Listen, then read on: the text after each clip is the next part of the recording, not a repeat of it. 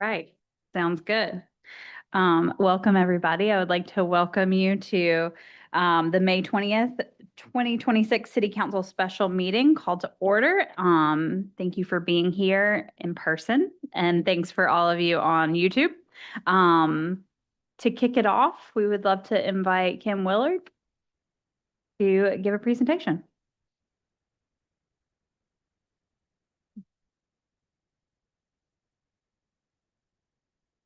Is it on? Oh, keep tilting it down. I don't know if it is.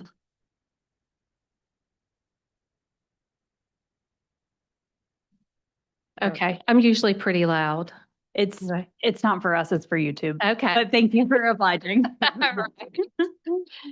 Hey, my name's Kim Willard, and I am here on behalf of Alamance Arts.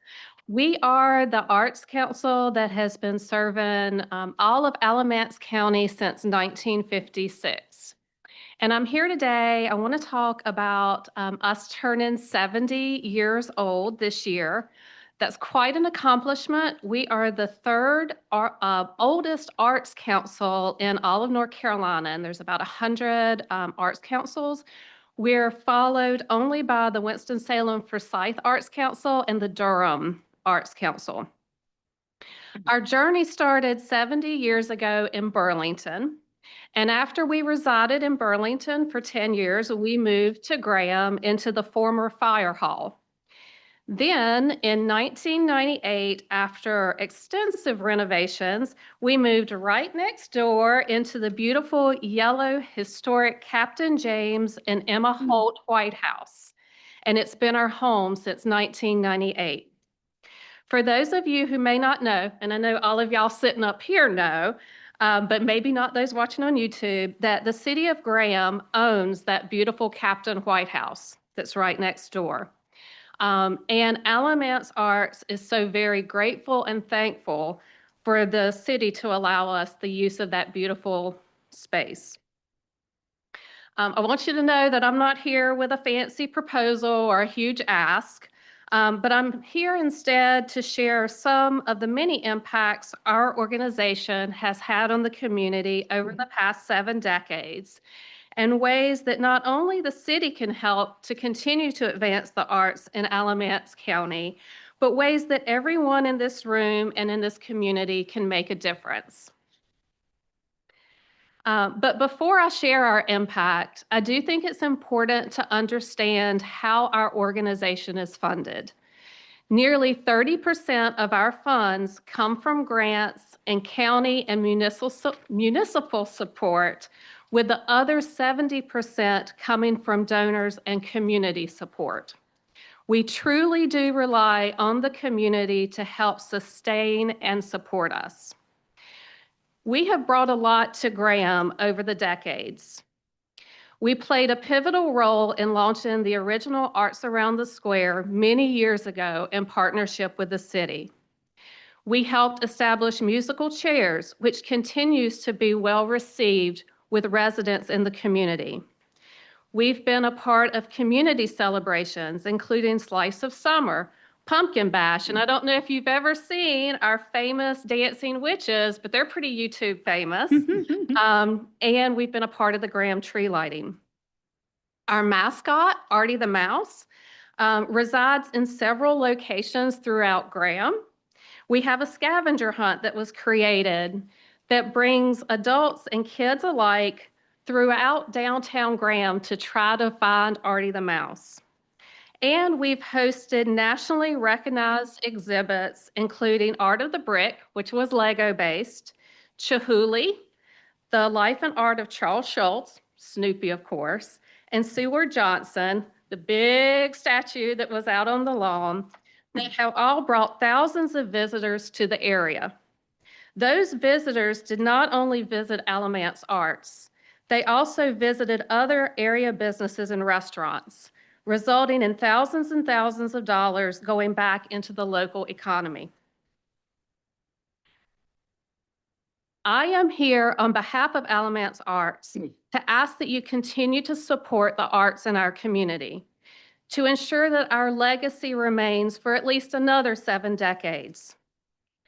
In honor of our anniversary and impact on the community, we are asking for gifts of $7, $70, $700, $7,000, and if you're really, really generous, $70,000 would be great. No amount, though, is too small to make a difference.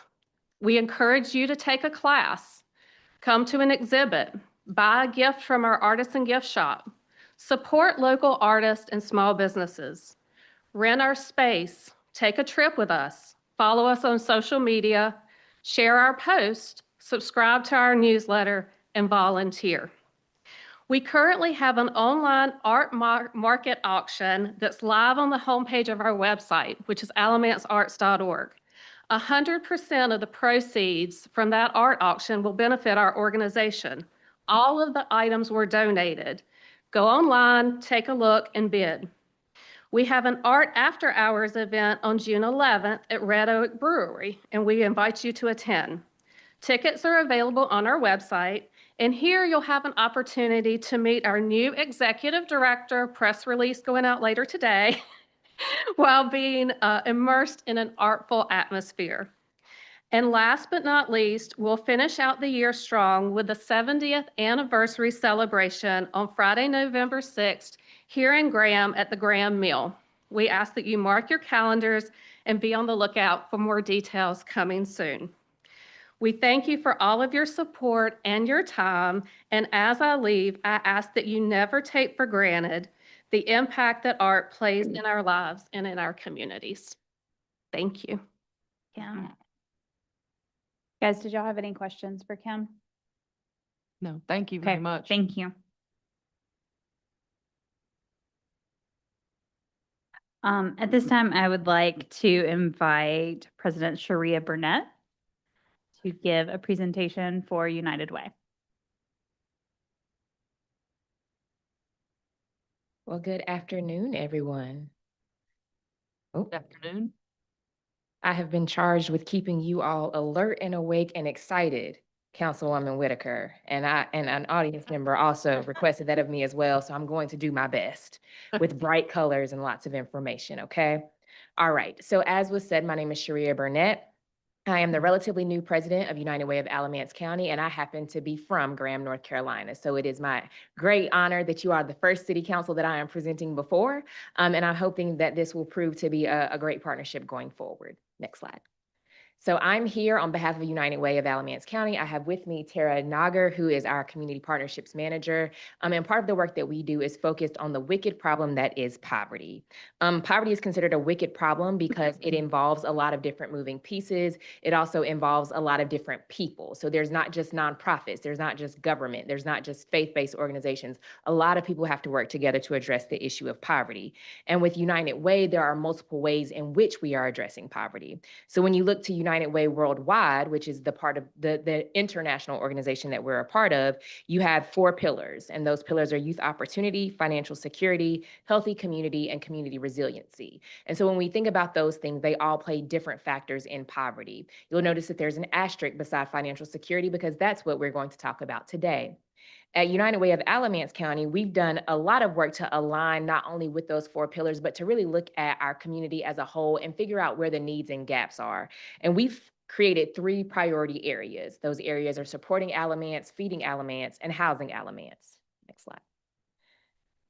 So how are we looking at these priority areas? What do these priority areas mean to us? Well, when we're talking about feeding Alamance County, you all might have heard that we helped pay off the school lunch debt for Alamance Burlington School System earlier this year. But what we know is the day that we paid it off, it started accruing again.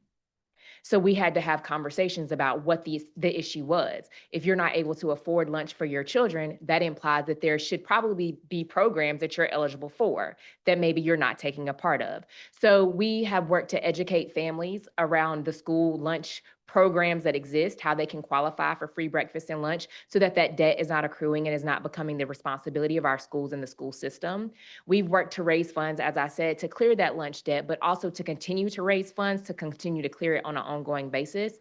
And we've created a program called Alamance CAN that you're the first to hear about. And that program, the CAN stands for Community Alleviating Needs. We've already received $10,000 in donations from various businesses and partners. And what that money is being used for currently is for our food provider nonprofits. So if they are running into barriers with accessing the food that they need to serve their populations, they're able to reach out to us, and we're able to either go purchase the food for them, give them gift cards to purchase that food, or make other arrangements to make sure that their shelves remain stocked. Just recently, we had the honor of giving $1,000 to a local food pantry that will remain nameless for the time being. But I was honored to be able to sow into that food pantry in particular because the person operating it right now is a former teacher from Graham High School. So Graham, coming full circle, she's serving her community along her community partners. They're not getting paid. And they have families coming to them now twice or more a week. And she said, Sharia, we just cannot keep up. Is there anything that you can do? And so because of the generous donations that we've received from realtors, from McKay's and Mebane, from local community agencies, just different people sewing into this Alamance Can idea, we were able to provide $1,000 so that they can go purchase items. Another thing that we've done is assist with Stamp Out Hunger, which just happened on May 9th. So we helped the Postal Service, we made the flyers, we did the marketing, but we also helped them get volunteers. And we worked with Hillcrest Elementary School to provide over $1,800. So we gave 6 of the food pantries that were receiving Stamp Out Hunger, we gave them gift cards. Each of them got $280. And then we spent $150 purchasing food that was then taken to the Burlington Post Office, because that post office in particular had to divide its contributions amongst several different food pantries. And so we wanted to try to supplement that. Then we moved to Housing Alamance. If you're following us on social media, you probably get tired of me talking about housing, but that is one of the things that excites me. I enjoy it. I come from a background of working in homeless services. I actually started that career right here in Alamance County, working in child welfare and then working at family abuse services, and I was over the domestic violence shelter and the rapid rehousing program. So seeing this firsthand makes housing a very, very important topic to me. And recognizing how much people don't understand about housing is something else that is very important to me.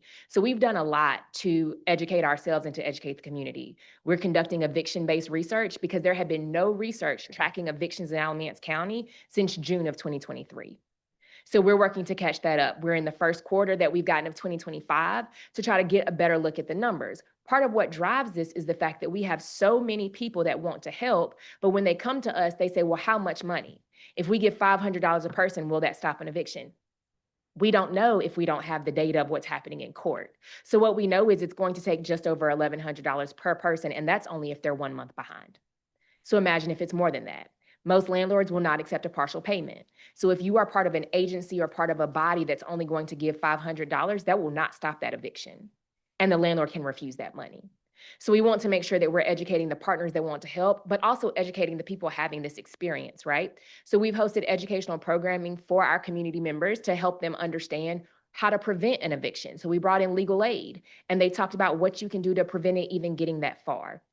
But we've also had sessions just yesterday with landlords and property managers where we brought in 15 of our local resources to talk to them about what's available for them to possibly refer their tenants to before they go the route of eviction. So if you see this client is headed this way or this tenant is headed this way, maybe you refer them to a food pantry, because we know that we have food pantries like SAFE that are way more than just a food pantry. But if we can get them in the door, maybe we can get them assistance, and maybe that will prevent an eviction, right? So it was not only useful for the landlords that were there, but also we had Loebsack and Brownlee represented there. If you don't know them, they are the law firm that represent most of the landlords in this community.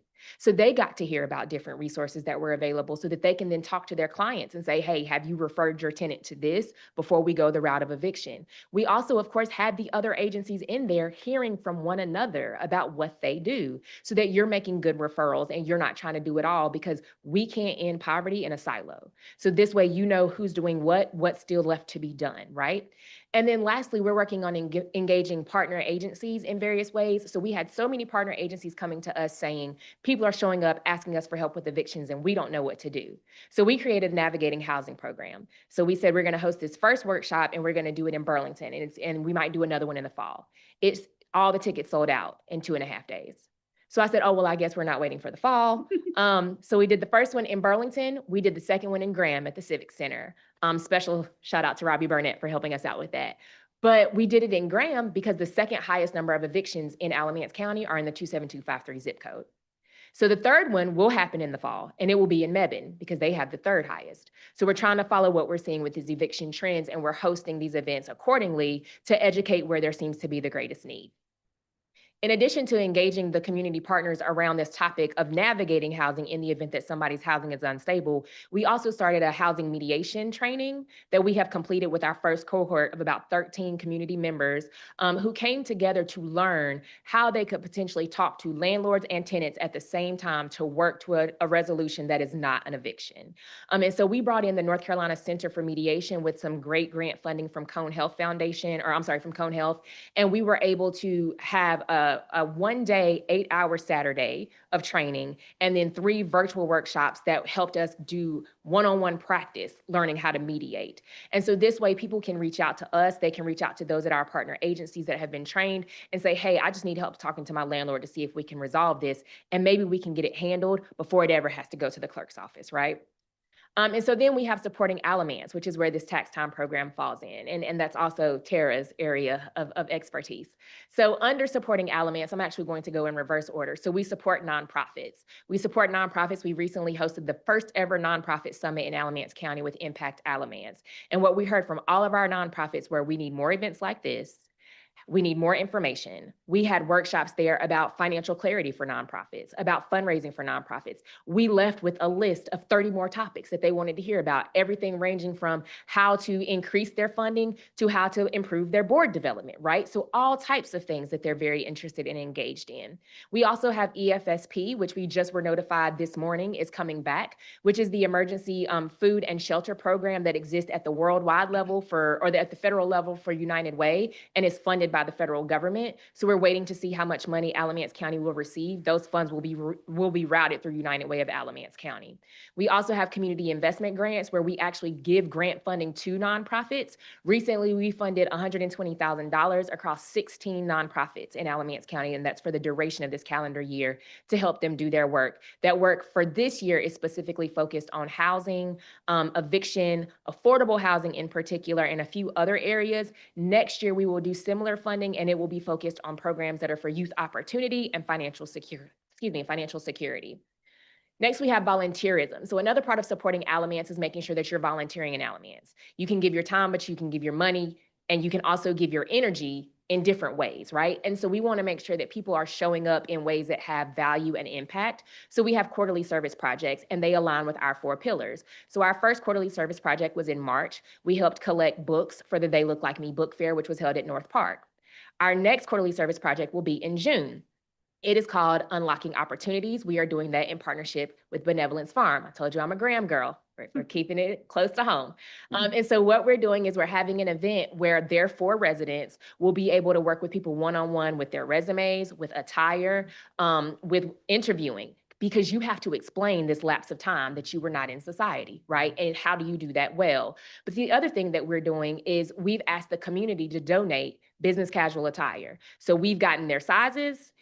Tara will tell you that I just unloaded my whole back seat and part of my trunk into the United Way office yesterday, because the great folks at Children's Chapel United Church of Christ decided to bless me with some business casual attire to donate to our community members that have recently been incarcerated.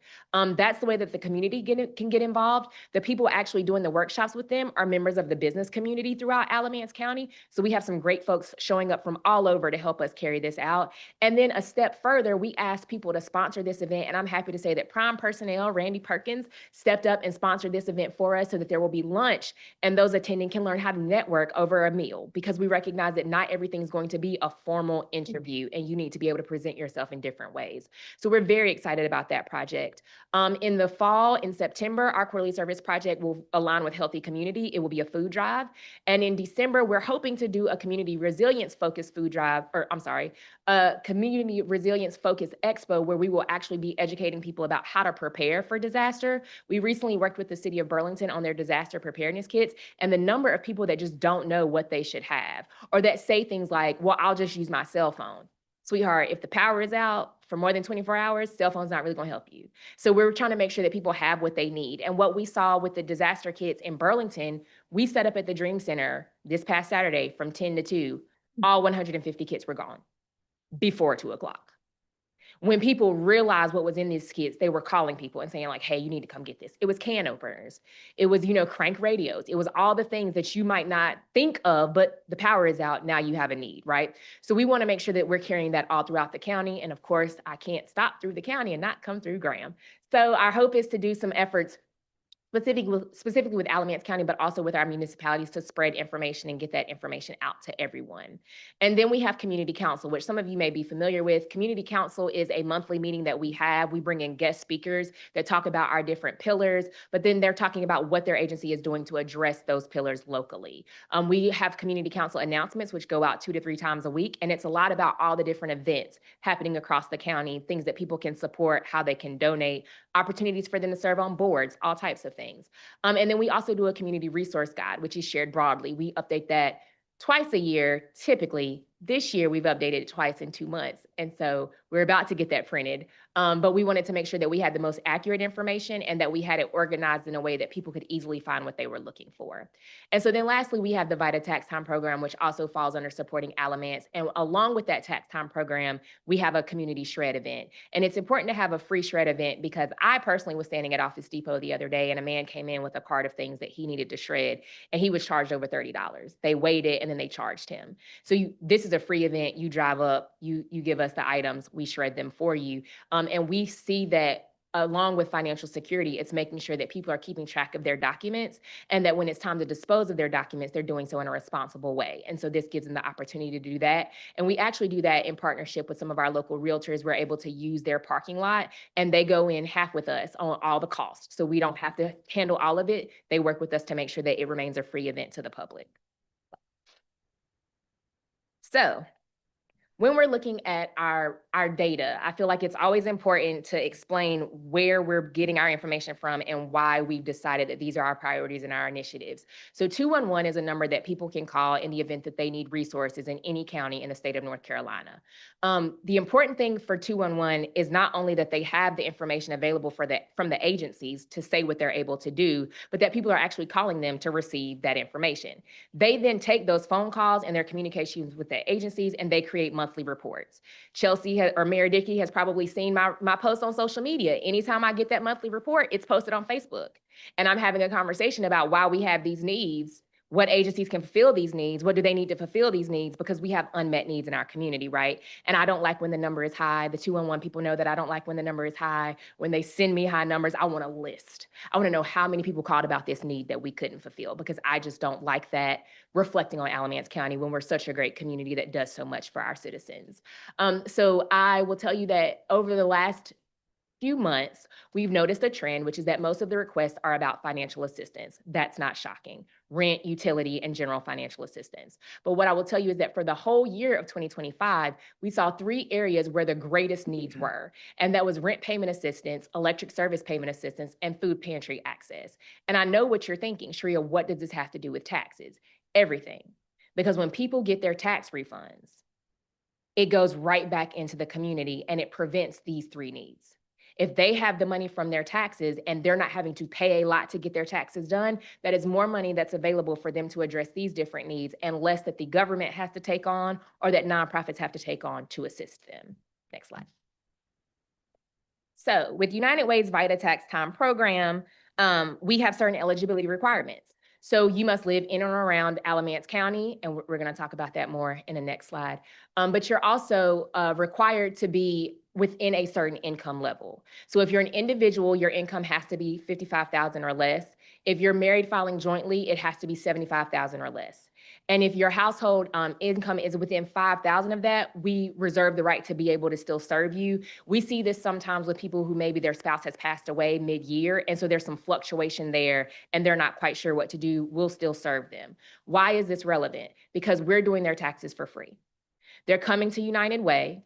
They're sitting in our office in Burlington. They're doing an intake with a trained person. We are all trained by the IRS through various protocols to be able to do certain levels of this operation. We sit with them, we do an intake. Once their intake is done, then their taxes are turned over to a volunteer tax preparer who has a background in doing taxes and has been certified by the IRS. That person then does their taxes, and within a week, they can come back and pick their taxes up, and they know whether they owe or whether they're going to receive a refund, right? Especially with things happening at the federal level, there have been a lot of changes. So there were a lot of tax credits that people were not aware that they were eligible for. All of our folks are trained on that and able to talk them through that and explain what we need in order to make sure that they qualify for the necessary tax credits. What I will point out that is very important about this, next slide, is that if we were to send folks just out into the different agencies that do taxes as a profession or as a business, they would spend $200 to $300 just to get their taxes done. And so for the ones that are getting a refund, if the bulk of their refund goes back to paying for getting their taxes done, it's like there's nothing there. So important programs like the VITA Tax Time program are very important for that reason. I can tell you that just this past spring, so from January to April, and actually we had to start in February because of the snow, and we ended the week before or 2 weeks before tax time was actually up. So just the first week of April, we did over 600 tax returns. But we met with over 630 people. Some of those people were deaf, and they came to us because no other agency could serve them. And we were using a system called Genie where we could set up a laptop and a person could sign to them and translate to them. Some of them were Spanish speakers. We also used Genie to communicate with them to make sure that they understood what we were asking them and that we were also explaining their returns to them in a language that they could understand. So there are lots of elements that go into this program. There's a lot that happens with this program. And what I know and what I've learned is that in the last few years, this program being in Burlington has become a barrier to people in Snow Camp, and possibly some of the folks in the outskirts of Mebane. And so we were approached by a nonprofit in Graham, in Southern Alamance County specifically, that said they would be willing to be a site for us. The problem is we don't have the staff or the capacity to have somebody go out and travel to the different sites because that person has to be there to do the intake. Then they have to bring their documents to our office because we're the ones that are certified by the IRS. It gets completed there, and then they would have to go back the next week to Graham for that person to pick it up. So there have been efforts in the past to fix this where the United Way would go and do the intake 1 week, but then the person would still have to come to Burlington to pick up. And I said, I just feel like that kind of defeats the purpose. So if we're going to expand and we're going to take in Graham, I would like to see us be there for the intakes and there for the pickup so that people are able to get to an easily accessible location and get what they need. Just this year, we secured $581,677 in refunds for those that came through our program. So that money goes back into rent that's owed, right? Food that's needed, utilities that may need to be caught up, right? So that's fewer people lining up at DSS for assistance. That's fewer people that are going without, and that's fewer people that we're seeing on our streets or in our shelters, okay? So today I do stand before you with a request. Sorry, Kim. So my request is for $12,000, and that is to help us hire staff that would facilitate the process within IRS guidance and compliance to make sure that we're able to get documents to a location in Graham for community members to come get their taxes done, take those back to Burlington, and then bring them back to Graham to deliver to those community members that are in need of assistance. I told you that we would talk about that line about in or around Alamance County, and that time has come. So I also plan to limit our program to only being for those in Alamance County. We've seen people come kind of from the outskirts of Guilford where they might live closer to us, but what I know is only Alamance County municipalities are paying into this program, and so we need to make sure that Alamance County folks are being served first. I think being knowledgeable about what other agencies exist doing this work in other communities will help us route those people to the appropriate places. But just because they call, if they're not from Alamance County, does not mean they have to be served by us. We also, as I mentioned, would be adding a full-time seasonal site coordinator who would be the person that's kind of ushering those documents around, ensuring that they're locked and in a confidential space as they are traveling. And then lastly, we do have a plan to, as I mentioned, we have a nonprofit that has volunteered in Graham, but we also have efforts that we need to make to ensure that their space is appropriate for us to carry out the activities required of us by the IRS in their space. And so if there's anything that we need to purchase to take with us to make that space more efficient and more confidential, we would need to purchase those things as well. And so that's all I have. Last slide, please. Thank you, sir. So do you have any questions? Everybody's still awake, so Councilwoman Whitaker, I did my job. You did your job. I did my Sure job. did. So I was kind of wondering, do you guys ever do have you looked into any partnering with our libraries, our local libraries? Do you ever use their facility, excuse me, or their sites? So we have not used them for tax purposes, but we do partner with them in other ways. So Okay. for instance, all the excess donations that we're getting from the clothing drive will go to their community closet. We're having a housing summit in June. And part of what we've done is work with we work with the public libraries to promote their poetry stroll. And we were the reason that the theme was home because we wanted to talk about the issue of housing. And so they're letting us use those poems as part of the displays at the Housing Summit in June. So we've worked with them in various capacities. Members of their staff have been part of our community investment grants decision-making teams as well. Okay, Mhm. thank you. Thank you. Any other Any questions? questions, Bobby? You guys have questions? Yeah. Do you know off the top of your head how many Graham residents were served in the tax program this past spring? I do not, but I can tell Okay. you that we had to turn away a lot of them because they couldn't, when they called, the question was, are you only on Front Street? And between the construction, the travel, and them not having like something like Link Transit, that was a barrier. And so they had to find somewhere else to go. Okay, Mhm. awesome. Thank you so much for your time, Sharia. I really Thank you. appreciate it. No Thank problem. you for what you do. Thank you. Okay, well, let's go ahead and turn our attention to our Zoom. Hey, John, can you hear me? Yes, I can. Say, Can you hear me okay? can I hear him? Mhm. Okay, say something else. Yes, I hear you. All right, can y'all hear? Yep. All right, Yes. all right, you ready? All right.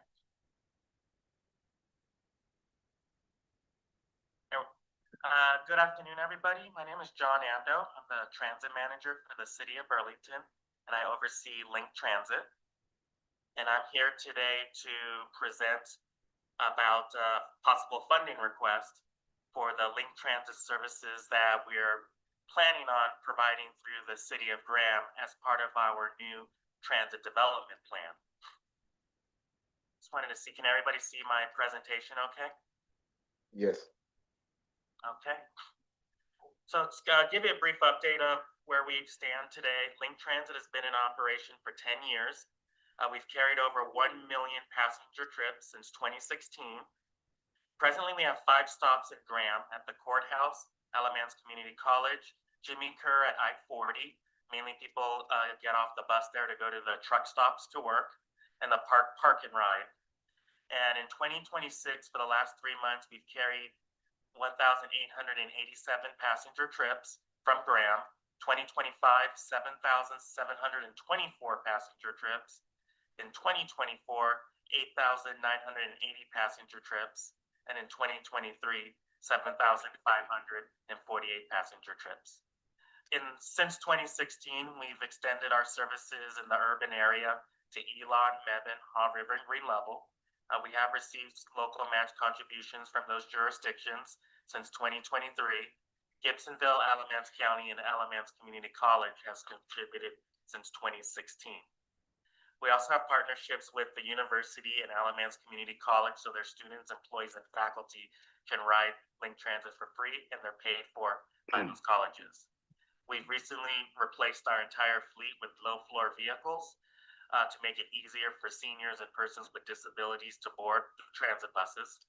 And 4 of our vehicles are powered by electric.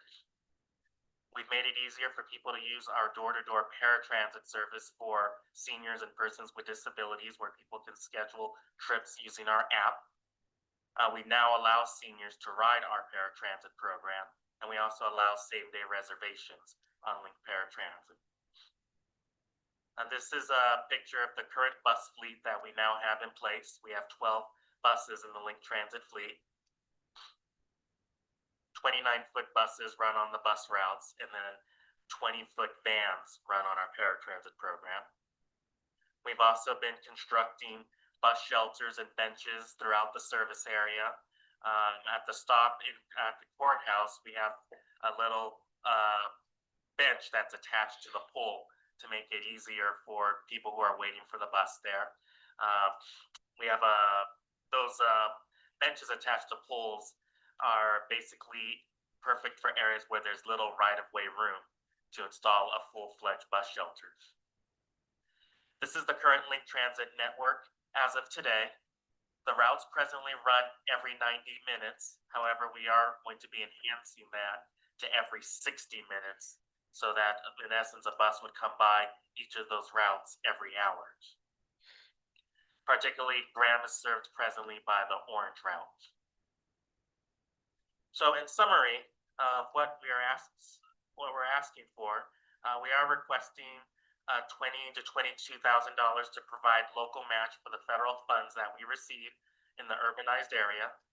We presently run from 5:30 in the morning until 9:30 p.m. Monday through Friday, 9:30 a.m. to 6:30 p.m. on Saturdays, excluding holidays. Our fares are $1 for general riders, 50 cents for seniors, veterans, persons with disabilities, and students, and then $1 for the paratransit. We do have 10 rides, 1 day, and 31-day passes available. We primarily provide the fixed route system, so basically buses coming by on a reliable schedule serving the bus stops, and we're going to be enhancing that to every 60 minutes in late 2026. As part of our transit development plan, if the city of Graham is interested, we would add additional bus stops along Elm Street, Washington Street, Main Street, and Graham Hopedale in coordination with the city and NCDOT for placement. The new routes, the orange route as well as a yellow route, would provide connections to Mebane. We're in discussions about serving Amazon, continue to serve ACC, continue to serve Burlington, a direct connection to Walmart, Food Line, and Alamance Elections. Our door-to-door paratransit for seniors and persons with disabilities operate within a 3/4-mile radius of the Link Transit routes, which is required under the Americans with Disabilities Act. Reservations can be made the same day to 14 days in advance via phone or app. The city would be able to make an appointment to our Link Transit Public Transit Advisory Commission, which provides advisory recommendations on Link Transit service to the Burlington City Council. We would establish performance measures with reporting on statistics monthly by stop and service so the city could see how well the services are performing. As I mentioned, we did adopt a 5-year transit development plan, and we're going to make these improvements to the Link Transit system starting in late 2026. All routes would be operating on a 60-minute frequency. We're in the process of purchasing another 29-foot bus to be able to make that happen.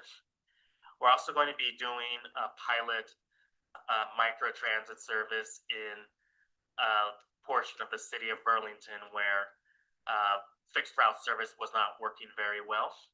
And that service will be called Linked Plus. Should that service be successful, we may consider putting that in other areas of the Link Transit service area.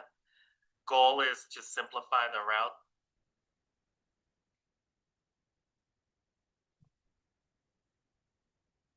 Yeah, that was it for him.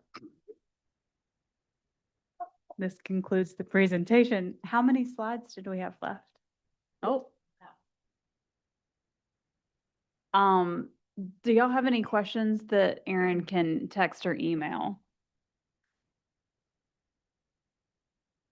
I would like to bring up that I sit on the Alamance County Regional Transportation Authority. Can't hear you, Ricky.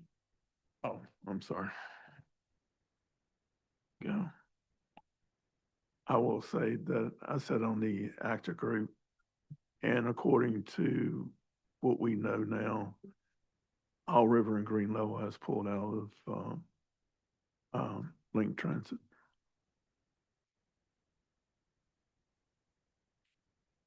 Did they say why they pulled out or just?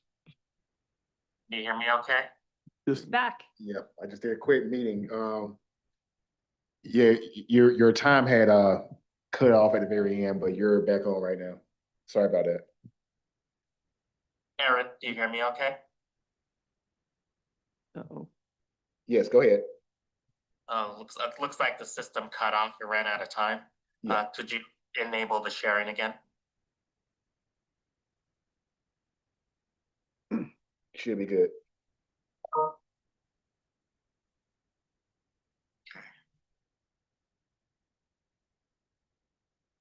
That's the quickest I've ever done a meeting before. Okay. Apologize on that. We are proposing, and everyone can still see my screen, says Yes. Transit Development Plan. Yes. Okay.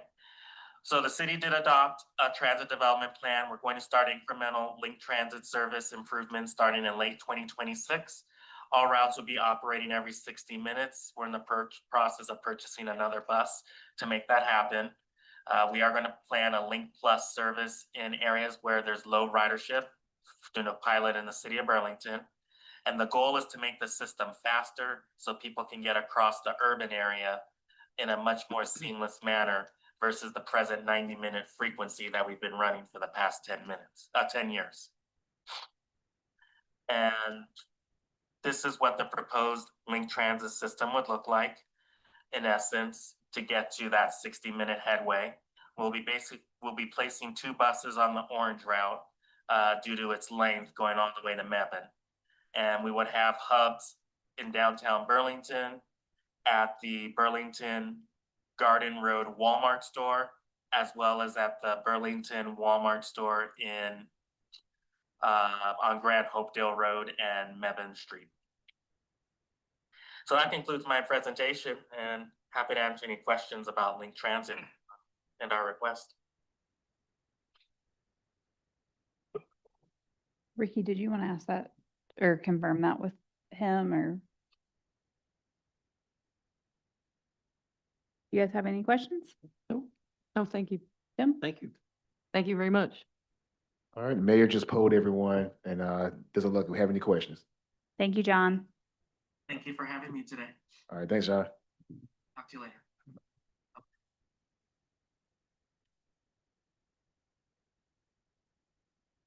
All right. Do you have anything else that you want to add now that he's not online about, you said that green level and, All River pulled out of the link transit system. okay, as far as supporting, Right. okay.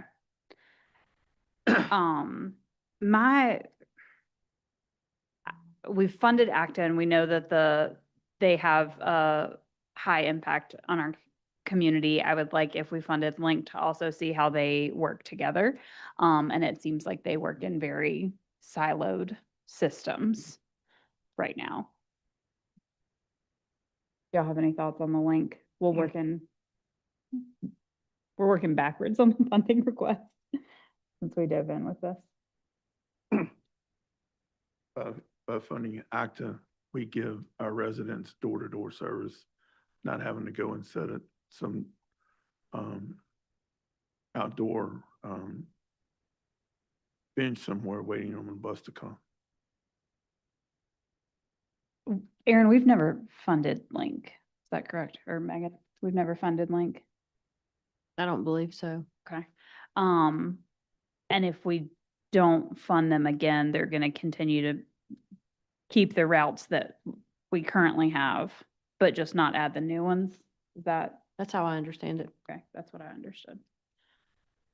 The only reason they fund You're talking anything, to your mic, please, Ricky. the only reason they fund anything coming through Graham is because of Alamance County paying for ridership for people coming from Burlington and Mebane, And the to the ACC courthouse. students.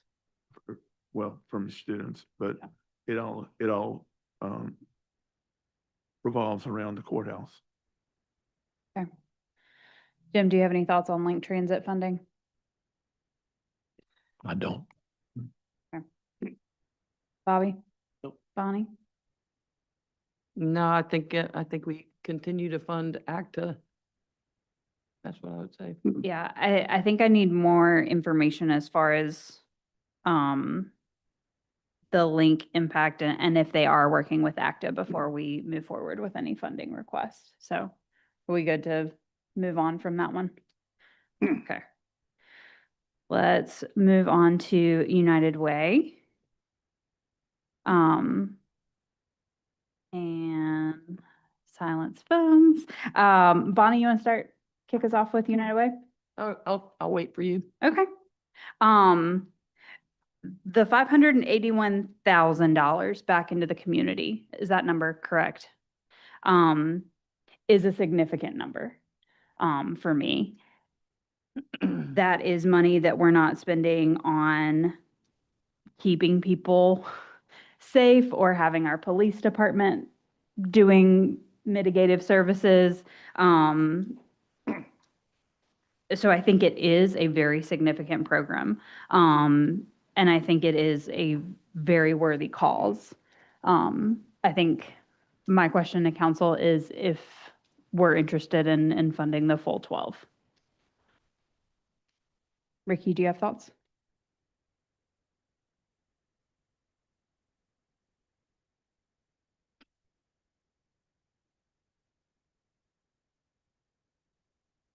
I'm really torn between because our employees already give to United Way. United Way. Mhm. I'll wait for everybody else to make Okay. their decision. I would propose that we wait till we get into the new fiscal year to see how our revenue stream is. So I think, we're looking at our budget right now, and I think it better we wait till we get into the first quarter of the fiscal year to make adjustments. So you're suggesting we come back with an amendment of some sort later on if we decide to do that? If we decide to do that. Yeah, I mean, I don't know if we can do the whole 12, but I would like to support them. But I kind of agree with Bobby too, that maybe we should wait and see where we are, after the first quarter. We can always come back and amend. So, but just a thought. Jim?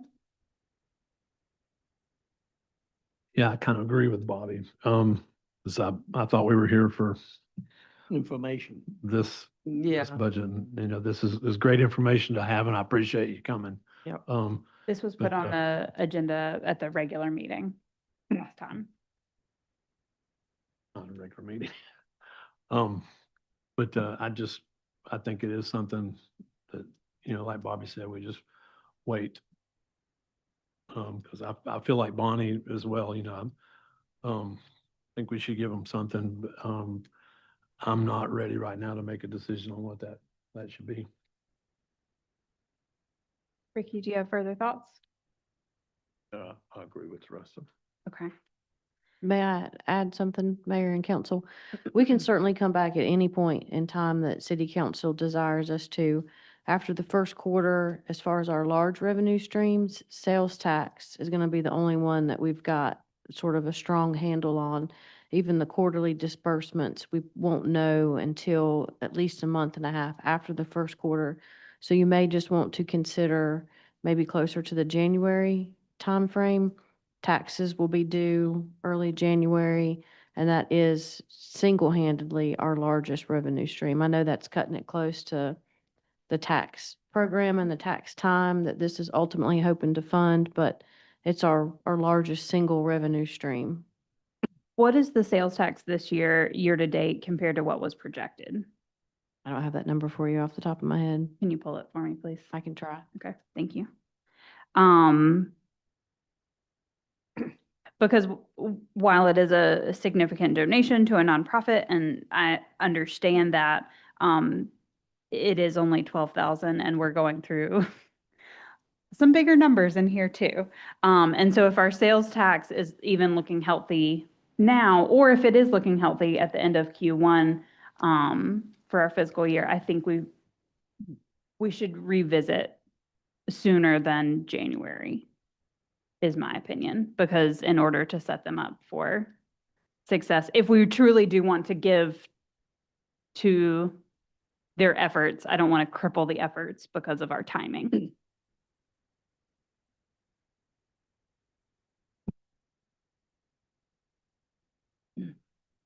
I mean, I think we have a consensus, we'll revisit it. So we can take a look after the first quarter, and if we need more time, as Megan suggested, then we give it more time. Okay. We can always continually revisit. We don't have to just revisit it once. All right, United Way. We will revisit after Q1. Thank you so much for being here, and we'll be in touch. We'll let you know when it's on the agenda. Again, is the fall still a viable? Okay, great. Alamance Arts. Same thing. I mean, we already provide them with the building and the So building pay for the maintenance and maintenance. everything else. So, I mean, that's quite a bit. So I think Mebane was given 10,000 and what was the other one that I saw in there? Burlington. Oh, I think we give way more than that just with, you know, renting them the building for basically nothing and doing all the maintenance. So that's just my Yeah, take. As far as monetary stuff goes. sure. I will add, that I think we probably reap more of the tourism benefits because they're right here. That their visitors do visit our local businesses, probably a little bit more than Mebane and Burlington are getting. But I agree. I think it's awesome that we have them here and have the building, under the city of Graham. Did you have something to say, No. Bobby? Okay. Ricky? True, funny. Okay, revisit Q1. Okay. Okay. I would like to ask you a question. I just realized it. Kim, Well, can you are come there to, any- can you any come to the mic? plans- Are there any plans to bring the Leonard Nimoy photography thing back? Not that I am aware of, but I'll tell you, we have been in a period of transition. And so, as I mentioned earlier, we've got a new executive director that'll be starting June 1. And I'm sure, we are now going to be moving forward with all kinds of new plans and are always open and want to hear what the community would be interested in us bringing back. So, I missed it. yeah, definitely, send us what you want. And, as part of our 70th anniversary, we're reaching out to people in the community and asking them to share their stories of how art has impacted their lives in this community over the past 70 years. And definitely reach out to us and let us know who you'd like to hear from and what exhibits you want to see. And we're looking forward to working with the community and people here to Okay. help further grow the arts. Thank you. All right, thanks. So what, I have a question. Why are we revisiting this one? I mean, nothing's gonna change between now and, I mean, as far as Allen. That was just what they had said, that they were interested in revisiting. Yeah. With Alamance Arts. You don't know what the future may hold. I know what we're Yeah. already contributing, so, I mean, Congrats That's- on the executive director. so how many of us want to revisit then? Did we get a consensus of that or? No, it's just a question. Live long and prosper. Okay. I mean, I feel like we're given enough as it is, so. I mean, Moving right along. so what was the consensus? He was just asking a question. No, I'm saying, are we going to revisit Alamance Arts Yes. in a month, in a quarter? Why? Q1. Next year, just like we did for the Yeah. other three. And that's okay. We can voice Okay. the very same opinions then, but it will be, Well, brought up I at just never Q1. heard a consensus. I would like to propose just a 5-minute reset before we dive into all of this. Is everybody cool with Yeah. All right. Sorry? Oh, thank you. Sorry. All right, council will consider, not yet, no recess yet. Sorry about that. City council will consider closing West Elm Street on May 25th, 2026 from 10 to 1 for Alamance County War Memorial. Aaron Holland. Thank you, Mayor. And I promise I'll be super quick because this is something they've done for the last 30+ years. Typically, this is on our consent agenda, but the application wasn't sent in until right before the last council meeting. So we had to add it on to this meeting here. Basically to what you just said, they're looking to request to close the West Elm Street area between West Elm 212 to where the criminal courthouse building is. I think the time is from 8 to 1, but the actual event won't be until from like 10:30 to 12. All the departments have looked at it, made their comments, and the applicant has provided all that we need. And are we footing the bill for the police closures or are they paying the?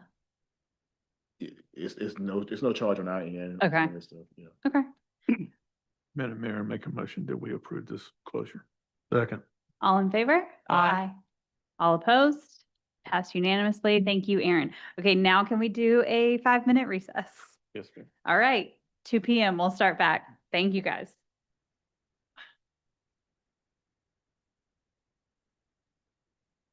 I know, right?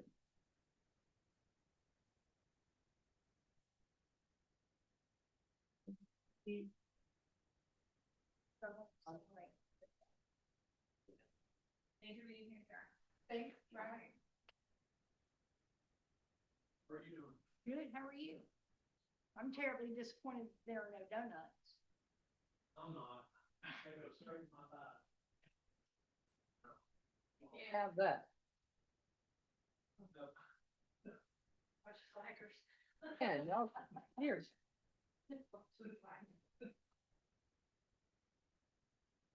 Mm.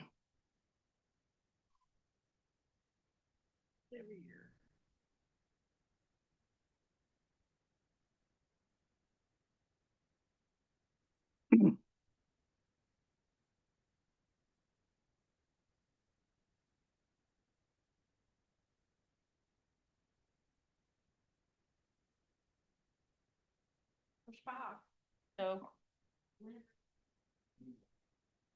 So live long and prosper, right here. Leon. Imoy, Nimoy. Not a Trekkie, are you? Yeah, Live long and prosper. live long and prosper. Yeah. Not this one, this one's Nanu Nanu. I didn't hear. One's live long and prosper. She worked at 770, 700. Yeah, she said she didn't have an actual. Ugh. I'm assuming she was saying anything. But she was floating the suggestion. Anything that really. Bark at me. Unfortunately, I'm not sure the appetite. for it. Right, I can't- What's that? What is it? The app, the ass that Alabama Arts has, they- I never heard an explicit request from her. She was. She didn't. She was kind of all. It was kind of a, Open-ended. Yeah. but that was just a number. But every year we talk about this, every year we say, we're already putting them the building for $1. We're already maintaining the building for them. And the ground and all the equipment. So guess what? That's not a small number. That is right.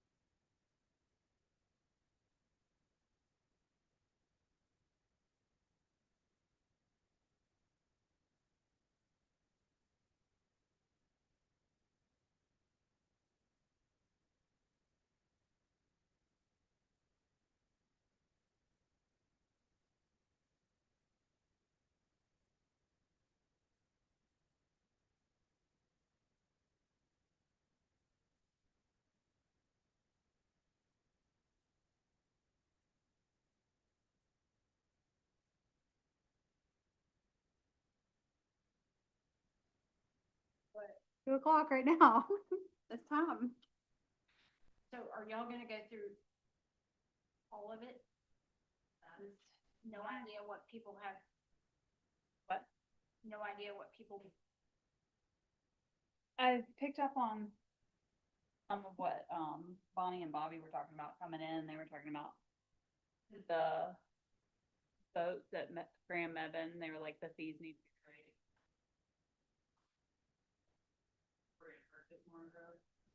All right, it's 2. Tell them. City owns the boats at Graham Mother Lake. Chelsea, How many votes was did you there out watch there? the meeting last night? I watched some of it. I need to go back and watch all of I the, voted that down, yeah, that's all. 4-0. So it's coming to us. Yeah. Sugar. Thank you. Megan, can you grab them? Silly. It's been 6-7 minutes now. One pontoon boat is what you got out there? What about any canoes? I don't think it's exact, just town hall, because I've never been out there. Yeah, you should. Is it, they're both on two beds, don't go on that. I don't know that I would ever have. Thanks for being there. Yeah. It's a nice area. Yeah. Pretty. Right. All right. Take care of this budget.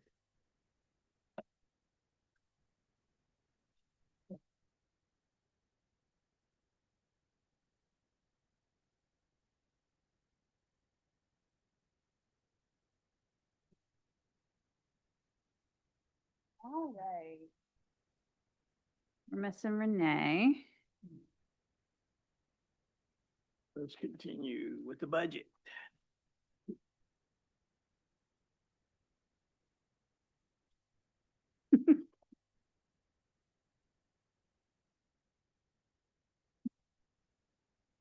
All right, we're all here. Let's do it. Now we'll kick off our review for the proposed 2026-2027 budget. Megan, can I recognize you? Absolutely. In years past, we have gone through departments and just sort of gone over significant changes. If that's what city council would like to do again, that's where I can start. If there's somewhere else that you want me to jump into first, y'all just let me know. Otherwise, I'll start with tourism and just kind of work our way through. Okay. I'm okay with departments. You guys okay with departments? Mhm. All right, let's do it. All right, so on the expenditure side, and these are just listed sequentially, but starting on the general fund, starting at account 4,000, which is tourism, and then sort of working from there. Our tourism budget proposed for the next fiscal year is funded largely by occupancy tax dollars. It's 3% levied on hotels within the city of Graham. The significant jump in this department is the banner project and a brand kit. Did the banner quote come back at 15,000? Like we have a hard number for 15, or why did it get pulled down from 20 to 15? So we don't have a number. 20 was a number that we were putting out there because we knew they were gonna have certain hardwares that were needing to be replaced. 15 was a little higher than probably where we need to be, because we don't know if we're gonna get as many banners as we did before. We had like 104 last time. We're thinking probably more like 80-ish this time. Okay. So there's sort of an offset there. But the initial quote that we received, I think we're gonna be within that range. It's- Including the hardware and the brand kit? Yeah, Okay. Are we getting the brand kit from Adan? we haven't, Okay. well, because we haven't Priced it out. proved anything yet, Sure. we haven't gone out for that. Okay. And then what's the year-to-date revenue for the tourism dollars, Megan? That we've gotten in this past year? Aaron, does the numbers here, does that include any service fees that we have to pay to Duke Energy to hang these banners? No, so right now, we're sort of quote unquote grandfathered in. If we were ever in a situation where we were going to have new poles put up, that we were going to put new stuff on it, then we would be subject to having to pay those fees. Right now, we're one of the fortunate ones in the state where as long as we don't rock the boat, we're kind of okay to continue to do as we've been doing. Now, the Graham Area Business Association, have they not contributed toward the banners in previous years? One time. So the banners that are up now, as I understand it, was a partnership between the city and GABA. So in one of those efforts, yes. Before that, I believe it was a completely led city initiative, and that one's obviously got some more age on it. But we're still open if they're, Can you talk into your mic, Bobby? oh, what's, What, you were just turning this way. We couldn't. anyway, if they are interested in contributing to the banners, then we're receptive to their contribution. Always. Yeah, it would have to come before city council for a budget amendment. It looks like the year to collected is $86,663.40. I'm sorry, I was looking at another number. Can you say it one more time? 86,663.4. Okay. 1/4 of that is likely fiscal year 25. So it would be essentially counted towards prior fiscal year. Okay. Um, so those tourism dollars are gonna make up roughly 80%-ish of this tourism budget. Correct. Okay, great.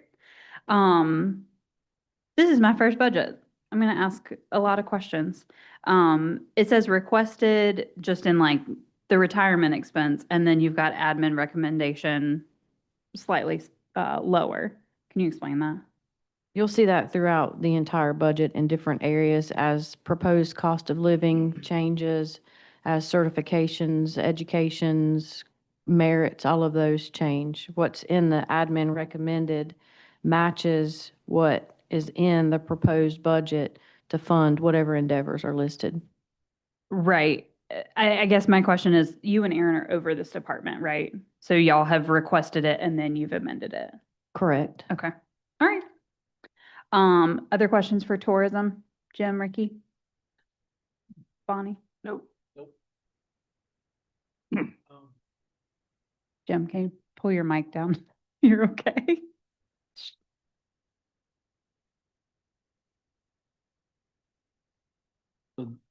So we don't have an exact banner price. Not yet. We did send some images to the, I think it's Mosca, the company that worked on the banners prior. They sent some markups, some initial ones. Once we get an idea of how many that we're gonna need, and it's based on like the number of images you use, the total number of banners. So once we get all that, we'll be able to have a firmer number. Obviously, there's the question of how much will that cost end up being? If we split that with GABA, then obviously that cost will be half Yeah. than the total number as well. Is that a local company that's doing them? Mosca, They're out of, right outside of Raleigh. I was about We've to used say, them they're in a before. triangle somewhere. Yeah, it's Youngsville is their address. Yeah. Have we tried local? I'm not sure if we reached out to anyone outside of them because I know they were the ones who worked on the past ones. So we had some sort of past Yeah. connection with them, and they did provide us with a pretty good price then. So Okay. obviously, if there are any suggestions that you may have, we definitely look into anyone else. But they were the ones that helped us out with a pretty good price last time around. Okay. Just curious. Thank you. Okay, we good to move on to city council? Okay, City council, your major jump in this department is professional services, accounting for potential legal fees in the upcoming fiscal year. are these specifically around Mebane? Correct. Okay. Answers my question. What has our travel been in past years? I believe it's been 7,000 for a number of years. In the upcoming proposal before you, it jumps to 9,000. Do you know why, or why are we accounting for a jump for that one? Because y'all have been traveling. Not me. The increase. Members of the city council have been traveling. The increase in mileage that the federal government requires. And that typically adjusts in January of every year. I haven't seen it go down in a while. It could, wouldn't surprise me, but it's possible. I would like the record to reflect that I paid for that $46 pizza from City Vision yesterday. Duly noted. Yes, duly noted, Jim. Thank you for that. Um, And also, we need to note that we are not seeking any kind of pay raises either. So I just want to say that for the record, thank pay you. raises. I would like to revisit the travel. Is there any kind of outline that we have on? I know other boards that I've talked to through the North Carolina Mayors Association has like, you can travel to 2 conferences and after that you have to borrow from other people's travel allocations. Do we have anything like that in place? No. Okay. Would city council be interested in putting something in place to just hold us accountable to pick our top 2 events to make sure that we're making those worthwhile?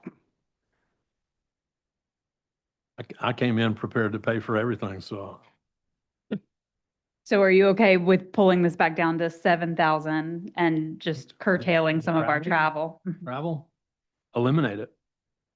Take it up next year. I mean, yeah, just put it back in there next year if we can.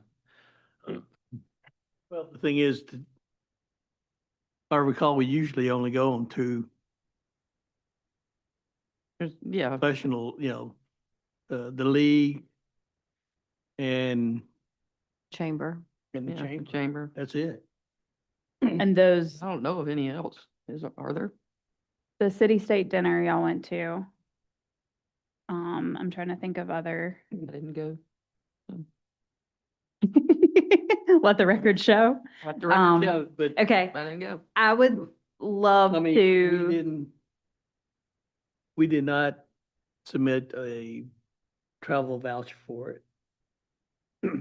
For We drive into Raleigh or where it was. the city paid for the tickets is all I was saying Ah, for the dinners. Okay, I would love to revisit this travel. If it's not now, we can come back to it. That's totally fine. I mean, what is it you want to do? You just want to keep it the same as it was last year? Is that what you're saying? Yeah, I don't think that we need to keep growing that expense. I mean, I'm fine with that if that's fine with me. But it's one of those things, because it's there doesn't mean you're gonna spend up to it. And right now with gas, with everything else,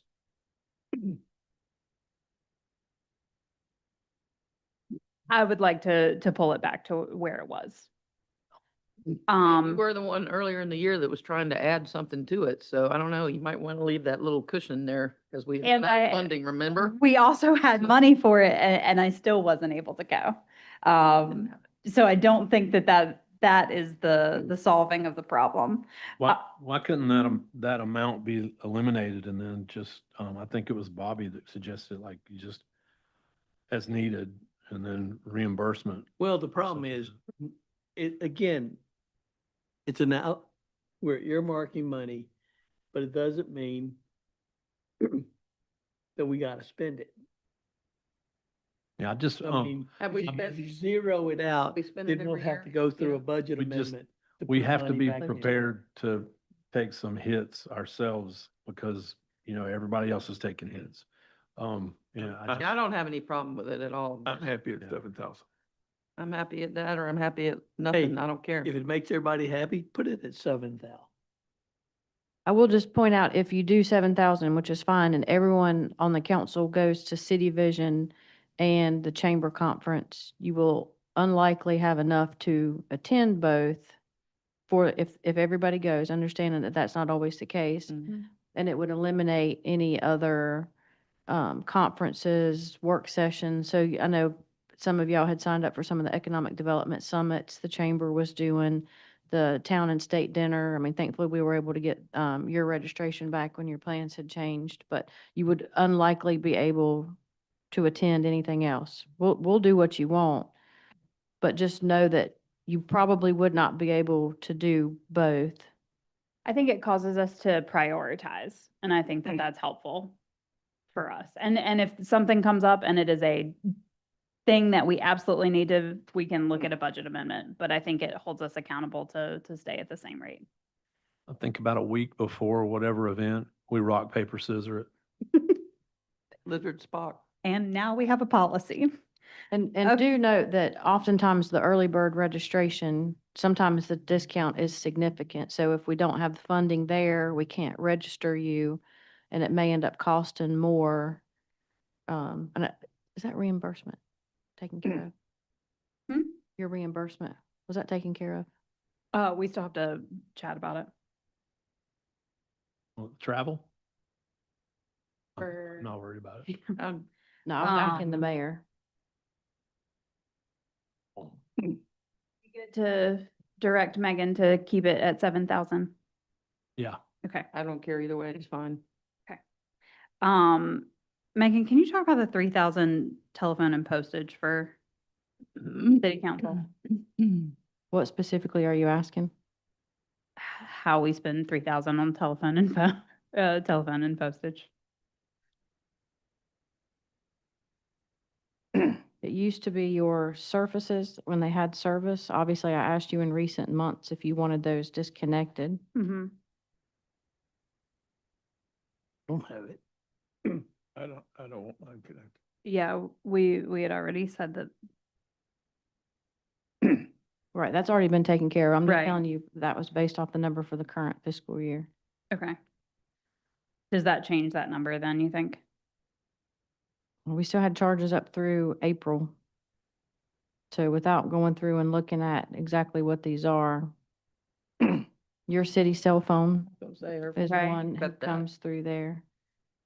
Don't need it. I was just hoping that that's not a $3,000 a year expense. It's not. but- No.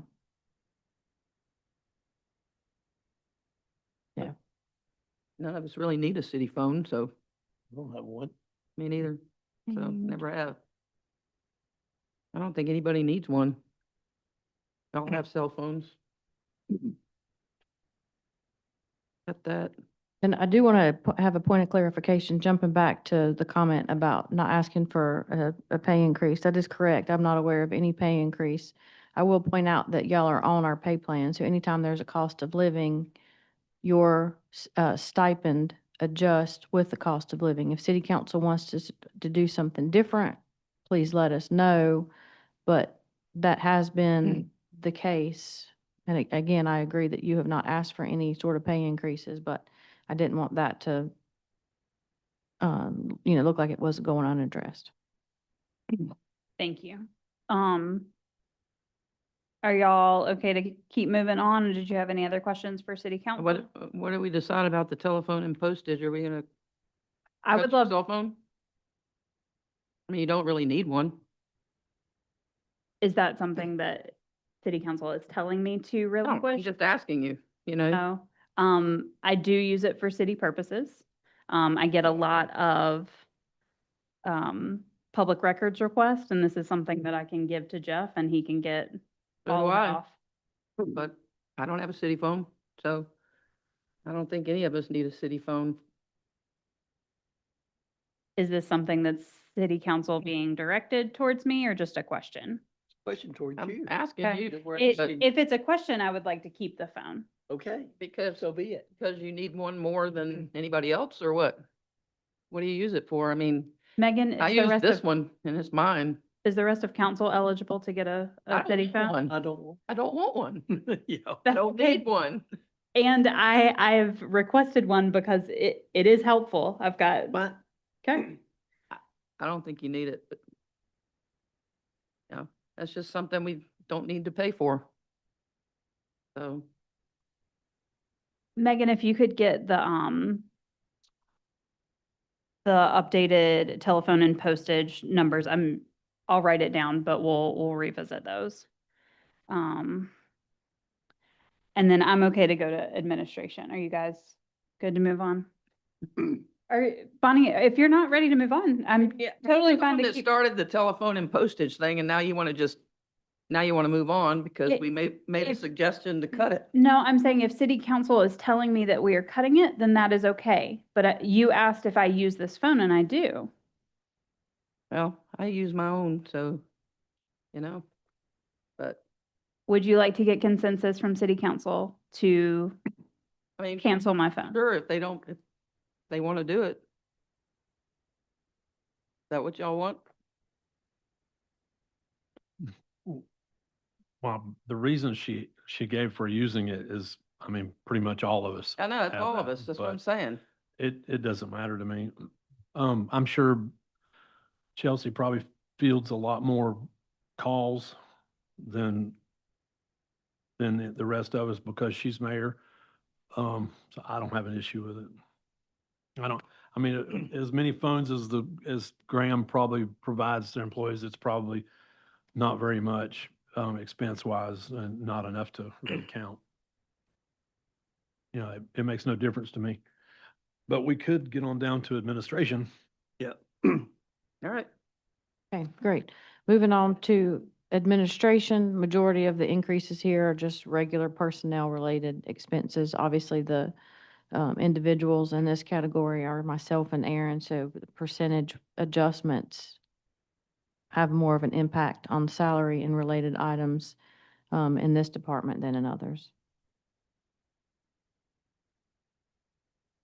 No capital, nothing. The travel and the telephone here, these are conferences that you guys attend? Correct. You and Aaron only? No HR, Okay, and if the city clerk attended anything as well. okay. And then it's all of your phones, all of your surfaces, and, Our surfaces, my Surface doesn't have cell phone service. I Okay. just use the hotspot on my phone. Yeah, Aaron does the same thing. The other employees probably get a stipend reimbursement for their cell phones. Mhm.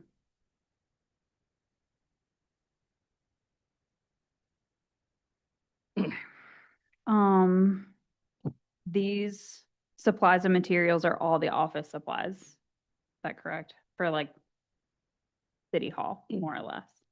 No, a lot of office supplies for City Hall will funnel through finance, which is 10,400. Okay.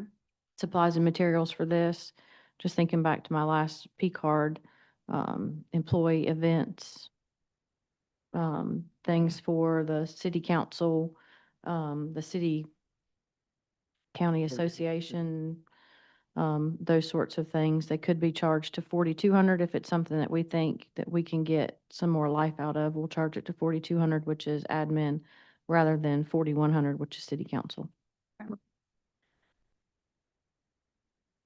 And then can you talk about the wellness, 15,000?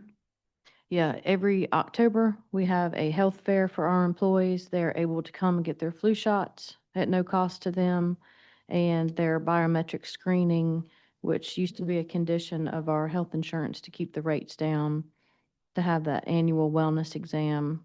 They do the blood work, the BMI, all that, really fun stuff we love to hear in October of every year. Thank you. And the full 15,000 goes towards that? Most likely, if it's not the full 15,000, it's the overwhelming majority of it. Okay.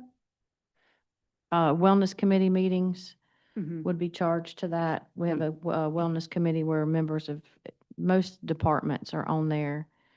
They get to go, they do different activities. They sponsor lunch and learn sessions. You've probably seen where they've done social media posts. Those would likely be charged to wellness as well. Okay. And then the 20,000 dues and subscriptions, can you talk about what's under there?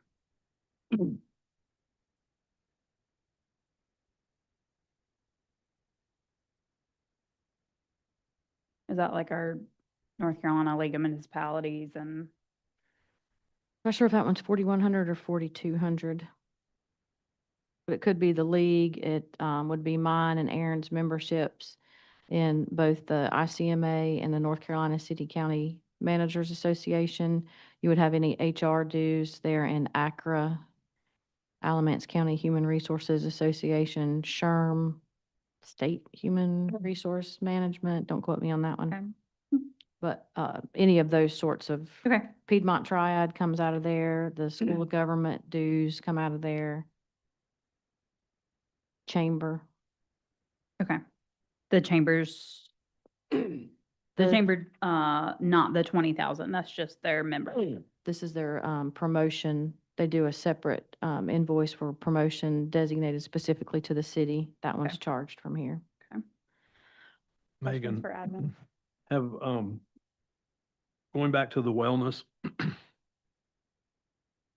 do you know of any previous, wellness fairs where they've caught anything, you know, and it's actually helped? Sort of, not. You know what I'm talking, what I'm Yeah, talking- yeah, sort of.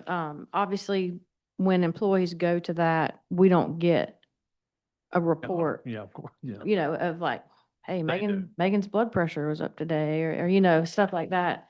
But- But, yes, I do think there have been instances where things were captured because employees went to do that. Obviously, it's their choice, if they share that sort of Yeah. information or not.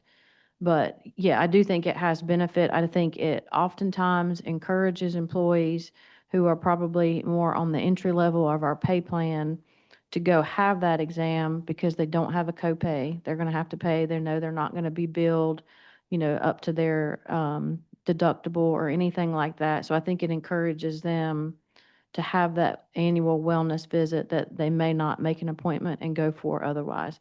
In Okay. the grand scheme of things, and this is one of those things where it's really hard to turn the ship, is the healthier we are as a workforce, the lower our insurance premiums are going to be, which saves, everything across the board. It saves cold hard dollars going towards those premiums. It saves employees being out of time for sicknesses.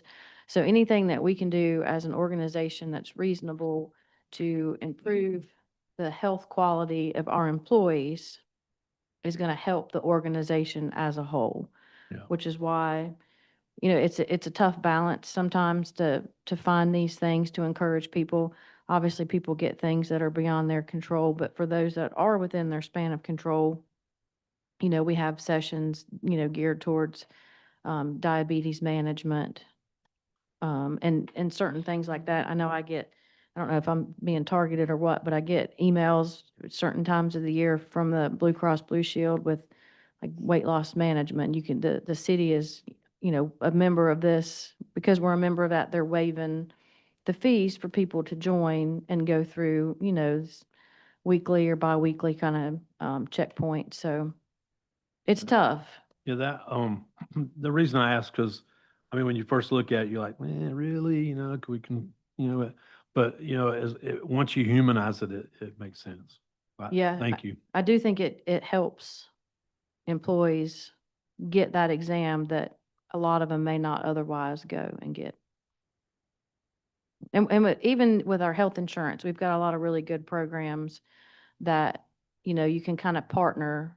You'll kind of get I call it, you get assigned a handler, but you might get assigned a handler who is, an expert in diabetes management and making sure you're, checking things at certain points. They've got all sorts of different resources, and they'll assign a person to help them navigate, whatever issue they might be facing at the time. Mhm. Thank you. Mhm. Can you tell me the total for the last 2 years for the admin account? So as adopted for 25, 26 is on Mhm. page 10, and it was 863, 740. It's on page 10 of your budget book, And then do you have the previous year? perhaps.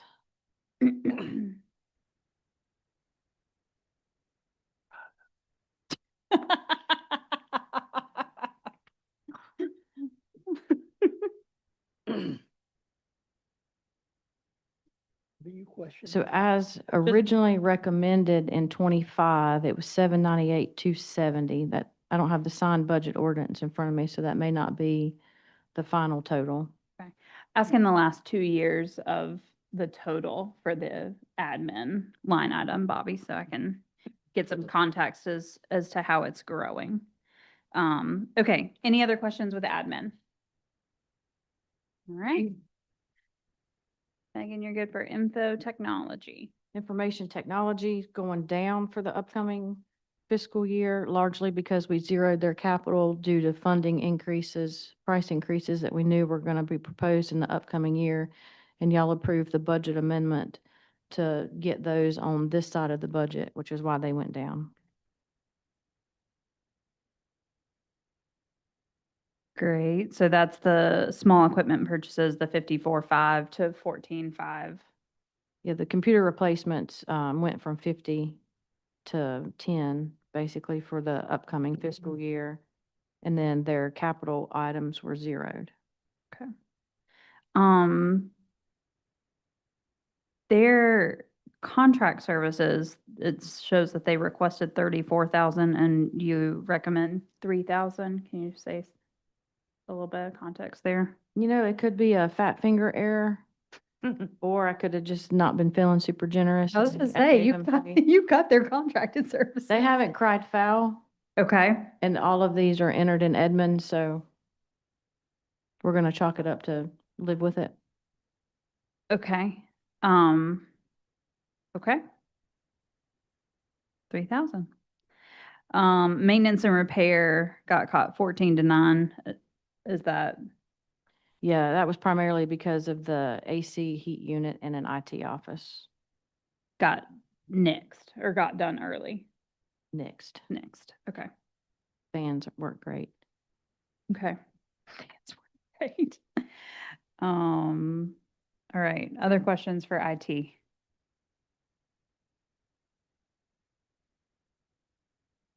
And this is with the proposed, Person. person, Mhm. additional. Yeah, for this fiscal year that we sit today, not the one that we're looking at, but the fiscal year we sit today is when we stop the split between 10 and 31 for the IT department. They used to charge basically 50% of IT to fund 31. I didn't think they really took 50% of the allocation, and it was almost more, but maybe was more work to split it between those two departments because they were all manual entries. So for fiscal year 26, IT absorbed 100% of the salaries. Moving forward, that will be the case unless something changes. Have we finished all the upgrades to the admin system? I'm going to say yes. Do we still have areas of improvement and things that we're working on? On the fixed asset side, yes. But we've implemented 4 or 5 different modules over the last 3-4 years.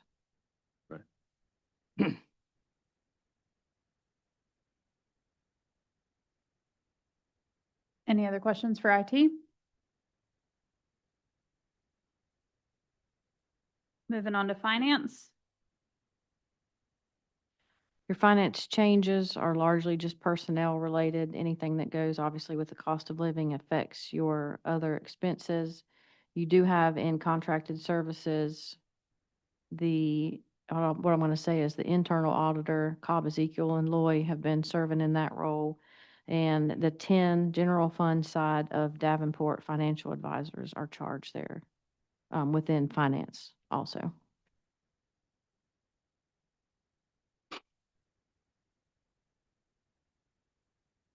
How much do we pay Davenport, Megan?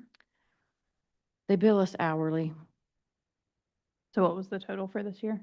I don't know. Can you pull it for me? Yeah, I won't be able to get it today, but I can send it. And it's split between 10 and 31. Okay.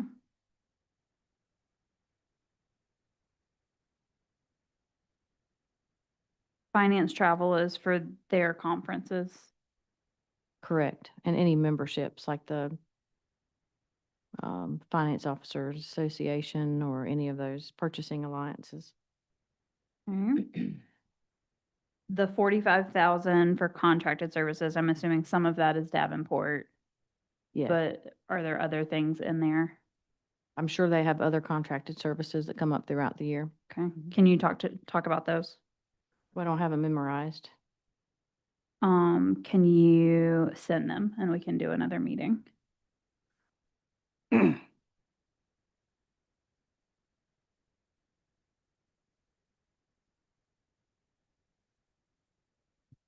The auditors were coming out of that one, weren't they? Yeah, sometimes they're split between audit on here and contracted services. It really depends on what they're working on. So if they're working on a sales tax reimbursement, they're not charged to the audit line, they're charged to the contracted services line. Okay. You've got Pitney Bowes, which is our mail machine. Any background checks that we do on people come from those, In contracted services. correct? Okay.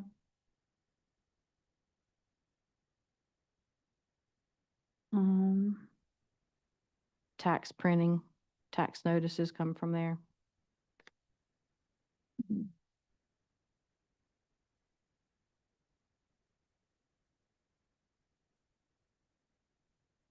And then can you give me the 24, 25 total for finance? No, if that's something that you're going to ask for every department, I'll have to do a separate spreadsheet and send it out. Yeah, that would be really helpful. Thank you. And I will note that on those, it's going to be as originally adopted, not as amended throughout the year. That would be great. Okay.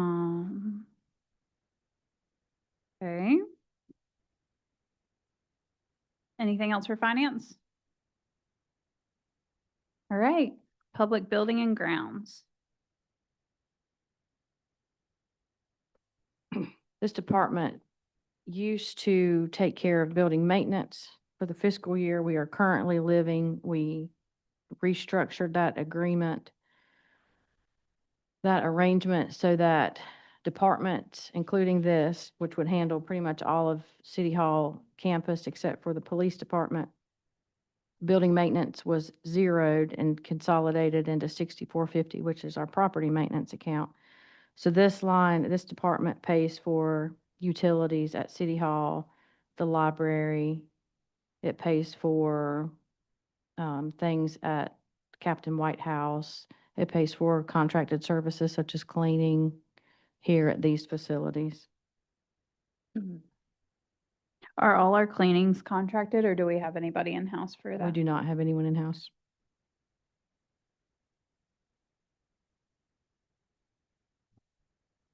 What's the year-to-date that we've spent on utilities in this for this year?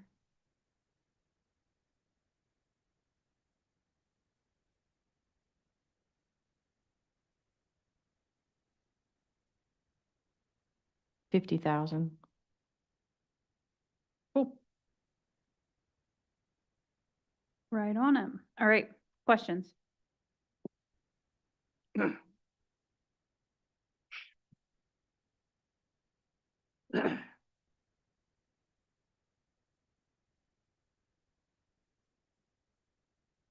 You're ready for police? I'll go ahead and jump on there. Appreciate it. You can imagine, as I mentioned in the budget message, they are the biggest department, both in overall dollars and number of employees allocated to the department. So any personnel-related expenses hits their salaries and wages and every fringe benefit that goes along with that. For the upcoming year, I mean, you can see the detail of what they've requested versus what was funded. For capital items, you've got some phasing of a TASER, a partnership with Burlington for the Real-Time Crime Center, body armor, firearms, parking enforcement software. I know that was one of the questions. Right now, he handwrites every ticket. We kick it old school with paper. It's not entered into anything basically until such time that it's paid, and then it only enters our financial system. So there's really not an easy way to encourage people to pay. You can't scan a QR code. You can't do it online. You've got to come somewhere and pay it. I assume cash or check. They may take cards, but I'd be surprised. Will the new software allow for a QR code and you can scan it and pay it? I think the QR code is a yes, but I do believe it allows for online payments, which obviously the easier it is for people to pay, the more likely it is that you're going to get your $20 in a parking ticket. No reason for them to be late. I wouldn't say no reason, but less reason for people not to pay. The training funds got brought down 16,000. Mhm. I just want to make sure we're good and still covering everything that we need to attend. What, do you remember what was cut out of that?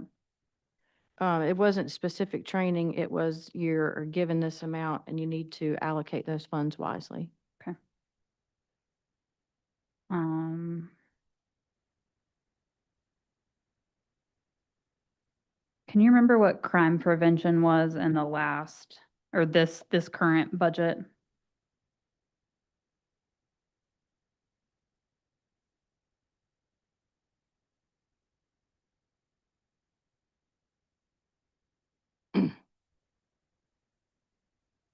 $5,000.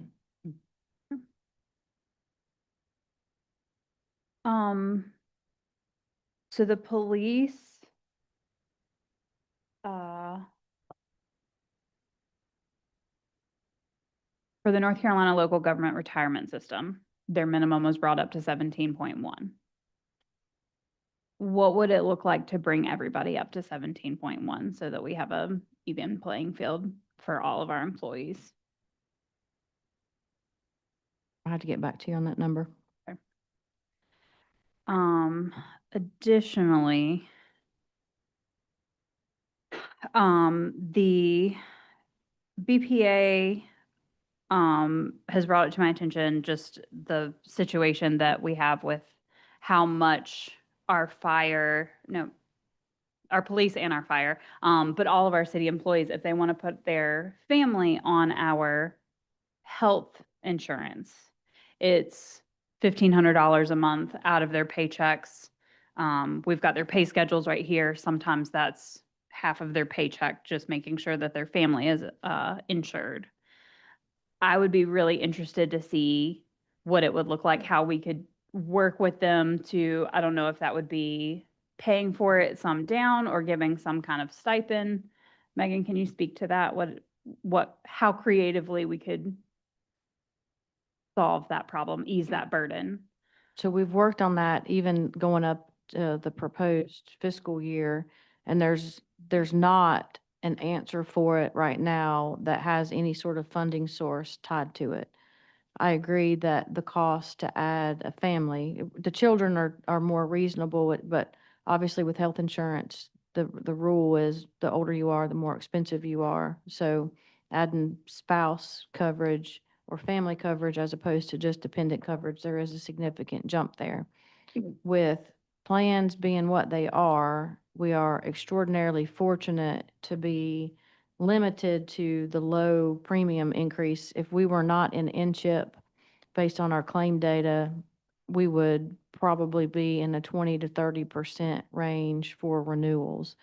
The upcoming year will be our 5th in CHIP, and that stands for the North Carolina Health Insurance Pool.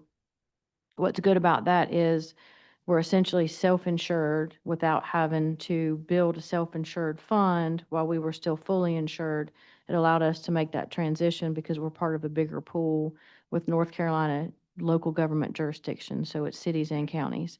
We cut the GLP-1s for weight loss in the current fiscal year. So if someone has diabetes or whatever the legitimate, the mainstream initial use for those drugs are, they can still get them by going to their provider. But anyone who was using those for weight loss was already gone. The plans who still have those have 12% rate increases proposed for the upcoming fiscal year. We're down at 6%. Creatively, we told them we were only going to pay 5% for the upcoming fiscal year and make that one-time 1% payment separately so it doesn't compound in future years, and we're still kind of kicking it at that 5% cap. We went down the route of how to make dependent or family coverage more affordable, and there's really, unless the taxpayers, via some funding mechanism approved by city council are willing to approve that, there's really not a good way to make a dent in that unless we significantly change the plan. So we jack deductibles a lot higher than they are, out of pockets a lot higher than they are. But we spent a lot of time going through, because we can structure the plan how we want it, until we get to that first step, which we're still working really hard on, and improving the overall health of our workforce. Our claim data is probably unlikely to be at a point where it's ever realistically affordable. Is there any kind of stipend or anything that we can look at creatively? If you have a funding Providing. mechanism for it or something in here that Sure. would be cut. You know, and then you're always going to have employees who say, well, that only benefits a certain segment of the population because, you know, I don't have family coverage or I don't need family coverage or my kids have aged out. So then, you know, these employees are essentially getting a pay increase that I'm not entitled to, and makes it a little more challenging. Do you know of other municipalities that have gone through this and provided additional support? I will say probably not successfully in that it wasn't directly taxpayer funded. Okay. And that's sort of the challenge that we're up against. How was it funded if it wasn't taxpayer funded? I'm saying it would have to be taxpayer funded. No, the other municipalities. It was taxpayer funded. Oh, and it didn't work because of that. Okay. Yeah, I mean, it's a tough sell. And it's a significant dollar contribution. Right. Do we have, I know you said we would have to restructure our plans, but do you have any of that information? No, we are locked in on our plan basically in February of each year for the upcoming. So this time last year, all the way up to February, we were working with NCHIP to try to figure out something that would bring those premiums down. And unless the city is willing to fund it, it's, What kind of dollar figure are we looking at?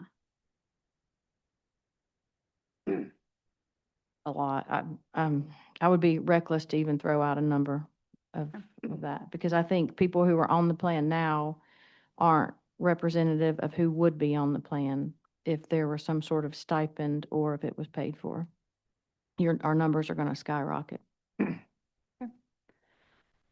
All right, back to police. I'll do some research and reach out to the Mayor's League, on that topic. Y'all got police questions? Just one on the capital outlay improvements, line 7,300, or excuse me, 4,000. I noticed it says 2 patrol vehicles with upfit, 2 admin vehicles with upfit. They had originally asked for 282,926, and you cut it to 121,410. So which ones are they getting out of that? The 2 patrol Just vehicles. the 2 patrol vehicles? Correct. They requested 4 and they were funded for 2. Okay. Right. Thank you. Megan, I don't know if you can, if you'll be able to answer this, but do you know what kind of suppressors they're using? We can look at then we might have a CIP sheet on that one. Aaron, do you mind looking?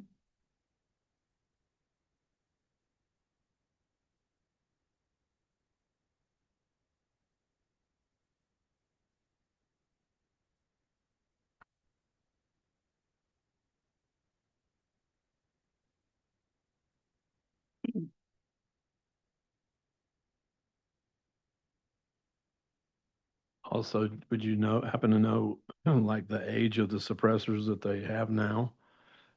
Or do they keep a round count on the suppressors?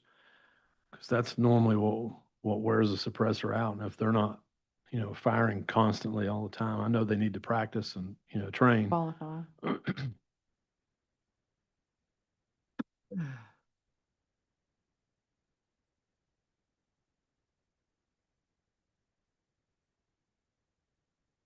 Can you pull our, the revenues from the drug, money that we get year to date?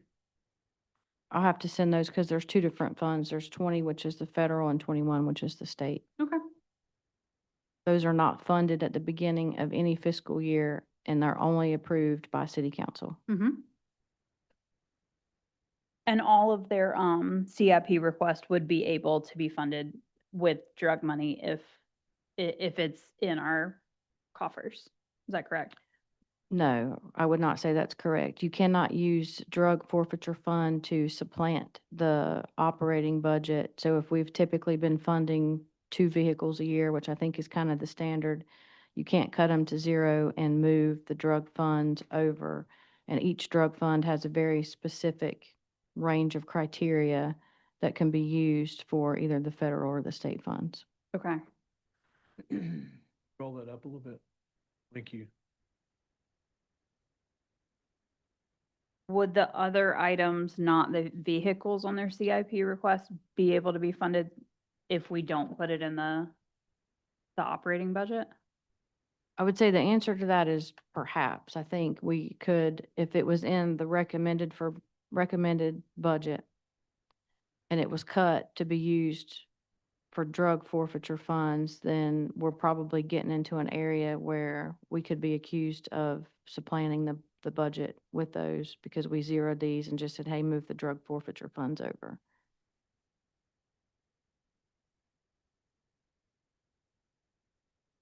And how many? 33?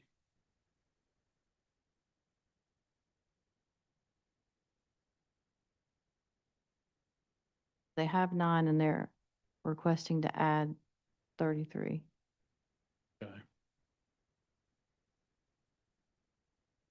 Like to know when they got the quote on those, because suppressors have dropped quite a bit. I don't have any reason to think that the ones that they're using are any different than the ones that I've got on my rifles. I was just curious. I mean, I know it's, you know, it's not a whole lot, but every little bit helps.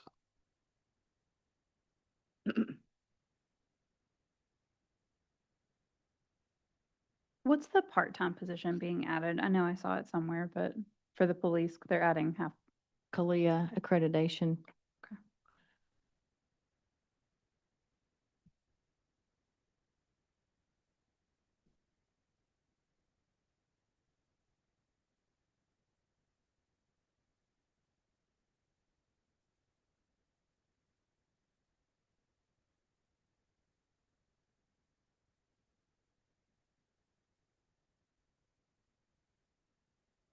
The uniform expense, is that just, that's like the entire, not just like the clothes, that's like the whole get up?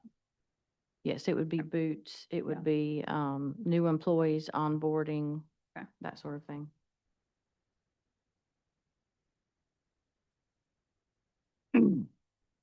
Any other questions on police? Nope.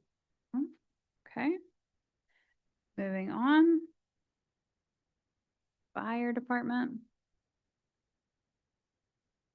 Largest increase in fire would be the addition of the new employees. As with police and fire, it's worth mentioning that the communication fees, we contract with the city of Burlington. There is an increase there. Their capital was zeroed for the fire capital was zeroed for the upcoming fiscal year. It was part of that budget amendment city council approved at the May meeting. You have debt service for their ladder truck. It's an annual debt service payment that's for, I believe, 10 years. But it's over $200,000 a year. I think this will be our 3rd or 4th year paying that. And we looked at going back to breaking our contract with Burlington over the communication, going back to CCOM. No. I don't know if that's the wisest according to our police department. They say that it's very efficient to stay with Burlington and it's safer for our community. I know it's a little pricier. A whole lot pricier.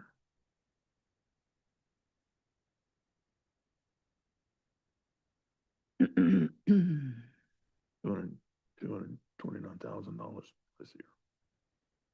Yeah. And I have heard from our emergency services that is a price that the streamline of how that communication. And Renee, can you speak to that more about the Burlington versus the county? No, okay, okay. I Yeah. can because I used to work for CCOM. And I was here when the powers to be at the time made the motion. to go with Burlington. I've never really seen the need to go with Burlington, but you know, that's just me. I'd be interested in talking with the fire chief and the police chief before we have this conversation.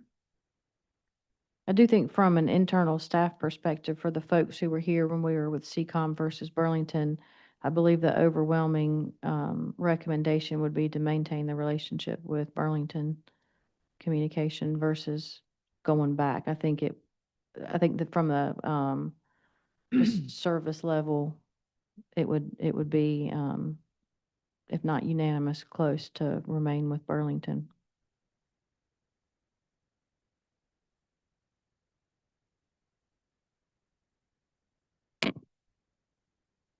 Can you talk about the age of the uniforms? I know that we've got to purchase uniforms for our additional staff people. But are we replacing any uniforms in this 72,000 for the fire? Yeah, you can see on there your annual gear replacement Is the is 40? is, yep, 10 a year, and that's the fire gear. Your PPE is sort of the stuff that goes along with it. You got your paid staff and part-time who get a certain amount for uniforms as well as the boot allowance, volunteer uniforms, and then your Class A's. A lot of that gear is on a routine cycle, you know, for turnout gear. I think it's around 10 years before it's not considered effective anymore. So you've got a batch, and we try to have it structured to where it's not all expiring, so to speak, at the same time, because that's going to be a much bigger bite of the apple. On a rotation basis, Correct. right? But we do use the full 10 years. Oh, yeah, Okay. probably, and A little bit more, maybe. maybe a Might be smidge slightly more. extended, which is not good, but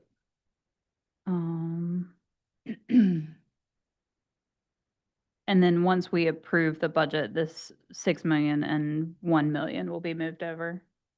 Or, No, okay.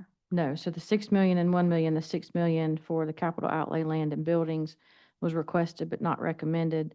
And the 1 million for the capital outlay equipment, same thing, requested but not recommended. If city council approves the proposed tax increase that you had the consensus for and the budget in 10,600, whatever the last line is, transfer to capital of 3.1, that is the beginning of the pay-go fund that city council said that you wanted to structure. Obviously, 3.1 million is not going to build you a fire station, buy you $1 million truck, and pay for a phase at Graham Regional.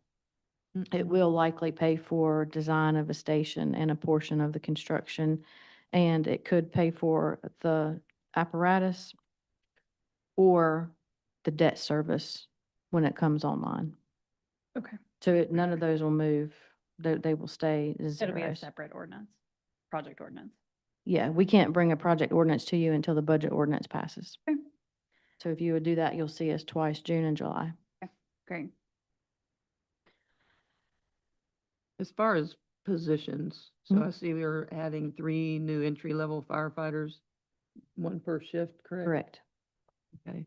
Well, I know we need those. What about the 3 promotable lieutenant positions that are proposed? I mean, how many lieutenants do we have now? 0. We have 0 lieutenants. Yeah, it's in our pay plan. It's been on our pay plan for a number of years. But I would say on the paid staff. Now, there may have been volunteer lieutenants over the years. I don't want to mislead you. But it wasn't a part of the pay plan. It wasn't on the, It's been in the pay plan. They've just never been funded. okay. Yeah, so on the pay plan, they're not new So we're looking to fund them this year. for the upcoming year. It's proposed, yes. Okay.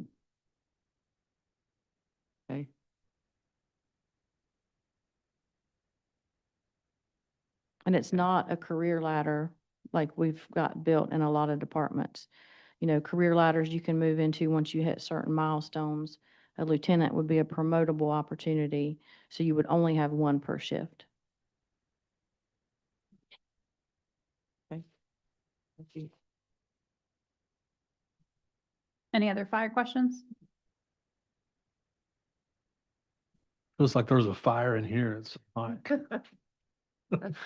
That's perfect. Taken. I'm really quite comfortable at this cool 72 over here, but I'm sure you are. Moving on to inspection. 70. Okay, inspections. You have a vehicle, a capital outlay vehicle that accounts for the majority of the increase here that's proposed at 53,000. I didn't see in your email where you listed the miles of the I current. didn't either. I was gonna Yeah. ask, I marked that. Yeah, I but don't have the miles for that we wouldn't be surplus in the You know, they're a lot. inspections vehicle. Yeah, Not the one that was used. Definitely, It was bought secondhand anyway. It was used when we got it. Yeah. and is it even a 4x4? I know they're requesting a 4x4, and they should have a, So we went through a phase where we were getting anything that we could afford, whether it was a 4x4 or not. right, I want to say Right. that one may have been one of the first 4x4s, Okay. the one prior wasn't. But we've had that one probably 10 years now. yeah, it doesn't list mileage or the year of the vehicle. I thought that was kind of weird, but For the current one. for the current one, yeah. Yeah, Yeah, generally speaking, we keep those cars pretty long, so we try to get them as close to new as we can, if maybe a year or two old. But generally speaking, just like that one, we tend to drive them until, we're able to pass them to maybe more reasonably driving people can use it, where they're not having to drive it as much as GPO, they have to go around the city all day, every day. He's saying in a nice way that the rest of us at City Hall get the hand-me-down. down. So those of us who Yeah, don't yeah. have, our primary function is not to drive throughout the city, then we, as a Inherit city, those as they and get those retire. vehicles, and those who do drive the majority of the city for the majority of their day have the new vehicle. There are some that I would advise not to take on the interstate, but that one is. Or out of town. Oh, for sure. So it qualifies for antique auto tag. I mean, we might be getting close. Probably not quite there yet, but that's the majority of the increase. There's that one vehicle proposed. You did say in your email, though, that it was unlikely to be a significant impact. So Correct. we don't know the miles. It Yeah, he's- definitely, He's gonna get those. okay. I would guess it's at least 10 years old. And while they're not probably as hard of miles as, let's say, perhaps PD, they are It's a Ford, isn't it? correct. That's all you need to know. Oh, you gotta also Yeah. imagine he's going to property that's undeveloped until it's developed, so, the 4x4 for that reason is why, so he doesn't get stuck. That's probably from experience that we go with 4x4s more so than your standards.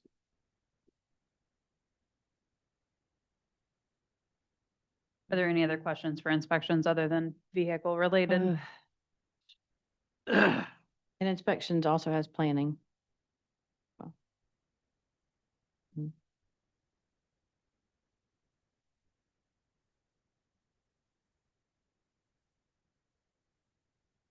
All right.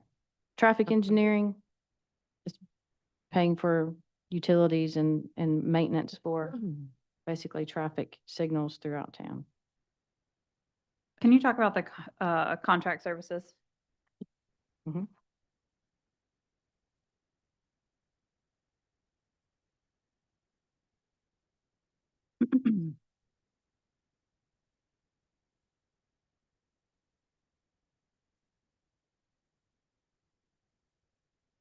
We contract with Burlington for that service. Yes, $6,000 quarterly bill that we pay for maintenance and upkeep of the Of the signals. signals.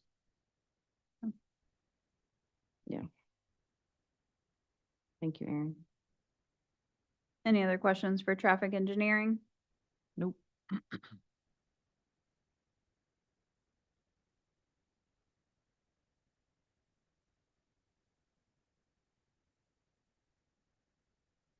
All right.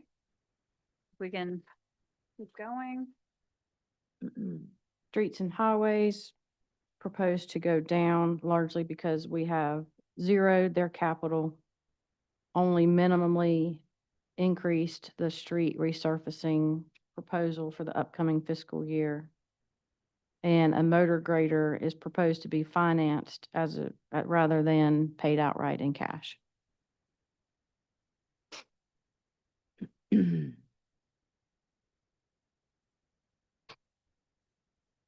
Any questions, team? You had a question about the snow shed. Did that get answered in the email, Jim? Yeah, yeah. Okay. Megan answered pretty much all my questions. Okay. Oh, it might not be in this, but what about the signal, instead of the crosswalks, we went with the flashing? Yeah, those are rapid flashing beacons, I'll get there, are in a project fund. So they're not in your proposed budget. They've already been earmarked. I think it was Okay, maybe in the $70,000 to $80,000 range that was allocated for those. okay, thank you. What's the current year's sidewalk repair fund allocated?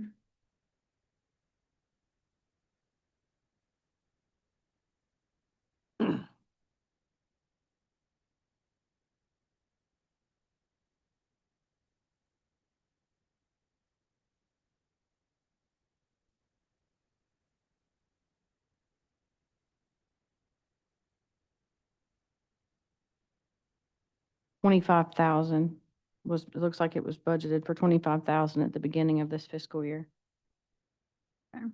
Do you know if we've spent that down yet? it would appear.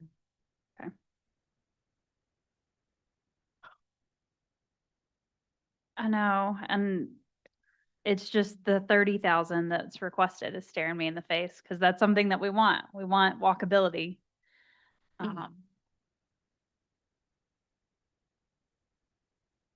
Can you talk in your mic?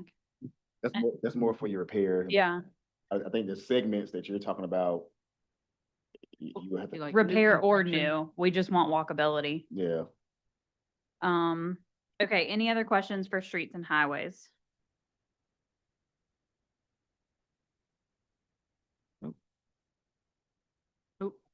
Right, Streetlights, pretty self-explanatory, stayed the same for the upcoming fiscal year. questions? We good with that? Yep. Very straightforward. City garage.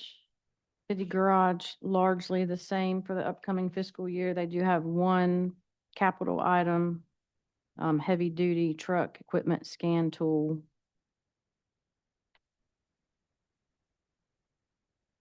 The largest expenditures here are the inventory parts and the inventory fuel purchases. Most of that is offset by revenue. Could be from other departments because we send a monthly statement out to all the departments on their maintenance and repairs for the month. But there are some agencies, outside agencies, who bring their vehicles, their equipment to our shop and their build. Great. Any questions? All right. Sanitation. Sanitation went down. They had a request. I had two requests, 445,000 for an automated truck. We have zeroed that and added it to the proposed debt service schedule. And then the 285 for the rear loader that would be earmarked to service downtown is unfunded. Got me, you're gonna keep that nasty truck. We are going to keep that nasty truck unless we find money to buy a new non-nasty truck. Man, yeah, because it is nasty. Leaks everywhere. Nasty. So the 285,000 has been It's Zero. unfunded. unfunded at this point. Correct. Okay. Was that the cost of the new truck or? Yeah, for the downtown area, the rear loader. Mhm. 150, you said? 85.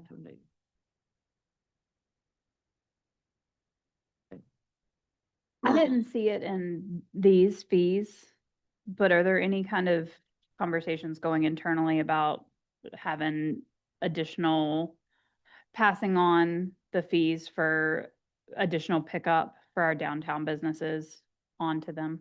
We discussed this with city council last year. I think it was March We may have been at the Children's Museum. In my brain, that's where we were. We talked about potentially restructuring and having a separate fee schedule. I think Councilmember Chin was the one who had initially brought it up. For the downtown area, they do get pickup twice a week, where other residents, I'll say, And businesses, right? in some businesses, if Okay. you're not in the downtown, get pickup once a week. The downtown can generally weighs about twice of your residential can. So they pay the same fee, essentially get double the amount of pickups, and their cans are generally heavy than what they would come to Raspberry Run and get. So that, So it was a conversation, but nothing went past. we were directed to leave the fee structure as it is. Okay. So if city council wants us to revisit that, a separate fee structure for, maybe the B1 or, a certain area that falls within that, it's possible that that revenue could be used to fund the 285, even if not in its entirety, but the debt service for it and equate for some of the additional tipping fees that, can be attributed to that area. So if Let's you, revisit that. yep, we have those numbers. They're a year old, but we can knock the dust off of them and bring them back.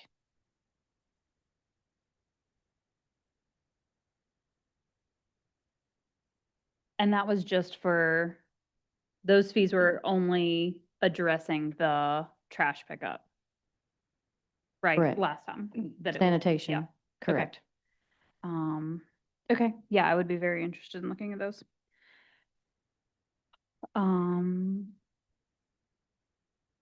Any other questions for sanitation?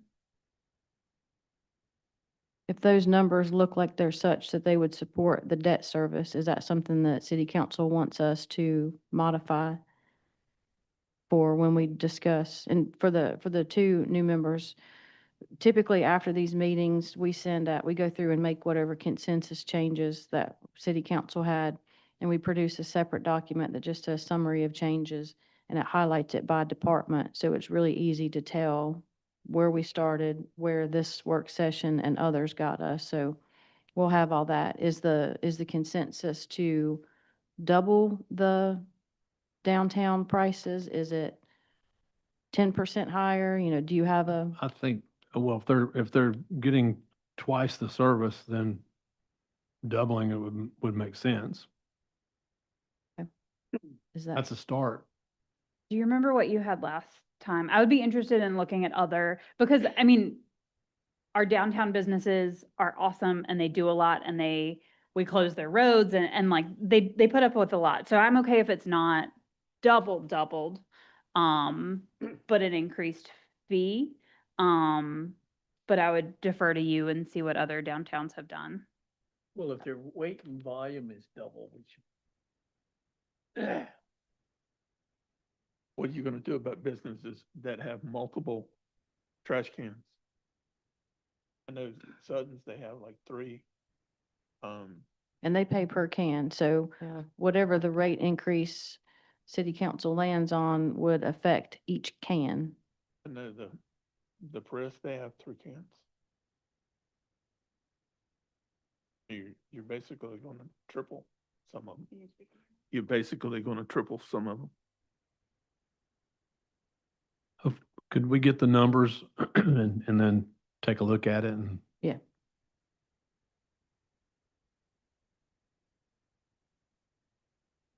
I know there've been some businesses too that have complained to me that other people are using their dumpsters in their trash cans as well, so that's another thing to kind of consider there, that sometimes they might have 2 or 3 and they're paying for those cans and somebody else is throwing their stuff in there, so just Right. something to consider too, so.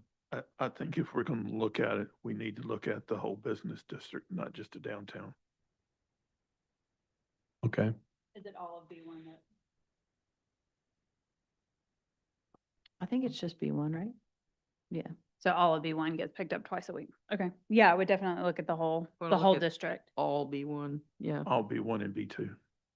I think B2 doesn't do it. Yeah, Okay, let's just be one. I'm sorry, only downtown. okay. Karen? The contracted services under sanitation. If not all of it, most of it is, for public Recycling. recycling. I Yep. was about to say GFL, but that's Is incorrect. that contract up? Is it a 6-year? Is that what it No, was? it's So- up, it's up next year. In our last End year, it. so at the end of this calendar year, Then we'll we be can- sending out proposals for the upcoming, for Bids the and- 28 fiscal year. Good, okay, Mm. that's good. Just like in years past, that contract will come back before city council. Has anybody thought about calling GFL and like treat them like the cable company?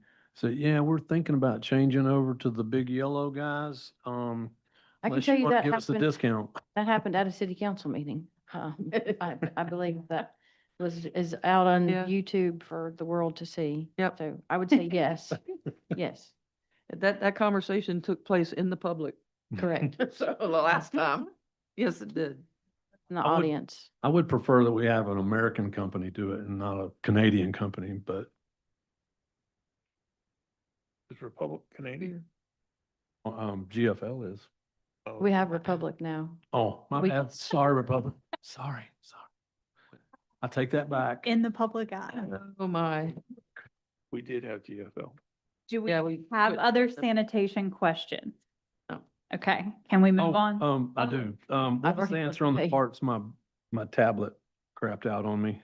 Yeah, so the majority of those carts go to new homes and they're paid for at the time that the building permit is pulled. Okay. Yeah, correct, at cost. At full cost. That's it. Thank you. Recreation, I will say the majority of the increase here was the addition of the after-school program that city council approved in August of 2025. There's one full-time staff member, one part-time staff member, and then obviously a lot more drive time on the bus, the minibus, the van, other vehicles they have over there. They do have one capital item of Marshall Street Playground equipment for $60,000, and they are proposing a new software, registration software that is $18,000.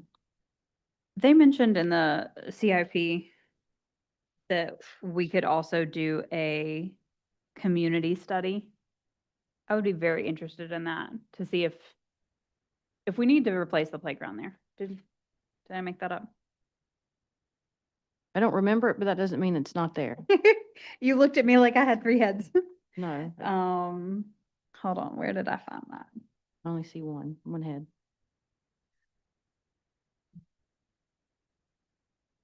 You're talking right there, mean, the park right We there where discussed this is that before, where right? that church is at? Marshall Street has been proposed, Before. this might be the third year they've Right. requested it. Requested the, Yeah, It's- because I it's mean, been- it's been poo-pooed Yeah. several times already. But I don't like that it's getting unsafe. But I would be interested in just knowing if the community wants a playground there or. at all. Yeah. Yep. I go through that area quite a bit to see my grandmother, and I've never seen anybody out there playing. Well, and that's what, yeah, we discussed that last time. I It think is. that it wasn't being used, and I think that was the reason that council didn't fund it last time. So, It said impact if, sorry. but if it's unsafe, like you say, then maybe we need to look at removing it. We don't want anybody getting hurt if they Roll. do go out there. Roll of safety tapes like $5. We This says see how well that. an alternative is to do a neighborhood study of the population to see if a playground replacement is necessary or if we could redesign the area to better accommodate the current residents. And that's on Probably that. look at the census tract for that area pretty easily and determine, median age. But then you may have grandparents raising grandchildren or, grandchildren who go Yeah. there every day after school or, And even if it's an informal neighborhood study that our staff, if Michelle or Brandy or somebody does it, just with surveys in the neighborhood, just to give us an idea of, It's, well, it's for the Parks and Rec. Couldn't the Parks and Rec do a survey?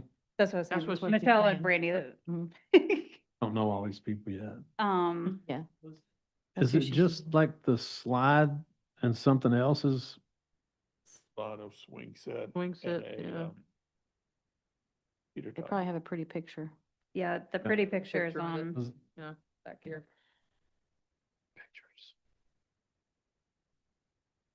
Way back. It's under athletic facilities, though. I couldn't find it initially. Pages. It doesn't have page numbers. It's up on the screen, thanks to Aaron. There you go. Yeah, there it is. That's what they're gonna replace it with. That's what's proposed. I mean, couldn't you send a couple of good old boys out there with a welder and fix what's there? Are you volunteering? Sure, I have a welder. All right.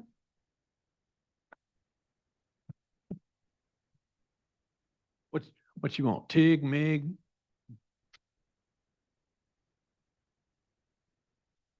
Oh, it's hard to believe that, 60. Elon's got one that they're replacing and it's 100,000 at Beshmet Park. And they said that once they like age out, they just stop making parts. And so you really do have to buy a whole Whole new set. new set. Mm-hmm. Yep. Back in the day, the old school 10-foot monkey bars. That was living. Yep. Yeah, natural selection. It's All like- down, kick each other in the Back head. home, they, on the park, on our city park where we were at, it's still standing, same, everything. Crazy. Did y'all have other questions on recreation? Is the No. consensus to leave it, take it, community survey it? What do you want to do? Be interested in a community survey.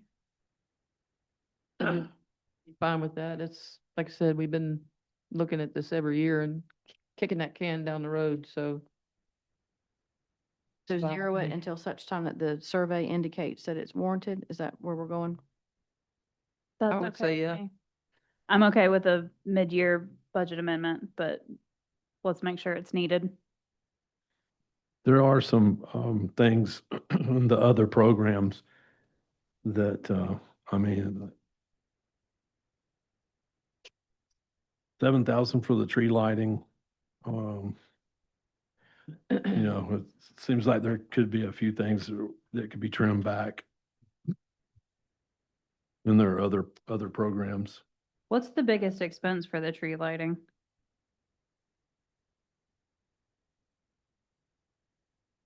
I'm not sure right off, but we can get an answer. Do we pay our own PD? Like, does Rec and Park pay the PD for like when they're there helping with events, or how does that go? Well, I laugh because PD and fire sing at that event, but we're not paying them for entertainment. Let's put that let's, out there. Yeah, be clear on that. They are very graciously volunteering their time and talent for that part. So rec, sometimes yes, pays through EDS for police services. EDS is Extra Duty Solutions. They do not pay for EDS for them for Arts Around the Square because city council said that was going to be City event. a city event and city paid. But there are city functions where rec has to go through EDS to get officers at the event. Can we make those events, city sanctioned events? And not have to pay? You can, there is the possibility of having an impact there. Right now, those officers get paid, I'll say 35 an hour. That's probably not the exact total through EDS to do that. If they do it through the city, then they're going to be earning comp time for it. So there is a potential monetary loss if they do it that way versus going through EDS. And I don't know which the officers would prefer. I would assume cash, but I can't tell you that for certain. Wouldn't we see the same or almost the same dollar figure just pop onto the police line item? Mm-mm. No. It's gonna hit all their benefits. It's gonna affect, So we might be paying more if we do it that way. you would absolutely be paying more. So this 8,000 just makes, okay. Yeah, and I'm not saying the 8,000 is for EDS. It says 8,000 EDS, right? Okay, well then there you go. Okay. I thought you meant for the tree lighting. I was like, if No, we're- no, no, we're no. paying them $8,000 to guard the tree, we're gonna have to reevaluate that. Contracted services, Yes. it says 8,000 for EDS. It would cost more than 8,000. To put it on a significantly. different, Correct, but yes. the recreation would look better on the budget. Mhm, yeah. Mhm. Okay. Um, Jim, I'll go back to you because you were talking about, lighting of the greens. Yeah, I was just wondering what, some of the stuff, I mean, you don't want to cut anything. You want to give everybody what they want, but, everybody's would, this isn't a perfect world. And right now, it's, everybody's going to get stung. But I can't, I mean, it's only $7,000, but for tree lighting. Fireworks is gonna be that just hit me. That's a Yeah, good that- portion of it. I would say off the top of my head, 3,000 is fireworks. So that's one that I can think of. And the 1,650, that's the camp, I thought, was the camp self-supporting? Yeah, summer day camp is, so that would be offset by our revenue. Okay.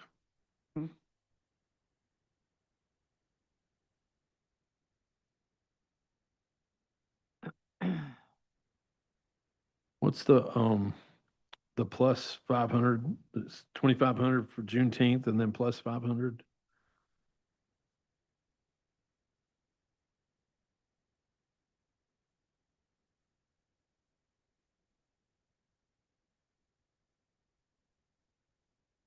My guess is that is a proposed increase Oh, okay. to whatever costs go along with the program. Under the contracted personnel, the Mhm. Hall River Trail Coordinator, what is that? I'm not a hiker or a trailer. I mean, So Aaron, I don't know a ton about the details of it. Aaron, do you know? I know we've worked with them on projects. Yeah. I want to say it's through the county. It's through the county, but he came on our walk around. Do you Yeah. remember? Yeah, I can't remember his name, but no disrespect. I don't know.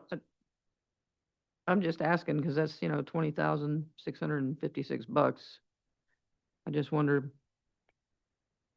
It's my understanding. not familiar with it. so- Yeah, it's my understanding that they're like the countywide parks coordinator that helps connect all of the park systems, but Yeah, we don't have part quote of me on that. yeah, part of the trail runs through Graham, and our cut of that amount pays our portion of what he takes care of through here. Huh.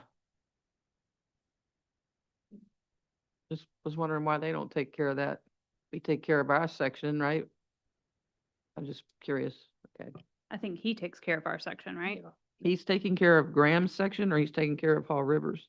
He's taking care of everybody's section, but we're paying him Yeah, for Hall, the Graham section. yeah, Hall River, that's the, Hall River Trail, the like river, Right, river. yeah. Okay.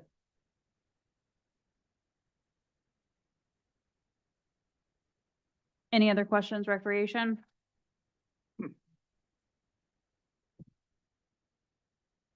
Moving on to Graham Mebane.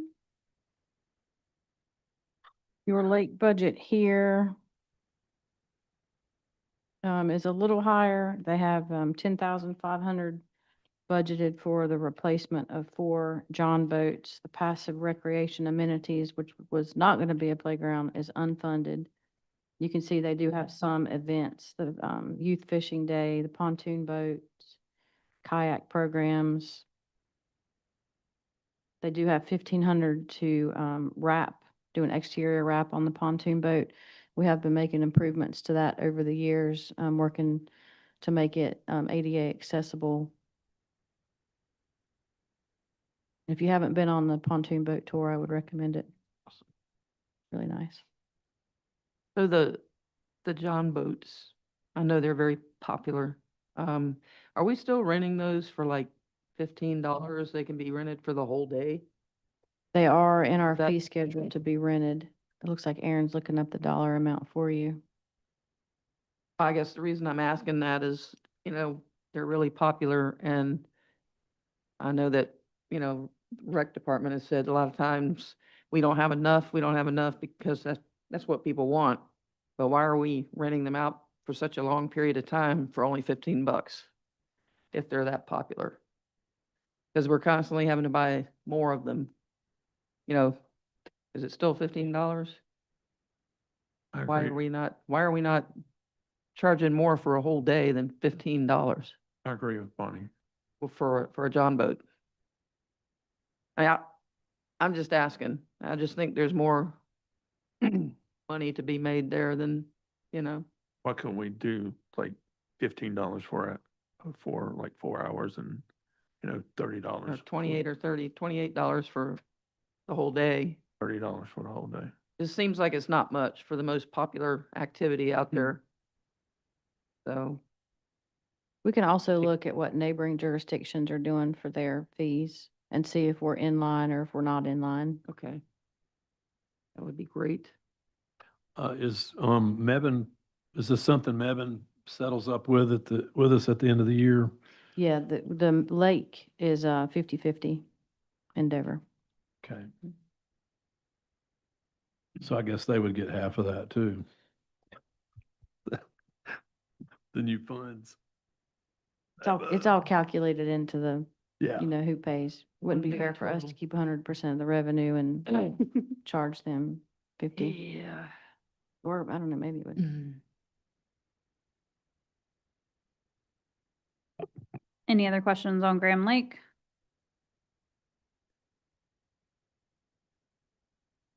Right, athletic facilities?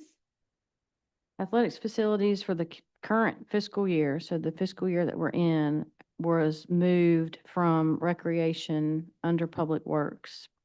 It is proposed to maintain that arrangement for the upcoming fiscal year. They have one capital item, which is $7,000 to put a curb in at Graham Regional.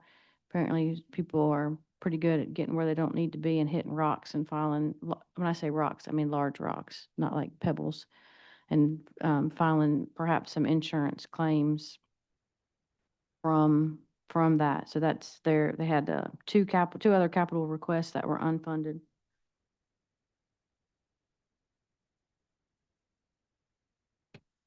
What were the two other unfunded? A vehicle F-250 for 67,000 and a vent track for 45,000. It's a universal mowing system. It can come almost straight uphill.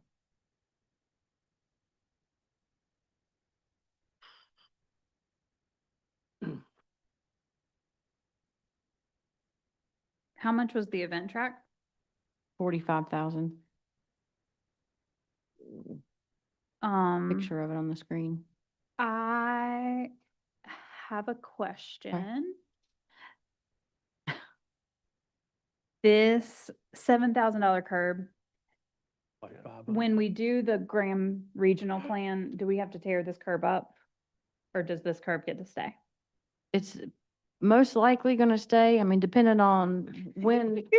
Yeah, That's what I thought. I will say we're years out from construction happening out there, even if y'all said start, as fast as you can with design work. We're still a ways away from any sort of construction that's going to happen at that park. So, So you're saying that the curb would be there probably for a few years minimum? minimum, correct. In our time, probably a little bit longer than a few years.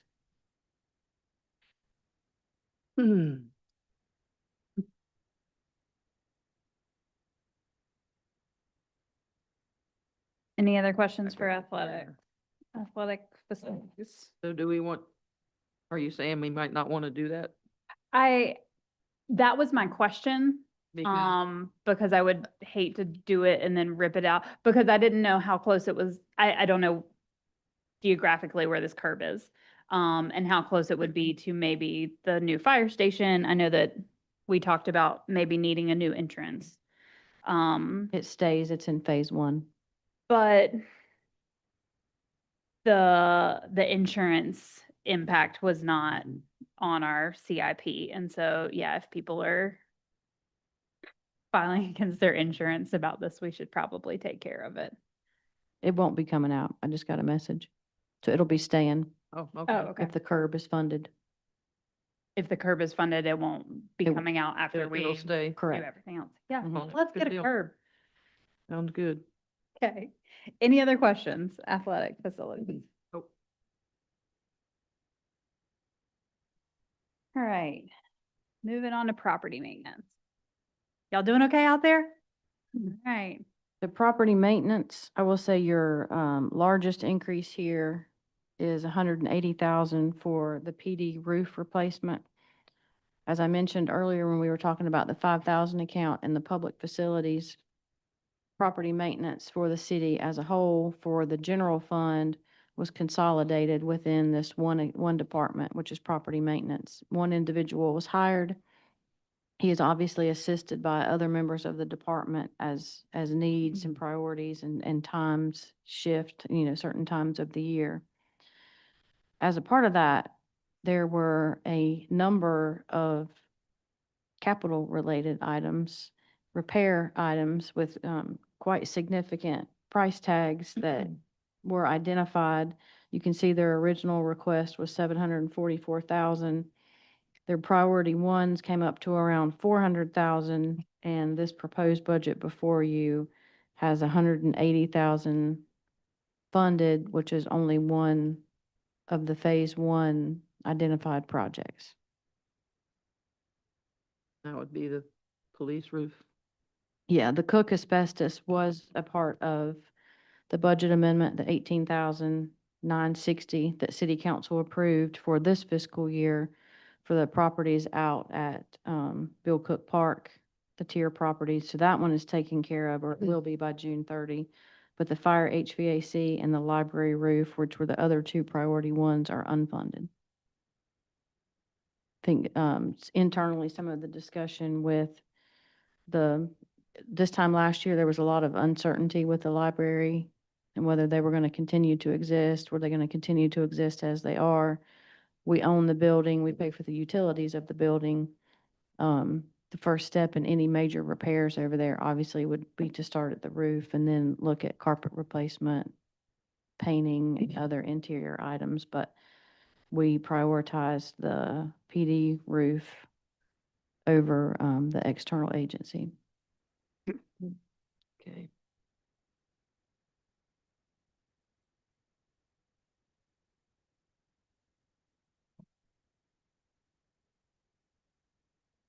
And they do have the spreader sprayer was also funded for 22,650.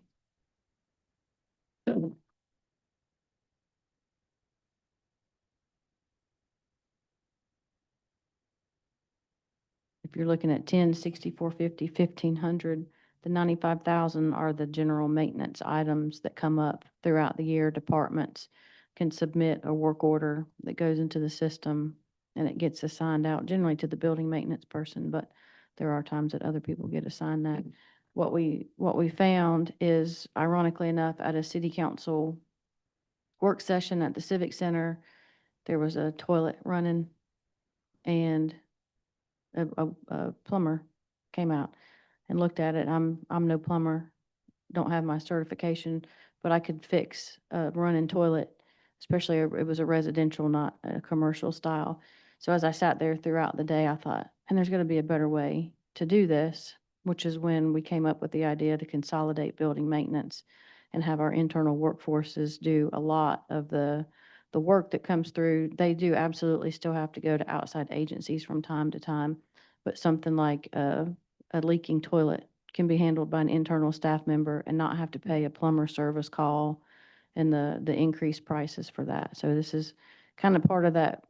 Everybody throughout the city departments are always kind of looking to figure out, like, what do we have and how can we do it better or more efficiently? Can you say where the outside agencies land in this budget? Because they've got like $1,000 on contracted labor and $1,000 on contracted services. When you say outside agencies, what do you mean? Well, you said they absolutely have to go to, Oh, like maintenance and specialized. repair of buildings. Okay. Yeah. the 10, 64, 50, 1500. That 95,000 includes the contracted outside services. Okay. I make a motion for a 5-minute break.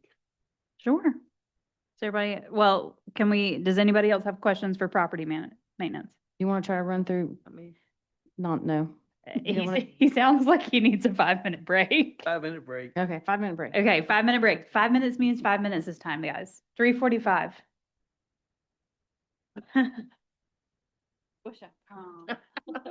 just step right up there.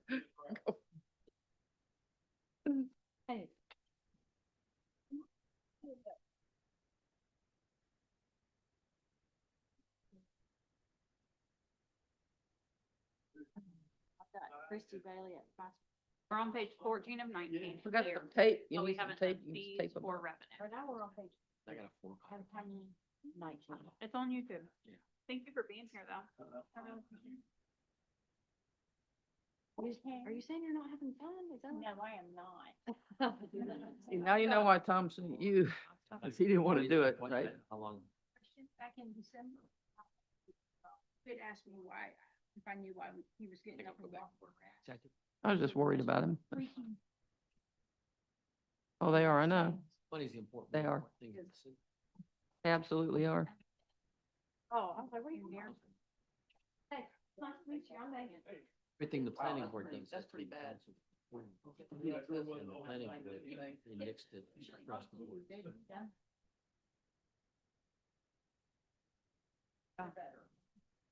Have a good day. See you Good luck with your work. Took out a lot of, to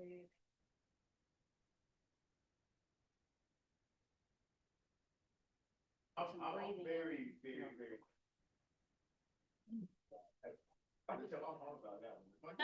You heard the lady. Oh, my mom. Budget. They are very uncomfortable. I can attest to that. They are.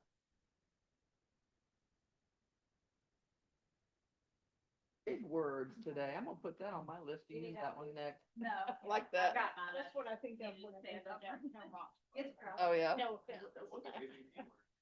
That was a big, big, big word. Girl. They know all the big words. I get paid to say that. That's what I do. All the big words like wine and opine. Typing away now. Because I've always had the preference for set. Stated, said. Oh, no, just set. I go by. So why does he have to do wine and opine? He only does it to me mostly. It's.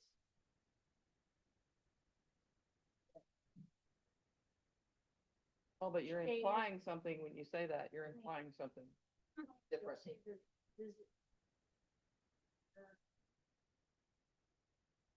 I think he means it the way. Yeah.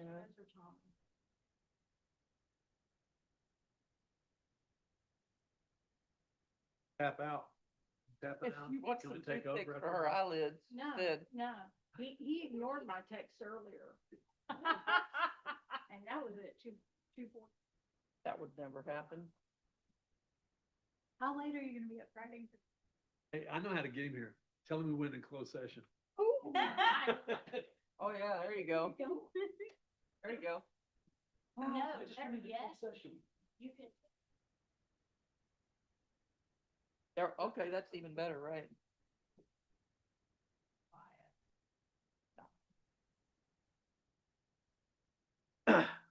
You're worth keeping around. I know he got removed from court. 2020, right? Yeah. Hauled out. You're worth keeping around. Judge let him go though. He had him for, decided not to. Actually press. Yeah, not to press charges on. All right. That was in 2020. This. Adage. You look Real.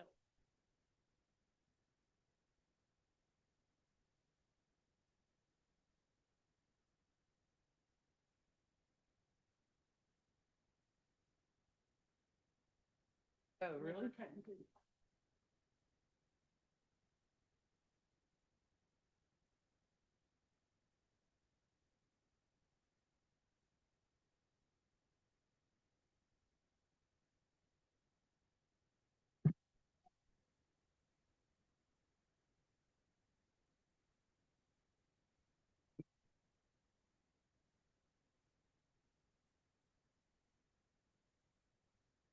Well, and it's story time.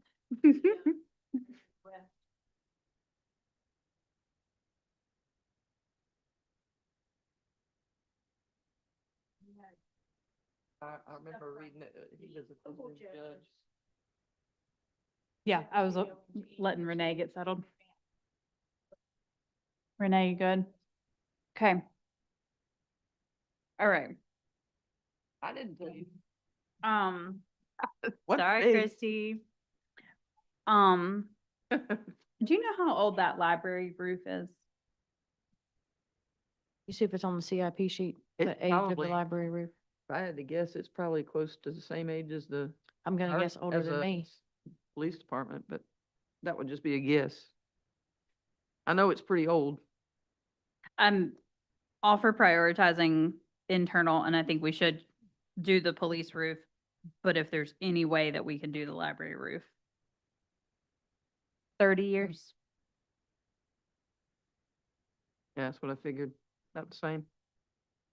Is it older I was than gonna you, look it Megan? up, But I got it. Okay. Other thoughts on library roof or property maintenance? maybe or we can PD. find some money Or somewhere. did you say or a four? I said library roof or property maintenance. Any other thoughts?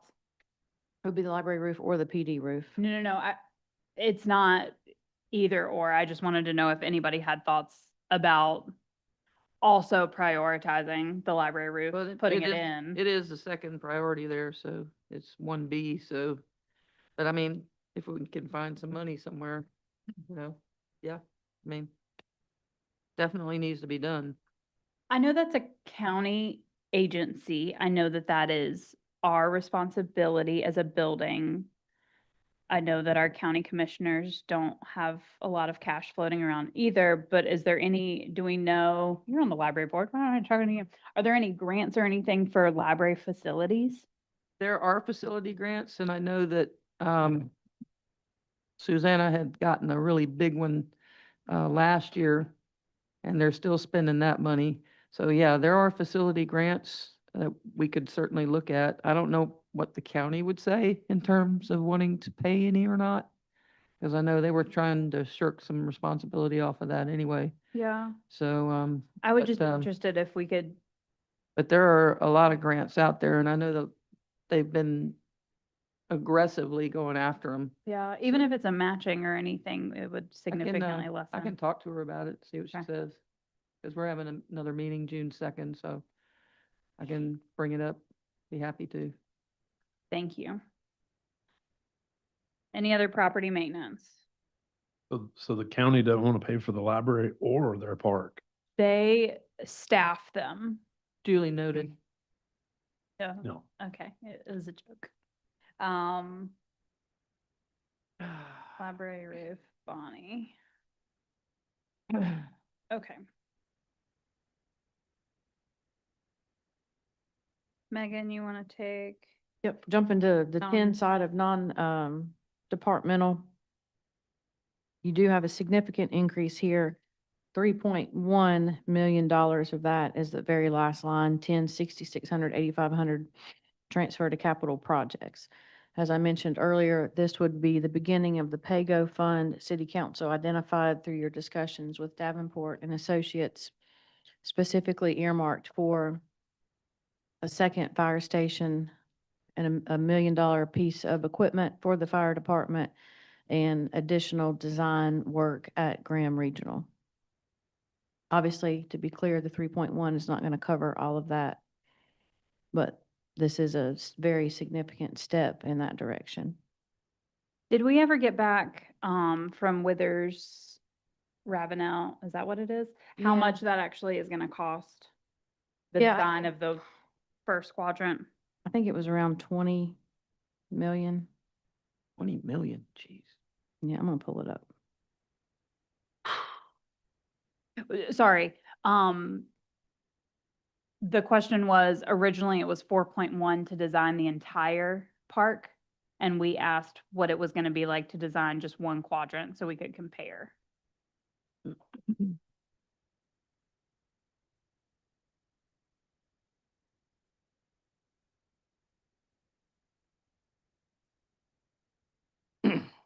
guess it would be a percentage of their estimated construction. I have their estimated construction quote.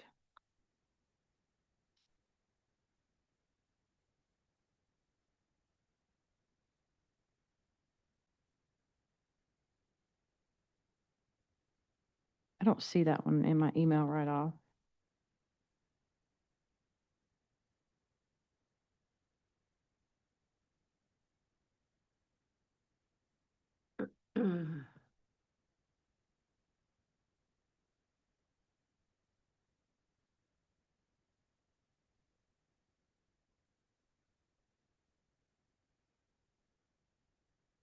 Yeah, I'll have to get back to you on that one because I don't see it in my email right off. Okay. Yeah, I'm interested if it's gonna be, how much it's gonna take to design it, not construction. Any other questions for non-departmental? And this is where the ACTA is proposed, Mhm. just so you know.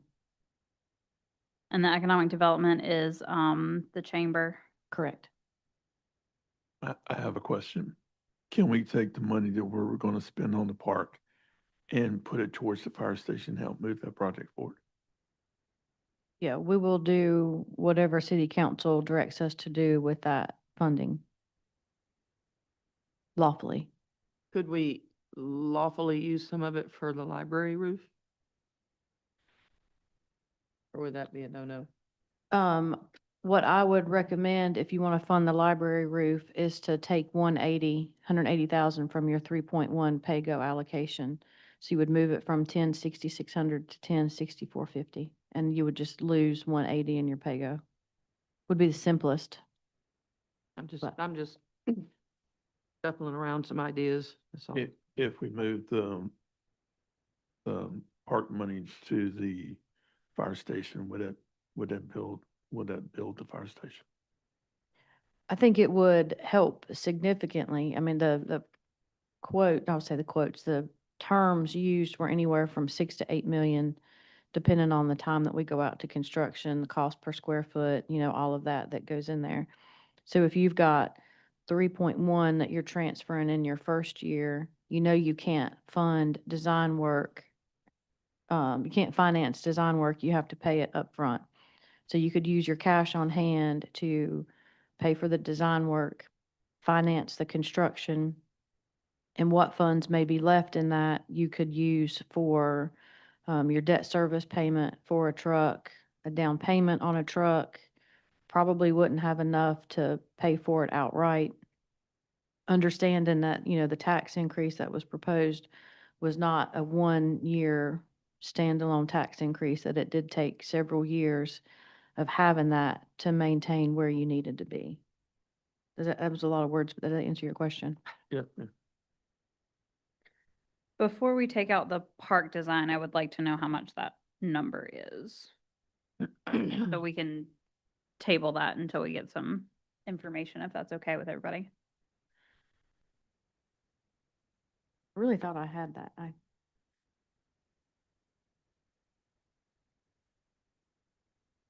have one, the beautification grants. Can we come up with something better than beautification grants? I mean, the last time they did it, they had trouble getting people to apply for them. Is there any way we can find better use for that $15,000? Yes, we will do however we're directed by city council to do those funds. I would suggest that city council consider giving us time to thoroughly vet any proposed guidelines and then bring them back to you. So if that happened to be the consensus of city council, then you may want to zero those funds for the upcoming fiscal year until such time that new guidelines have been approved. And then you could also approve a budget amendment, moving those into operating. I would ask for consensus that we zero this account out until we can come up with something better. Can we keep them as beautification projects and be able to consult with, because this is the appearance commission is Yeah. kind of their, That's their money. right. And so I would love to bring them into the conversation too, to be like, could could we reimagine this, but they also have the money right there to do whatever the project ends up being. I think the historical resources on the facade grants, maybe open that up a little bit instead of just a facade, maybe help in other areas of the interior of the building. I think we had been asked about that when I was on the board, but maybe allow them to make a decision, the board to decide on that. Could we take 5,000 of this money, combine it with the HRC and eliminate the $10,000? You're taking the whole budget away from the appearance commission? Yes, ma'am. I would like to consult them about what we could reimagine first. I think any new program, if they're the ones given the award, they would be as a part of that process. They, Uh-huh. you know, they would be consulted as a part of that. My suggestion was, do you even want the money sitting there earmarked for that when we know that there's a redesign sort of in progress? And what I don't want is to roll out a program that we really haven't had the time to vet. And part of that vetting is going through the agency, the advisory board who would be awarding that money. I mean, they are an integral part of that process, so. Yeah. Or you can leave the money there with the caveat that it's frozen until such time that new guidelines are approved. I would I would prefer rather that one. do that. Mm. Yeah, I would rather do that than just take it out now than to, just zero it out without giving them any input. So that's just my, And that's for the business beautification or the, yeah, I think that's what he was talking about, the business beautification, not the facade, right? Did you say that the facade needed new guidelines as well? I- To like well, open I it don't- up a little Yeah, bit? there was a question, when I was on there about using it for different things, like on the same building. And I think we ought to allow them to open that up and let the board make the decision on that. I wouldn't mind that as long as the property owner comes and applies for it, Yeah. not the business. Yeah. Yeah, the owner, yeah. I saw 3 head nods that I believe we're gonna leave the funding there, freeze it until such time that new guidelines are in place. For Yes, both the yes. facade and the business beautification? what Okay, that's Says. fine with me, yeah. Okay, got it. Thank you. Has to be Thank you. discussed. Megan, are y'all gonna be doing the liaison with the board, or are we supposed to do it with our No, we'll handle board? Okay, Mm. awesome. Thank you. Anything else? Non-departmental administration? We doing anything with the library roof? Are we leaving the 3.1 as it is? We need some answers on the cost of design for the park, I Yeah. think. To be able to fit all those puzzle pieces together.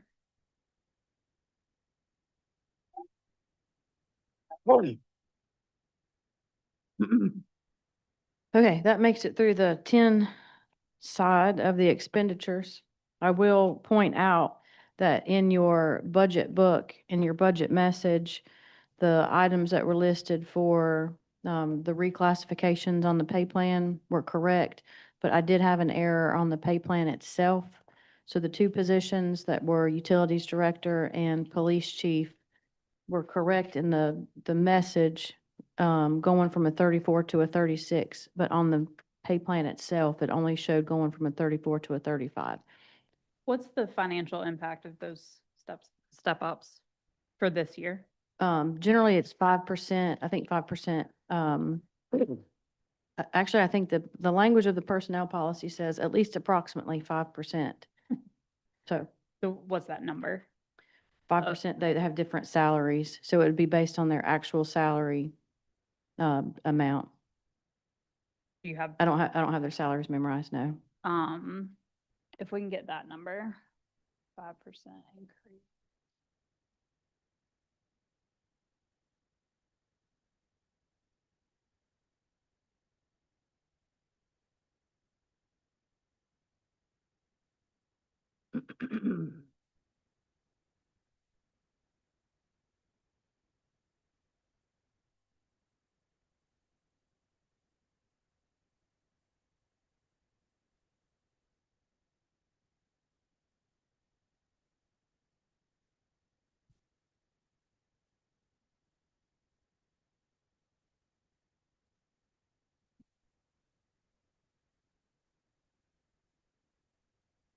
We ready to jump into Fund 31?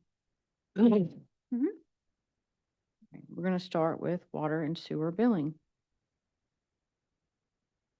This department for the upcoming fiscal year is only a $5,000 proposed difference from where they sit currently. The majority of that would just be personnel-related expenses. They didn't have any capital for 4,500. What are the contracted services, the 32.5?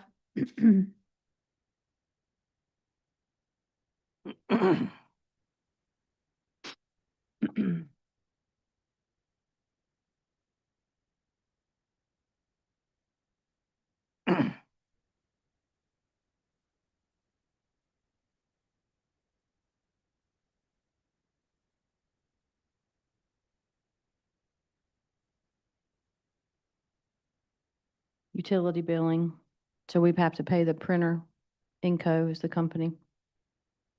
It's going to equate for the overwhelming majority of those, the monthly bills, the late fees, the late notices that we have to generate, Letters. newsletters, and then shredding cost. Okay.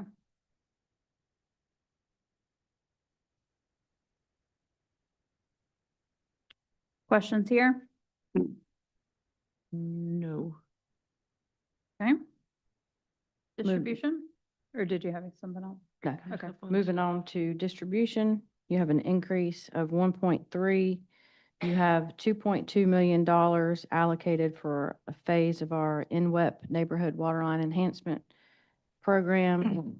You also have 85,000 for a skid steer. The truck was not funded, and $450,000 to complete the, I'll say the 3/4 residential meter replacement.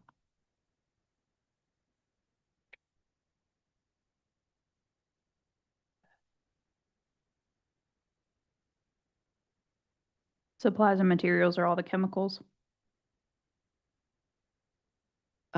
This one is probably isn't gonna be chemical heavy. You'll see those in the plants Hmm. more so than you're gonna see here.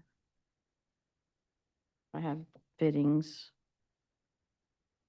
gaskets, things like that. Maybe meters. Meters for 190.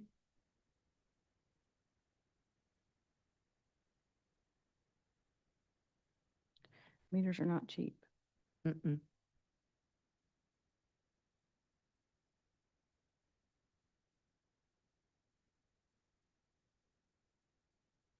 We've got asphalt utility patching,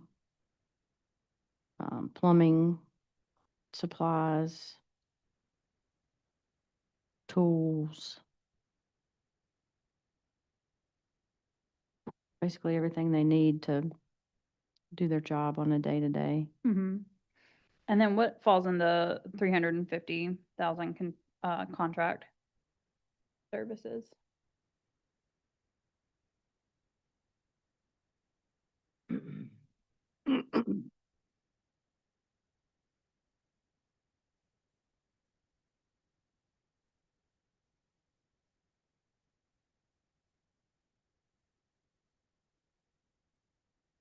Duke's Root Control, our membership in 811, which is the locate, hydraulic modeling, drug screens, How water much tank. is 811? Well, it looks like it's probably based on, well, no, 361 a month, $361. It Hmm. would appear. What could be more? Water tank management service.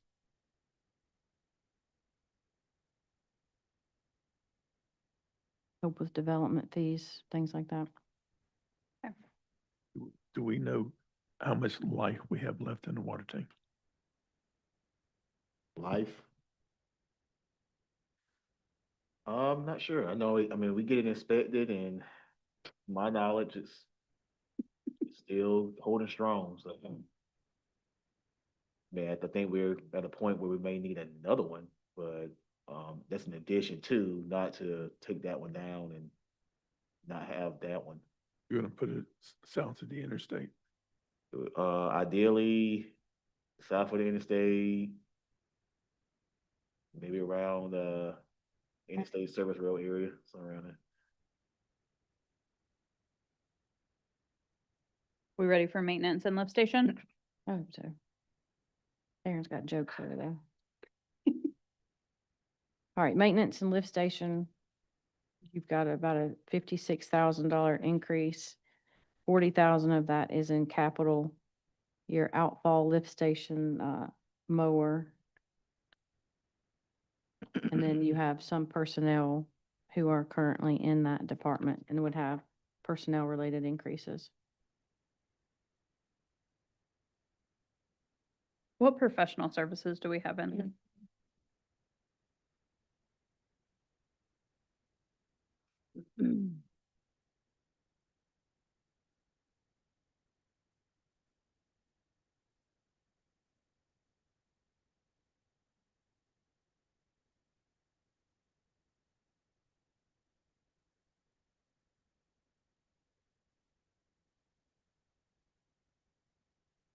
Ellie Williams, Carmen and King. Do- Some pre-employment backgrounds, drug screens. Some deductibles, insurance deductibles, look like the majority of it. How often do we put engineers out for bid? We did, I think 2 years ago. Last year. And how long is their contract for? Probably a Are they couple on- of years, but we onboarded additional, when we did it, we onboarded additional as opposed to just having one engineering firm, so we can use multiple firms for on-call engineering services. Okay. Um.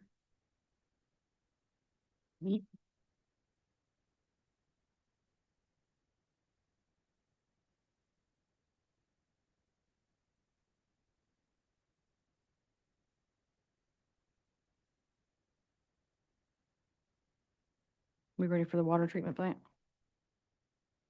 You have about a $246,000 increase here. You have, this department and wastewater are gonna be very chemical heavy. You've priced chemicals, you know what's happened in those worlds lately. You have an increase for our solid residuals under your 4,500 contracted services account. And in capital, you have 280,000 for a polymer feed system and fluoride feed system.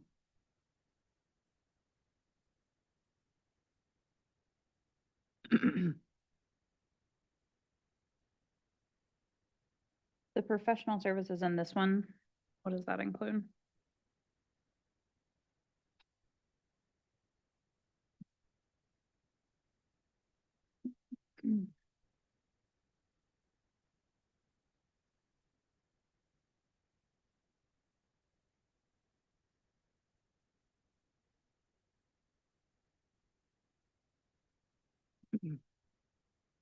Like there is some engineering services, pond services, environmental charges, deductibles for work or insurance claims, pre-employment,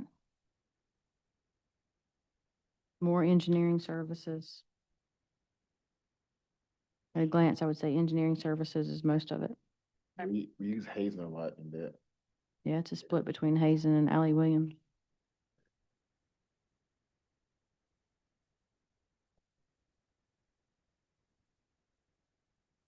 You guys ready for wastewater treatment? Yep. Okay. Wastewater treatment, you have about a $465,000 increase. It does include under professional services, a biosolids eval and a secondary clarifiers eval.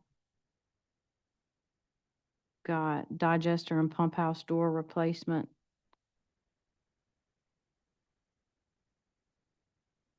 And obviously personnel related expenses with the wastewater treatment plant. Any questions? Hang on, what is the Jordan model assessment? What does it do? What does it give us? I'll let Aaron pull the detail on that one. Well, I guess it's basically to assess the rules that we have on us and see what changes are gonna need to be made for what we have going forward. So it looks at everything and then determine what needs to be changed to go forward. So it's in a nice way, I guess, to say it's required for us to know how we're gonna go for where we are going forward. We spent almost $1 million, and we're still looking at doing another upgrade and direct. Can't hear you. Well, the problem is, Jordan Lake rules are required, so, we did things to address the requirements that came from the rules being in place. Aaron, can you speak in your mic too, please? Well, my voice is shot, so, I mean, unless I stick it in my throat. But I think generally speaking, it's, they're trying to figure out the most efficient way to address the rules, especially when there are new rules being looked at to come down. Okay. Do you have any other questions, Ricky? Yeah. Okay. You guys good to move on to non-departmental administrative? Yes, ma'am. Non-departmental, as with the 10 side, is for items that really don't fit squarely just within one department. Any item that's split between the two funds, general and utilities, are charged to both funds, non-departmental. Our first debt service payment for the wastewater treatment plant will be in the upcoming fiscal year, which essentially equates for every bit of the increase that you see here for non-departmental.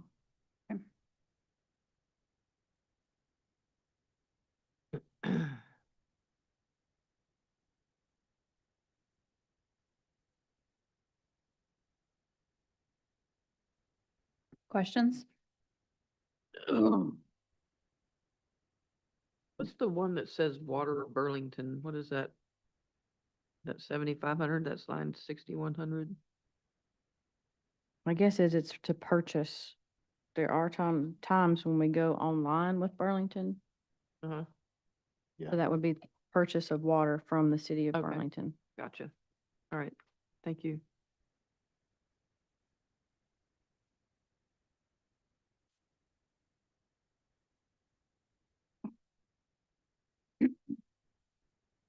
The professional services here. Is that more engineering stuff?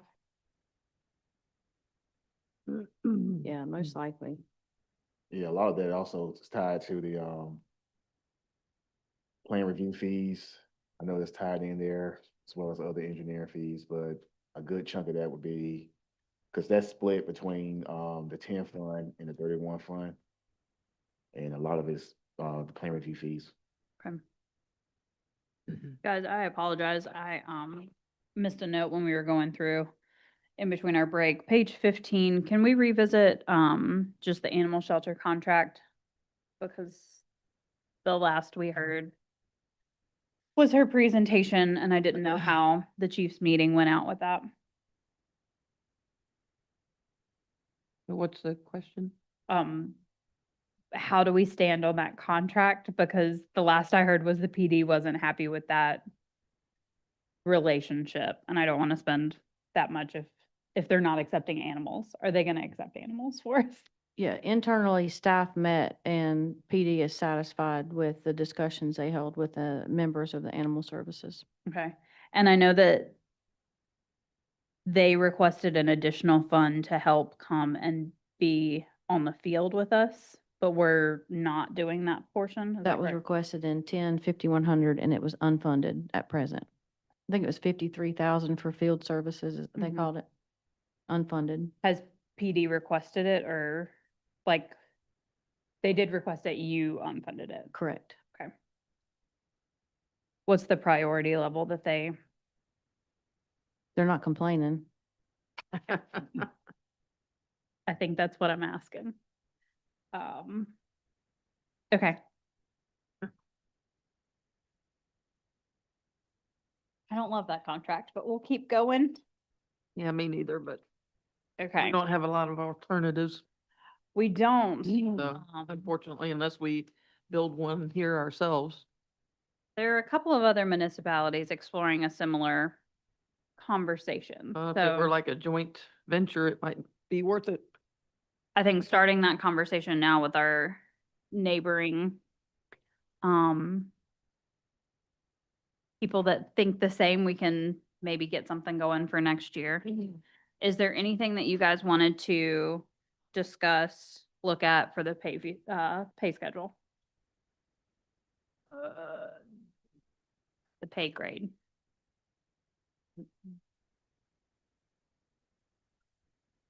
I did have a couple things, actually. The civilian traffic investigator 1 and 2, I know we already have our guy that goes around and writes the tickets, the parking tickets, and he helps out with that. Are these 2 separate new positions that you're proposing, or is one of those him? Yeah, so one of those is his, it's just a career ladder. Okay, Yeah, so it is, Okay. that does not increase the number of so employees. it's just a step up from 13 to 14. Correct, based Okay. on certifications, Gotcha. years of service, other milestones. Right, okay. I would like to, for the council to look at, the rate schedule, maybe adjusting it for new construction. Which one? Are we going, Development. wait, are we skipping to the rate and fees? Are we Do still? we have anything else for pay guide first, Well, I or was gonna- pay grade? I was gonna ask about the division We'll get there. chief for the fire department as well. That's a new position. Correct. I mean, is that something that we just really need right now? I do think the position is warranted, given the span of control essentially assigned to one person, which is the chief at present. I do think that has exceeded what is standard, what is acceptable. It certainly is not comparable to any other department in the number of people, both full-time, part-time, and volunteers. I think the span of control for that one individual far exceeds what is reasonable and is what is actually being expected for other departments. You know, comparing to the police chief, I think there's 2 to 3 direct reports for that one individual. The fire chief is, I'm probably gonna have to get fingers and toes to get to him. Then we would be putting out, a higher. Would be a process, Process. correct. But- But that is a new position proposed. Okay. Yikes. All right. Okay, now fees. Ricky, can we start and go through all the fees and then we'll get to the development stuff? Because I agree. Assessments, I think we're good. Project basis. I just had a question on the internment cost.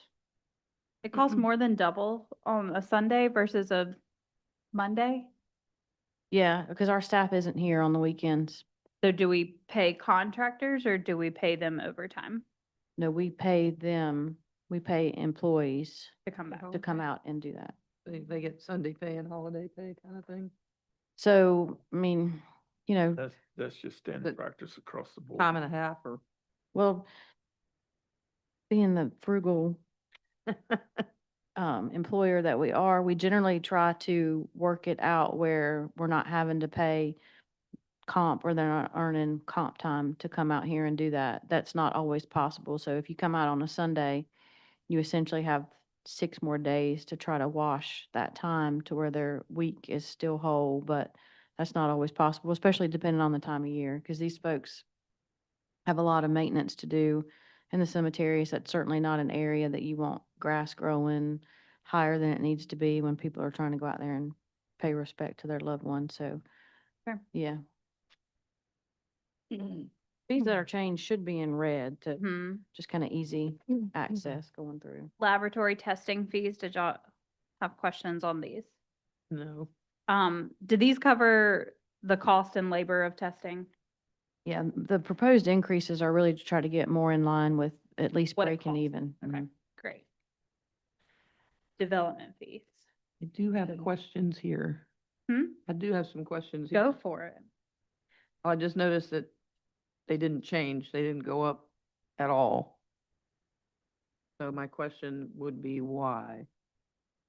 It's a good question. We, I will say we worked on this for the fiscal year that we sit. I'm sure, at least 3 of the city council members will remember the amount of very, passionate discussion Yes. that occurred regarding development fees. We will certainly go in any direction as indicated by city council, but I think staff got a pretty clear picture from the last go around that we maybe went as far as we were going to go with development fees. Can you give me a little context? They just wanted them capped at this rate and not higher, or they wanted them? So we What had, was the passionate discussion I synopsis? think it was to basically cap it there. yeah, so I think the I proposal don't, before council was higher than what was adopted by council, would be the Yeah. Cliff Notes version of that. Did these cover the cost of the staff doing these services? Well, I think a lot of it was tied to, we basically we're looking at our neighboring jurisdictions, where they were, and then proposing that we bump ours up because, I mean, for the longest time, ours were very low. I mean, from very the time low. I started in '08 to now, a couple of years ago, I mean, we were still the same. Hmm. Although the workload of administrative work increased. So, I would say that a lot of it was just capping it at a number, although we were proposing to get a little higher, maybe not even as high as our neighbors, but higher to where it was maybe a little more respectable number. Yeah. So it is covering our costs, but it's not comparable with other. I mean, it's hard to say covering our costs because, I mean, to run a ledger on what that at cost would be pretty tedious. I'm not sure how you have a rezoning come in, obviously there's the fees that you would do for advertisement, Mhm. but then, there are the TRC parts that go into it, there's staff time. I mean, there are things that you do along the way, so it's kind of hard to quantify that. I know when we raised them, we're still kind of, if you look at all the different municipalities, Still if low. I remember right, we're still very low, Yeah. is my point. I think we could make some improvement there and raise them some. That's just my thoughts. And that's just that, there's a lot of different sides of this issue because, a lot of those costs technically get passed on to the consumer in some instances where if you're building a neighborhood, a lot of times they'll pass along some of those costs in the final pricing of the home.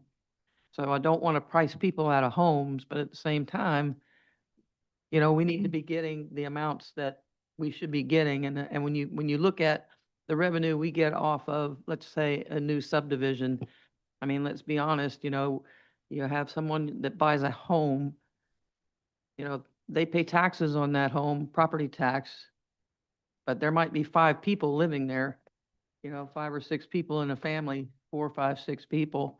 But you're only getting one tax revenue from that house. And I think my personal opinion, we need to adjust some of these higher to earn a little bit more revenue for the city. That's just my thoughts. I don't know what everyone else thinks, but about that, so. Do you have a number in mind or like a 5% increase or something for Well, council to think on? Honestly, I think if well, I'm sorry, go ahead. What were you saying, Jim? Yeah. I mean, we could do them one by one and just go through them and see if we think certain ones need to go up and certain ones don't. Or we could just do a flat percentage. I don't know.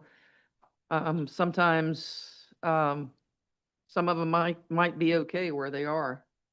So maybe we need to take them one at a time and just see if we need to change them. Aaron, do you have the proposed or what you would want them to be? I would have to go back and, Probably be a few years old, huh? so it was a couple of years ago. Yeah. That study done, and obviously they went up since then, so Mm. we had to update their numbers. So I Right. compare it apples to apples now, but, I would like to propose a 20% increase Across the board? across the board. I would be interested in seeing what staff suggests Yeah, I coming would, back. I would like to see kind of yeah, where you guys are now as compared to 2 or 3 years ago. And your recommendations when you look at other municipalities. And I mean, I don't want to make it so that builders can't afford to come in here and build. That's not my objective. But, I would like to see us a little bit more. Even at 20%, we're still going to be the lowest. That's very possible. I don't know. So the previous council, how many builders or developers were on the previous council for this?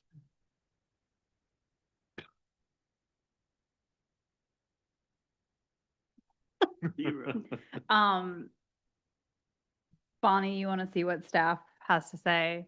I would like to see Oh, what, I mean, I don't necessarily you don't disagree? disagree with Ricky's Okay. idea necessarily, but I think we should at least see what the staff can come up with between now and June, our June meeting, or whenever we need to get it done.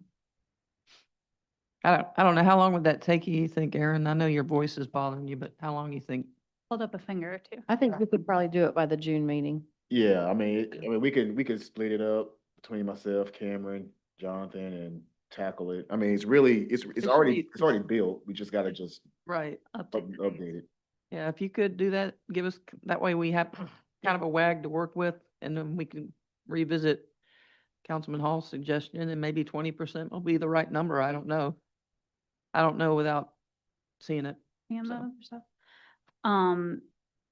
Any other questions on development fees?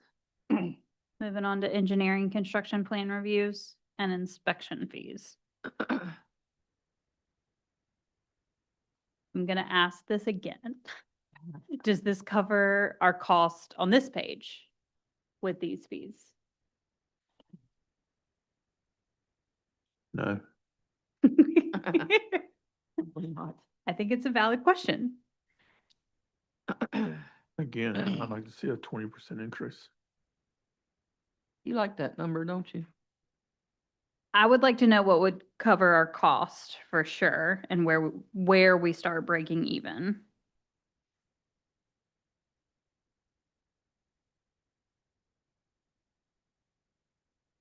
Megan, do you know if these cover our cost? I don't know for certain. I would say unlikely. Can you get at cost for us?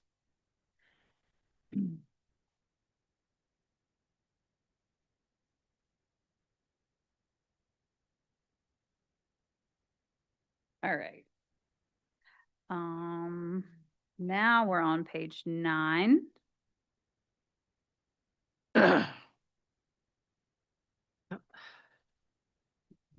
I know these are a little bit less tangible, but does it cover our time for inspections and permitting? I'm on page 9 with inspection fees. I don't know that you're ever gonna have a permit fee that's gonna squarely fit the cost. I know that some permits can take X amount and some can take 10 times as much, but do we spend an hour on a sign permit or do we spend 5 hours on a sign permit? Because if we spend 5 hours on a sign permit, it might need to be more than $60. It really depends. I mean, to Megan's point, I think unless you're tracking, you may have 3 sign permits you're working on right now. One you could knock out in no time, but you're not tracking that. You're just doing 3 permits. So it's hard to really say how long it's gonna take outside the fact that where are we amongst other people? Like, to me, that's more of your comparison. Are we charging what other people are charging in the area? You know, how far off are we? Like, to me, that's probably more of You like that gauge better? Yeah, I think that's a Yep. more Mhm. applicable way of looking at it because you could have a whole run of Well, stuff. I think in my head, like the sanitation fees, you Mhm. immediately knew your multiple offenders that are always gonna be there. Mhm. When you think of sign permits, the average one is this much versus like, and I know that you don't handle sign permits. That's a Jonathan thing, Yeah, but but I think because, well, with trash is a lot easier because it's an individual that you're frequently dealing with Mhm. versus, or individuals that you're frequently dealing with, just copy paste the situation, or copy paste the person in the situation. sure. The sign permits, it depends on what you're dealing with, a billboard, a wall sign, a window sign, a freestanding sign, a monument sign. Like there are different signs that you can have. So, and Quantify. depending- yeah, and then, Zaxby's is not getting the same sign every year, so you're all over the place. Kind of a moving target, isn't it? It is. Do you know how we compare with Mebane and Burlington on these? I mean, we certainly can look at it. I mean, I want to bet we're lower, but I'm obviously, kind of thinking we are, yeah. We're the lowest on everything, I think. Inspection fees, I'd like to see 3% interest. All right. That covers page 9 and 10, right? Unless you guys want to say anything specific on page 10. Nope. Okay. Labor and equipment fees.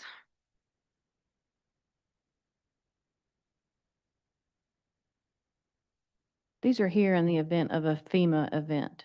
They- So we don't rent out our people, we don't rent out our equipment. Yeah. And we looked at those internally and there really wasn't enough movement to justify trying to update these. So this is only if we need FEMA reimbursement. Correct. Do y'all have any question on FEMA reimbursement hourly rates? Sound good. I might have a FEMA event in my backyard. Some of these rates are That pretty sounds like good. a personal problem, Jim. Miscellaneous fees, page 12.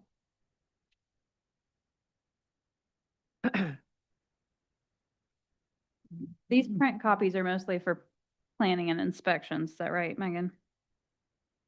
Like, Yeah, And then are the copies for, it could be for any public records records, request. yeah. We generally try to satisfy those via electronic and then there's no fee for that. Is the $25 for return checks, is that, That's about $100 off. I was getting ready to say that's way low. We look at pumping it up some too. Yeah, I think there's a statutory limit on that, but it's been a while since I looked at it, so I don't know what that dollar amount is.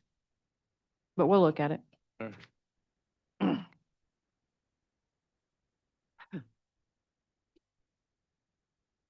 okay.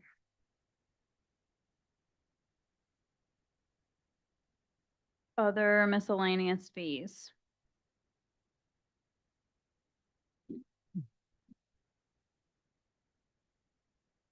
Can you say more about the downtown residential parking permit? How many of those do we keep on? The books per year? I don't know that we've issued any in the 4.5 years that I've been here, Great. so I would say we get close to zero revenue from that. So- A year, that's cheap. Does this mean that they, Very if cheap. you live in an apartment downtown, you don't get a 2-hour parking ticket? Is that basically? Are you exempt? No. just don't no, understand it. No, no, No.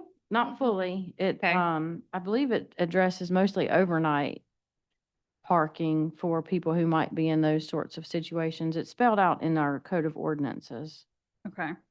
which I think Aaron is over there searching. But no, if you could pay $20 and not ever get a parking ticket, I'd be a downtown. then we need to up that amount and we'll be good. Yeah. But no, that is not. Okay. I have a question on the parking violation citation one too. It's only $20. I know we started out at like 10. Yeah. And we bumped it up last year to 20, but I will tell you this, just from talking to people and talking to our civilian traffic guy.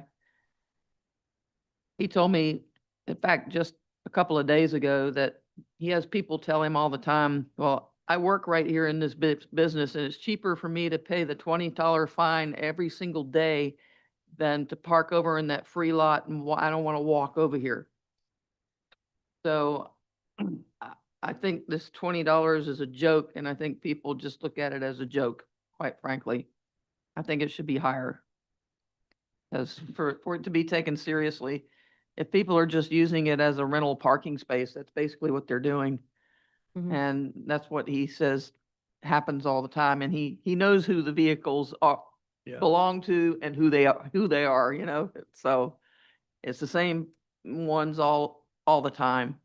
Instead of doing, because we have our new software now, or not now, Well, we're going but to. yeah. But instead of raising the $20, because I've heard the other side where it's like, well, I've given the city $40 already this year. And not that it stings them, but like they get jaded by the $20. So could we instead, penalize multiple offenders where like, Like a repeat offender. if Sure. you're Yep. $20 the first time, you're $30 a second, and it just keeps going up by 10. That would work fine. That'd Okay. be great. I'm okay with the repeat Right. offenders. I don't want Because, to you know, raise the somebody first that time. just, was 10 minutes late on the 2 hour limit. Oops, I screwed up. Yeah, maybe it might be. So yeah, maybe think of it as a repeat offender would be okay with me. But Daniel's real good. He'll go into stores and ask, Yeah, he does. He "I- does. He comes Is in. this your and- car? Yeah. You need to move it." Yeah, because I'm getting ready to ticket you, move it.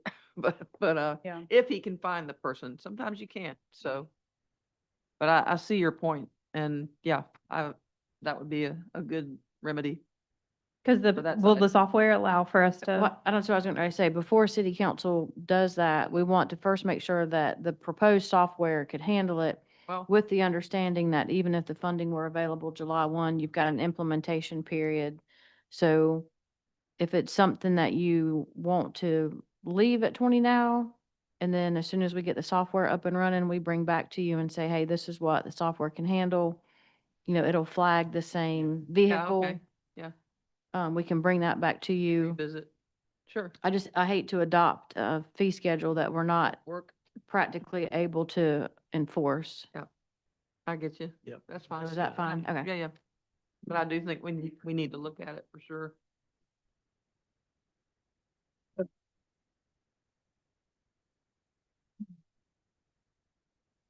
The lot mowing administrative fee, this doesn't have a size. I'm assuming we're not called out to mow a acre lot or anything like that. I mean, in theory, we could be if there were Yeah. an acre lot in town that fell within the ordinance violation. Yeah. Right. Is it super likely? You know, probably not. Okay. But is it impossible? No, it's not impossible. It could happen. What page are you on?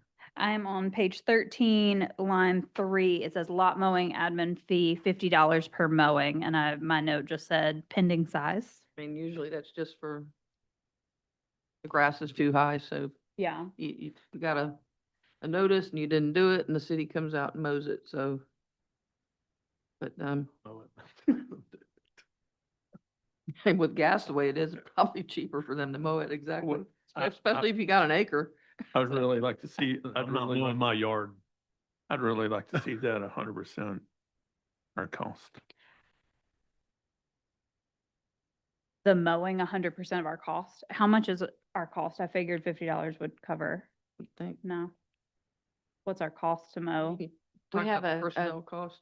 Yeah, internal staff doesn't do that. We have a contract with someone who goes out and mows it. So we don't have a staff member. We just send Joe out to mow Megan's lawn today. Do we pay Joe $50? I'm guessing we pay Joe more than $50. Yeah. Joe is not 50. So is that one of those Yeah. contract services that she was asking about before that we have? Yeah, how did I miss that I one? guess, yeah. I asked Well, on no, every you hit single all the other other ones. one. Well, that would be tied under, well, for revenue. Bye, Christy. Thanks. What, you're giving up on us? You're giving up the Wait, we're ship? going into closed session.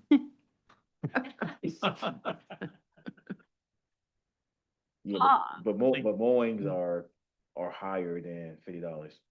Did they just bill you after every mowing?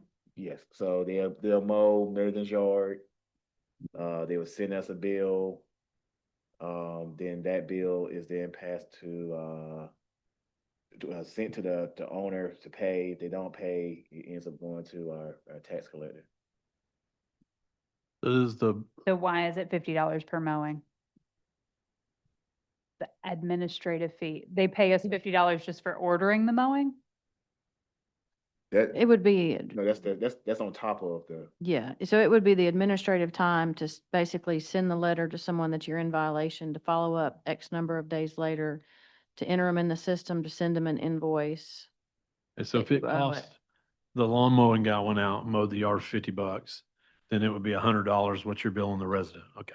Okay, I'm fine with that. Oh, Oh. okay, well, yeah. Is our city staff capable of, how many lawn mowings a month do we have in violation?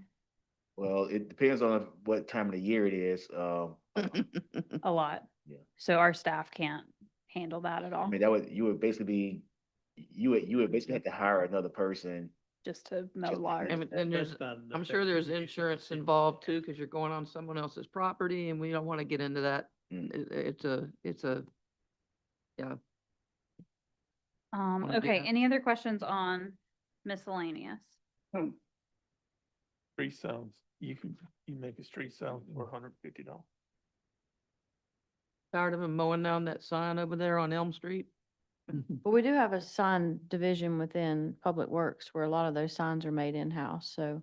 Me, when I worked for the county back 10 years ago, we were charging $150 for a sign. I mean, I know it's gotta be more. Well, I'm sure it's closer to 150 than it used to be. If it's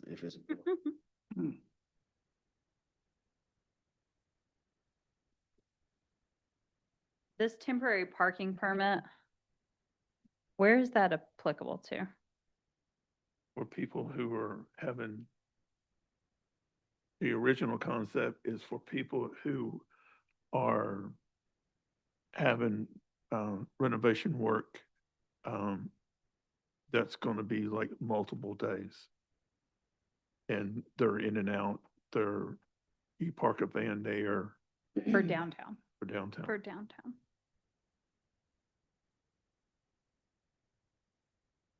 Okay, any other miscellaneous or compensations?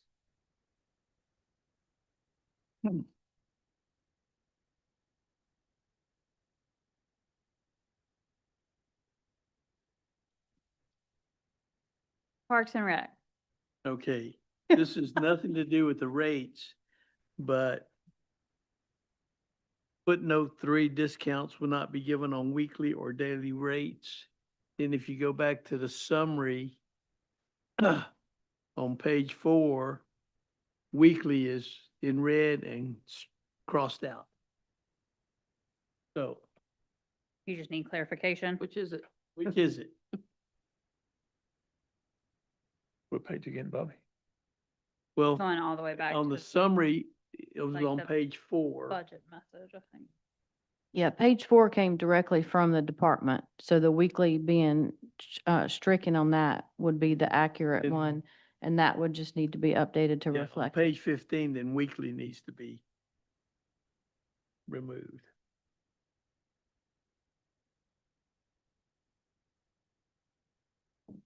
Yeah.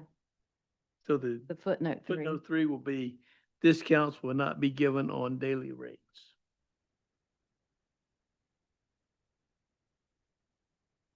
Got it. Okey dokey. All right. Otherwise, I'll Um, say the John boat should be higher.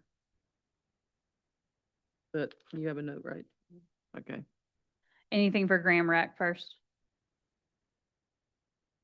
Oh, no. Okay. Nevin Lake, $15.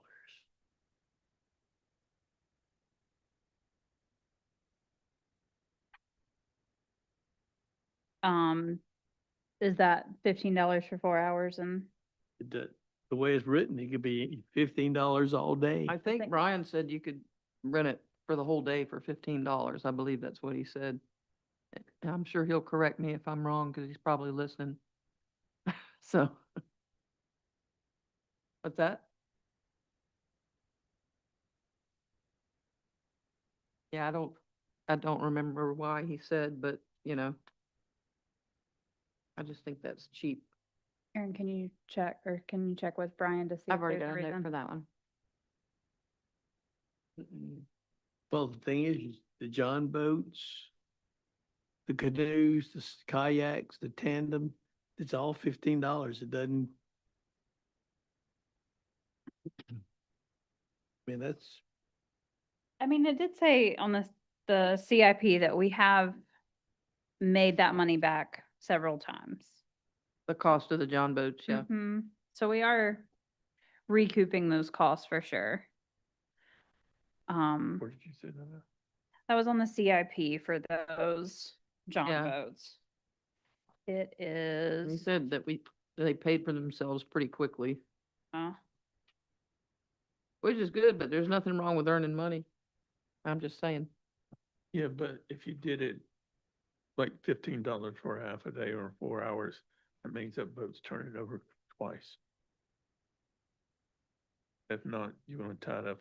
Well, and that was my point, but if he thinks that we wouldn't rent it out again, that people want them for the whole day, I don't know. I'd have to hear his justification for that, I guess. Like going to the beach, you can rent your chair for 4 hours or you can rent it for the whole day. Mm-hmm. Ricky, it says we have 4 John boats on our rental stable. They have brought in more than twice as much as we paid for them in the 4 years we've been renting them. So what's wrong with bringing in 3 times what? Oh, I'm not saying, I'm just saying like they are revenue positive. Yeah, they are. That's all They I'm are. saying. Yeah. All right, anything else for Grand Evan Lake? Moving on to facility?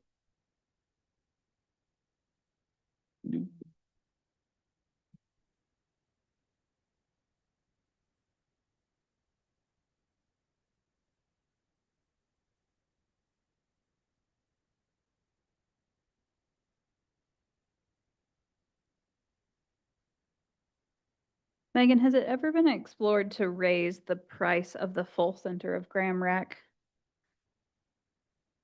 Because you can get the full center, 2 gyms, a room and a kitchen for $60 an hour. Or is that fine? I think if rec thought that it should be higher, They would have said they something. would have recommended it. Yeah, my guess is what they proposed was partially based on demand. Great. Since, Okay. since the county holds their Christmas dinner, do we collect from them? I don't think they have been at the rec center for their Christmas dinner in the last few years.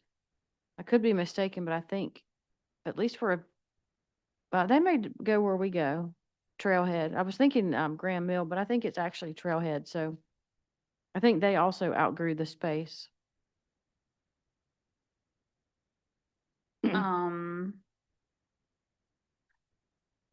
South Grand Park, Maple Street Center,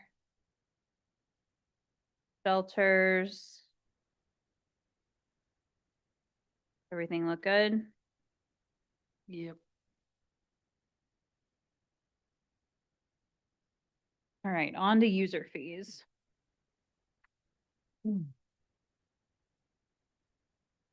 Megan, do you want to talk about the increase for the recycling and the sanitation?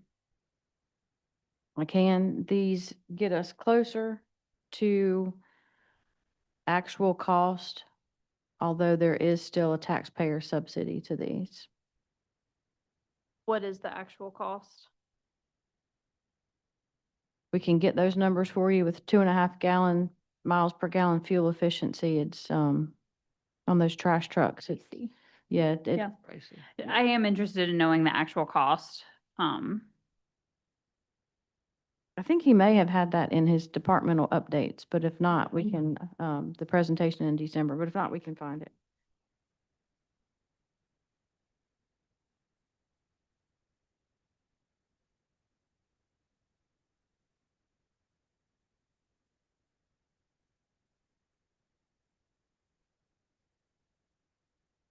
Any other questions on user fees?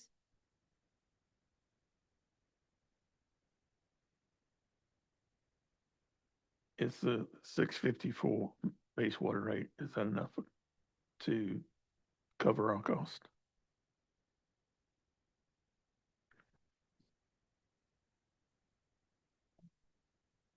For a base rate, Yes, ma'am. yeah, I mean, base rate is, I mean, what it says, it's just basically the minimum for having the meter at your property so that, a portion of the capacity is tied up in that tap that is assigned to that address.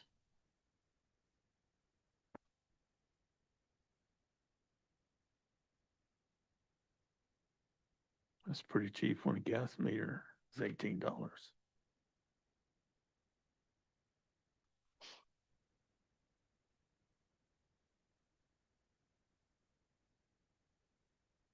Jim, you got any thoughts? Nope. All right, on to water and sewer tap. If y'all don't have any questions on sewer rates, development fees. Any questions?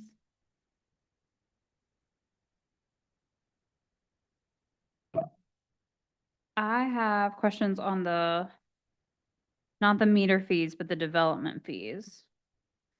Some of these are going up like fourfold. Can you speak to that, please? So we That's do a it. lot. So we do with the system development fees, once every 3 years or so. Basically state compliant, you have to do those studies. Last time we did it, when you do the study, it tells you what the maximum that you can go up to. Council had chose not to go up to that number. And we went with a lower number, which was the 1,100 on the 2-bedroom, 1,650, and so on. So what the study is showing now is this is the maximum number that you can go up to based on your system development fee study. As far as staff goes, we're gonna always suggest that you go to the highest because obviously this is usually spurred by developers. If you're not going up to that number, obviously you have the Riley's Meadows that come through, the Cherry Creeks that come through, and the opportunity of getting the amount that is what you should be getting is missed. So all of those developments came through, all those homes came through, and that revenue for those system development fees weren't realized. The last time, before we went up on the rate on the last go round, we had almost 1,000 homes put on the ground. It was like over $250,000 that we missed out on.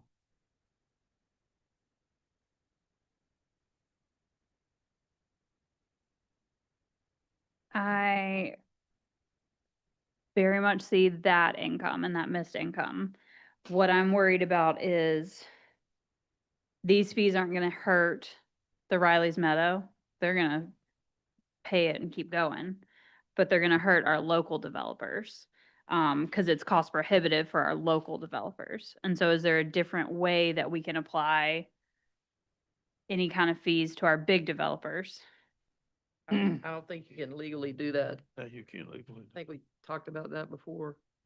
It's just, Well, then I would still like to see these come down so that they're not cost prohibitive to our local developers, but we still see some income come in from our big developers. you're talking about the water and sewer system development fees, right? At the Correct. bottom of page 23? Yeah, 23, the bottom, I think, starting there and then going all the way to 24. yeah, I think the funny thing is the number that we were given the last time is very close to the number that you're giving this time. So, which still is pretty accurate, even for today's time, that number is pretty close to what it should have been 3 years ago, when a lot has gone up in 3 years. But that's showing the maximum we can charge. Right. Right. It's showing based on the study, it's showing the maximum for someone to occupy that amount of space on your system is at that amount.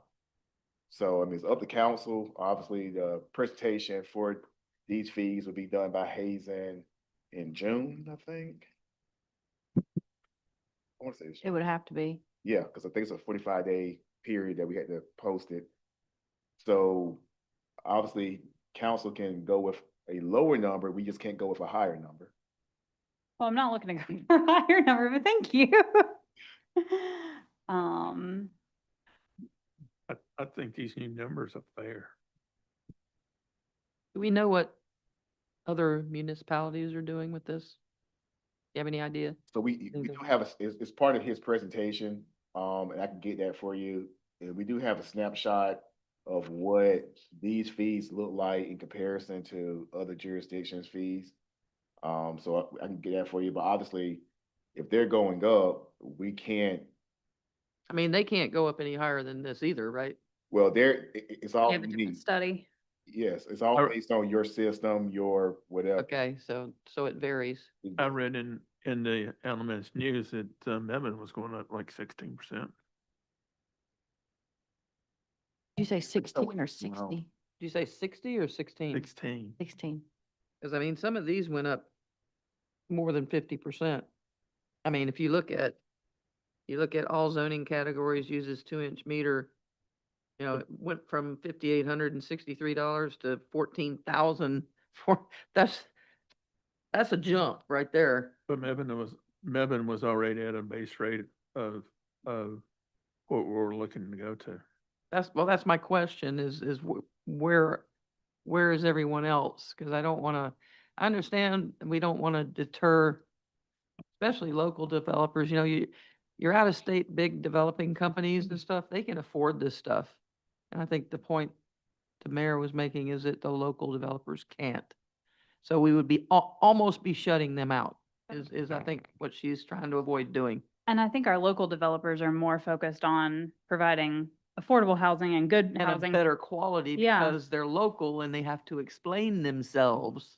for our community So, members. And so So, this 14,000 number might be the difference if they're building something or not building something. it could be, and I think we do need to look at that because let's see what some of the other municipalities are doing, kind of get a comparative thing. So you, I'm okay with raising the numbers. Don't get me wrong. I'm okay with raising And how them, much? but how much is the question for me? So, I mean, So you're you're- going 60, so you're, 70% more, that's a lot. so you're asking the ratepayers to subsidize. I doubt there's any developer, local or otherwise, that wouldn't pass that on to the whoever. Consumer. Property. And I will point out that the one we're talking about is a 2-inch meter. So it's not your Not residential, standard, yeah. yeah, your standard connection, which is just- a 3/4. But yeah, we didn't have to. We advertised for the max so that city council had the ceiling where it could be. Y'all can certainly land wherever you feel like is appropriate.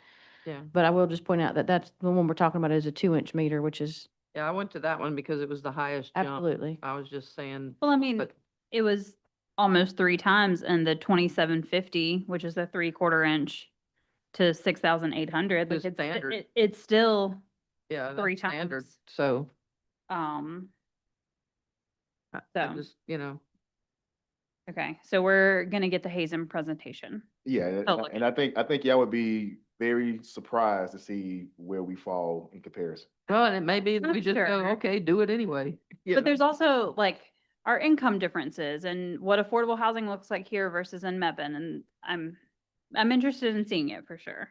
Let me see. All right, revenue. What questions Let me do.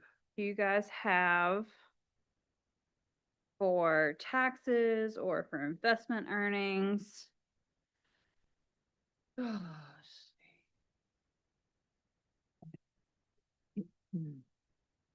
We'll start with taxes. Page 12. I propose the 3% that we had consensus on. I think that's I don't know if we have to revisit that, but I just didn't know if you had any questions, like, this is based on, I had it memorized, 97%, intake of taxes, is that right? Maybe 97.5, but Okay. it's in that range. Okay. Like any questions like that as far as where our money's coming from? Megan, do you know where our investment earnings sit? What kind of fund? We have some with Wells Fargo. We have different CDs with, First Horizon, First Bank. A large chunk is with the North Carolina Capital Management Trust. We have them in different places and different types. The trust generally earns the highest rate of return. Like 3%? I know it's probably still tiny, but Yeah, I don't know that, I mean, it obviously fluctuates, but the trust is usually where we get the highest return on investment. and we said that 200 is what you've earmarked this year. What was year to date for us so far this fiscal year? I'm sorry, 200 what? 200,000 is your total revenue from investment earnings. Yeah, we're probably not gonna meet our target for this fiscal year based on the economy.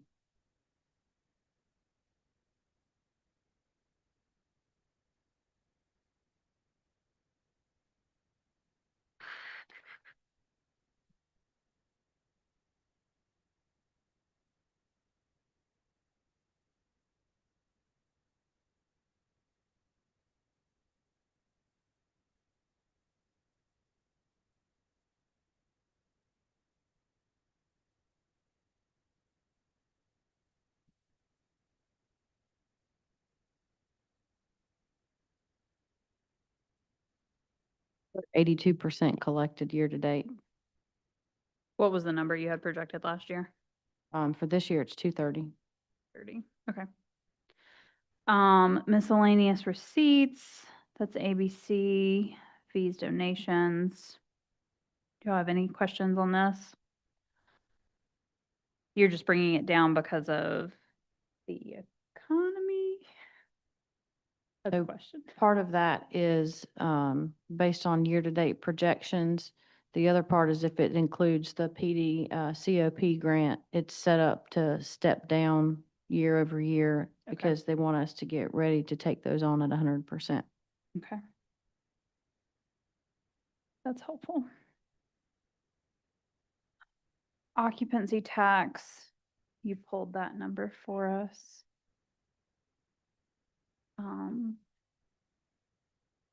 And right now, we're only working on the 2 hotels. Correct. Has there been any conversation with the Chamber of Commerce to do a hotel study for the city of Graham? We've discussed, hotel options with them at numerous points over the last 4.5 years. Have we asked them to do like a study for the viability of a hotel? I don't believe they've done a formal study, no. Okay. Can we make that request to them? Yeah, is that, council? Where you put it. We've got spaces. Kevin and I, like, we're talking about spaces. The challenge is just convincing somebody. And we're this close because Mebane getting them all right now and they're 2 miles down the road. But yeah, I think I talked to Booth at City Vision, and that was their first step as a hotel, was to see a hotel study. And we can talk to Kevin, or if there's another hotel guru, but to see how valuable those would be to have in hand to increase that line item. Permits and fees. Is this based off of what we just saw or the current fees that we have not adopted? No, so what you were looking at was on the 31 side. Okay. This is on the 10 side. So the building fees. Um, But on the 31 side, it's based off proposed. To go ahead and get that one. and you're cutting that revenue line item in half for, We're not meeting our projections. okay. What did we get year to date so far today? It's made up of different accounts. Not, that one's not just one revenue account.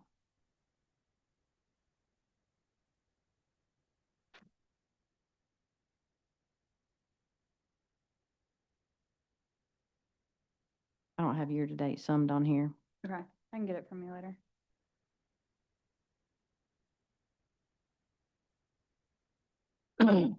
Right, restricted intergovernmental. Do you have questions on POW bill or SROs? It's the county paying us 100% for the SROs. No, they only get them 9, 10-ish months out of the year for the SROs. All of the chiefs and I believe the sheriff requested an increase in the SRO compensation in the last 2 to 3 months. When I followed up with our police chief in the last 2 or 3 weeks, there had not been any formal response to that. So asked and unanswered at present. Understand?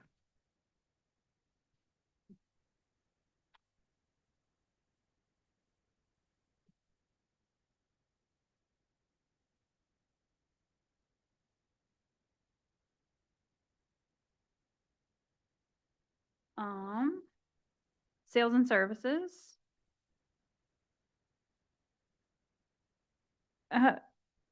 Do we know, does Mebane subsidize their garbage recycling with all their development stuff, or If they don't, they have a cheat code that no one else in the county has. they have all electric? Okay, Maybe they just don't have trash. maybe they don't. I don't know.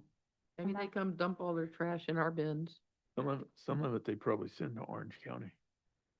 A portion of it Oh, would, that'd be would neat, go yeah. there, but they would still have an expense for collection, tipping fees, vehicles, all that sort of stuff. Unrestricted government, intergovernmental. You were gonna get the sales tax year to date for me, were you able to grab that, Megan?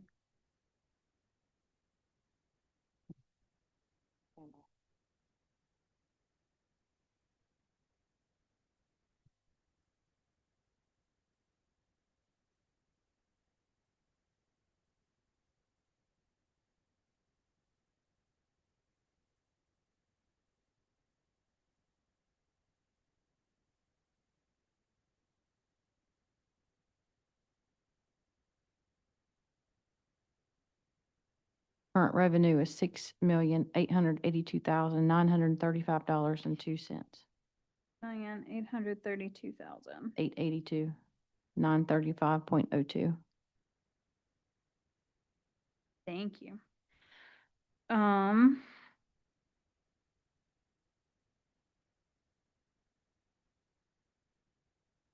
how much are you projecting this year? We Or- typically take year-to-date collected, annualize it, and then add in whatever the league has recommended for increase for the upcoming year. Okay. So right around 7 still, ish.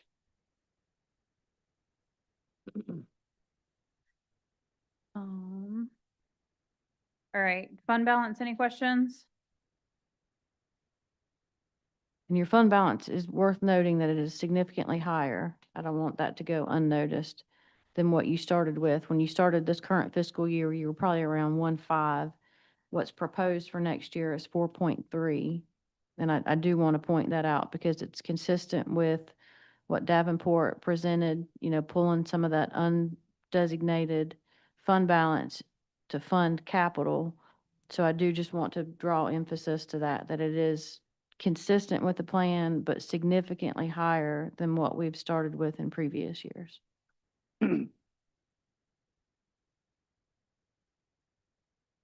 Revenue for Fund 31.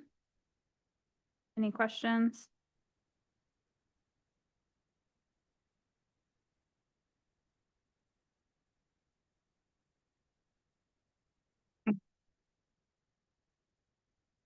Right.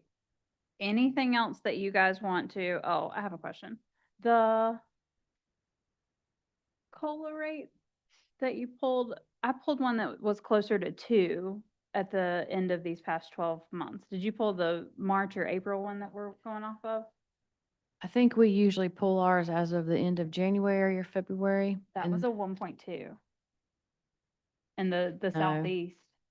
No, Yeah. the index that we've used, I think historically for a very, very long time was not that. It was higher than that. The CIP for the US Southeast region it was 1.9. But that was like January, February. Yeah, and the Can you league, send me the one that you work the off league, of? yeah, the league also produces their COLA study as well, if we can share that. Okay, that would be great. Okay, based off of all of the questions and everything that we've still got to get through, I'm gonna propose that we meet again on Tuesday. Will give us some time to get through everything and then go through more stuff. Sorry. It's off next week. Okay, can we do it Friday? I won't be here at all next week. No, this week. It doesn't give us a lot of time to get through it, but at least we'll, I mean, like this Friday? So I think what I've got noted between my pages here and on here is not, I will say it's probably not atypical of what city council has had from these work sessions before, and we have historically reported back at the June meeting. I've got 31 that I wrote down. And I would feel more comfortable going into this to have more discussion made. I feel like we've scratched the surface. Regards to Fund 31. In regards to, we just have a lot of questions unanswered and things that we haven't even been able to discuss because we don't have the information yet. She's saying 31 items, not Fund 31. Oh, yeah, I'm sorry. 31 items that I have that are follow-ups. Provide us an example of what are the 31 items. She said Megan said we're gonna get back to us as far as the North Carolina retirement 17.1, bringing all the staff up there. We're gonna follow up with the 34,500 versus the 3,000 for IT. She's gonna send the side-by-side of the 24-25 and 25-26 budget, proposed line items. We're going to revisit the John boat fees to see why they're $15 a day. We've got to look at the cost for Mebane and Burlington for a lot of the other fees. What is that? We've got to talk Why do about, we need to, we've discussed that she's got to give us an answer. I know, and then I would like to meet again I mean, before the meeting? before the June meeting. We've got to pass the budget in July. Well, we have to pass it the end of June. Well, but, yes, by July. My point being, we have to give them time to get us all that information. I mean, if they could give us that information in the June 9th meeting, if we don't, if we don't have more questions, we can go ahead and settle it then. If not, we can schedule another meeting after that. As long as it's before the 30th. I don't feel prepared going into the June 9th meeting with the level that I know about our budget right now. I don't know, can you even do it you can't do it that quickly, can you?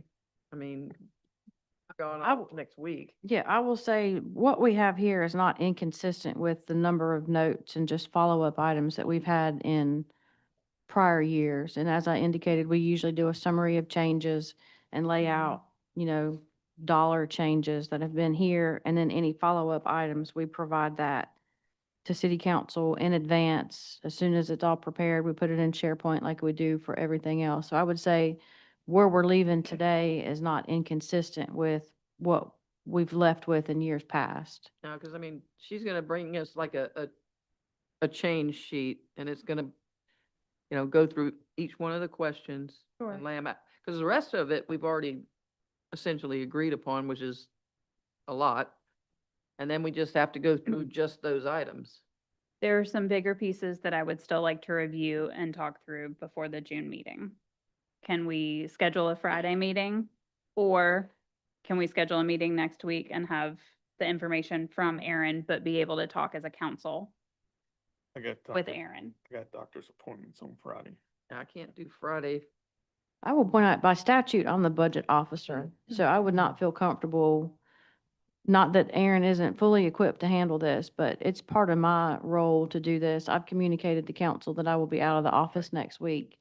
So I would respectfully request that city council not schedule this when it's known that I'm going to be out of the office. No offense, Aaron, if I you mean, took that's- any, I apologize. Next week, I'll be He think he didn't. minds. I don't think he minds. He didn't. and, Well, and I agree. I mean, we and should next wait. week. It's next week I'll be- Memorial Weekend this weekend. I'll be out of town the whole week. My birthday. Happy birthday. Yeah. Monday, the 1st? I'm good. That's your first day back, right? Will you be ready? Make it Tuesday the 2nd. I can't do Tuesday the 2nd. I can't either. I got a library committee meeting that day. I can't How do it. about Wednesday the 3rd? I'm out of town June 3rd through the 7th, 8th.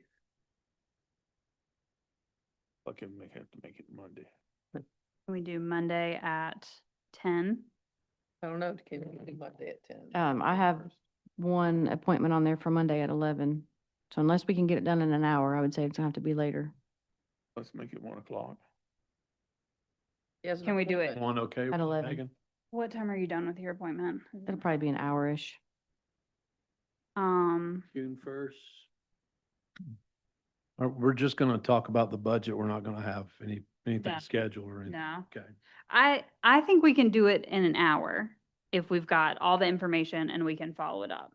I think 10 o'clock is, Well, she's got an appointment at 11. Let's do it. you have to leave at 10:30. No, the appointment's at 11. I mean, I wouldn't have to leave at 10:30, no, but But that's kind of pushing her. I can't So We're teleport. talking. Okay, can we do noon? Your appointment's at 11, Megan? Correct. That's Yeah, kind I of, think. why I not mean, 1 o'clock? One. I've got an afternoon. Can we do 12:30? I don't know where, Let's make it at 9 o'clock. or you have to Yeah, go I'll be and. fine. I have a speaking engagement at Elon University at 8:30 to 9:30. I would say the budget is more important than a speaking engagement. I would say that too, but I thought that we could have this meeting Can't make Before it, then. sorry. 12:30 on the 1st. That's up to Megan. Yeah, I can make that work.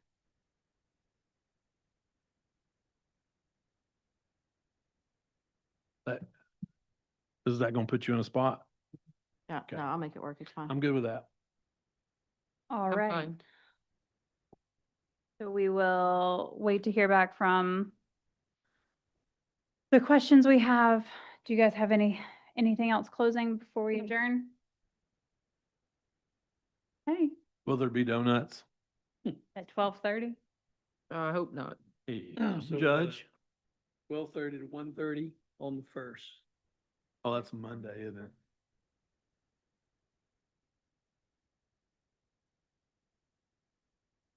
Can I get a motion to adjourn? I'd like to make a motion, we adjourn. I second. All in favor? Aye. Aye. All opposed? Thank you, guys.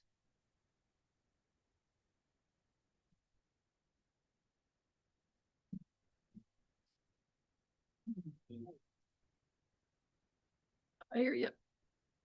Yeah.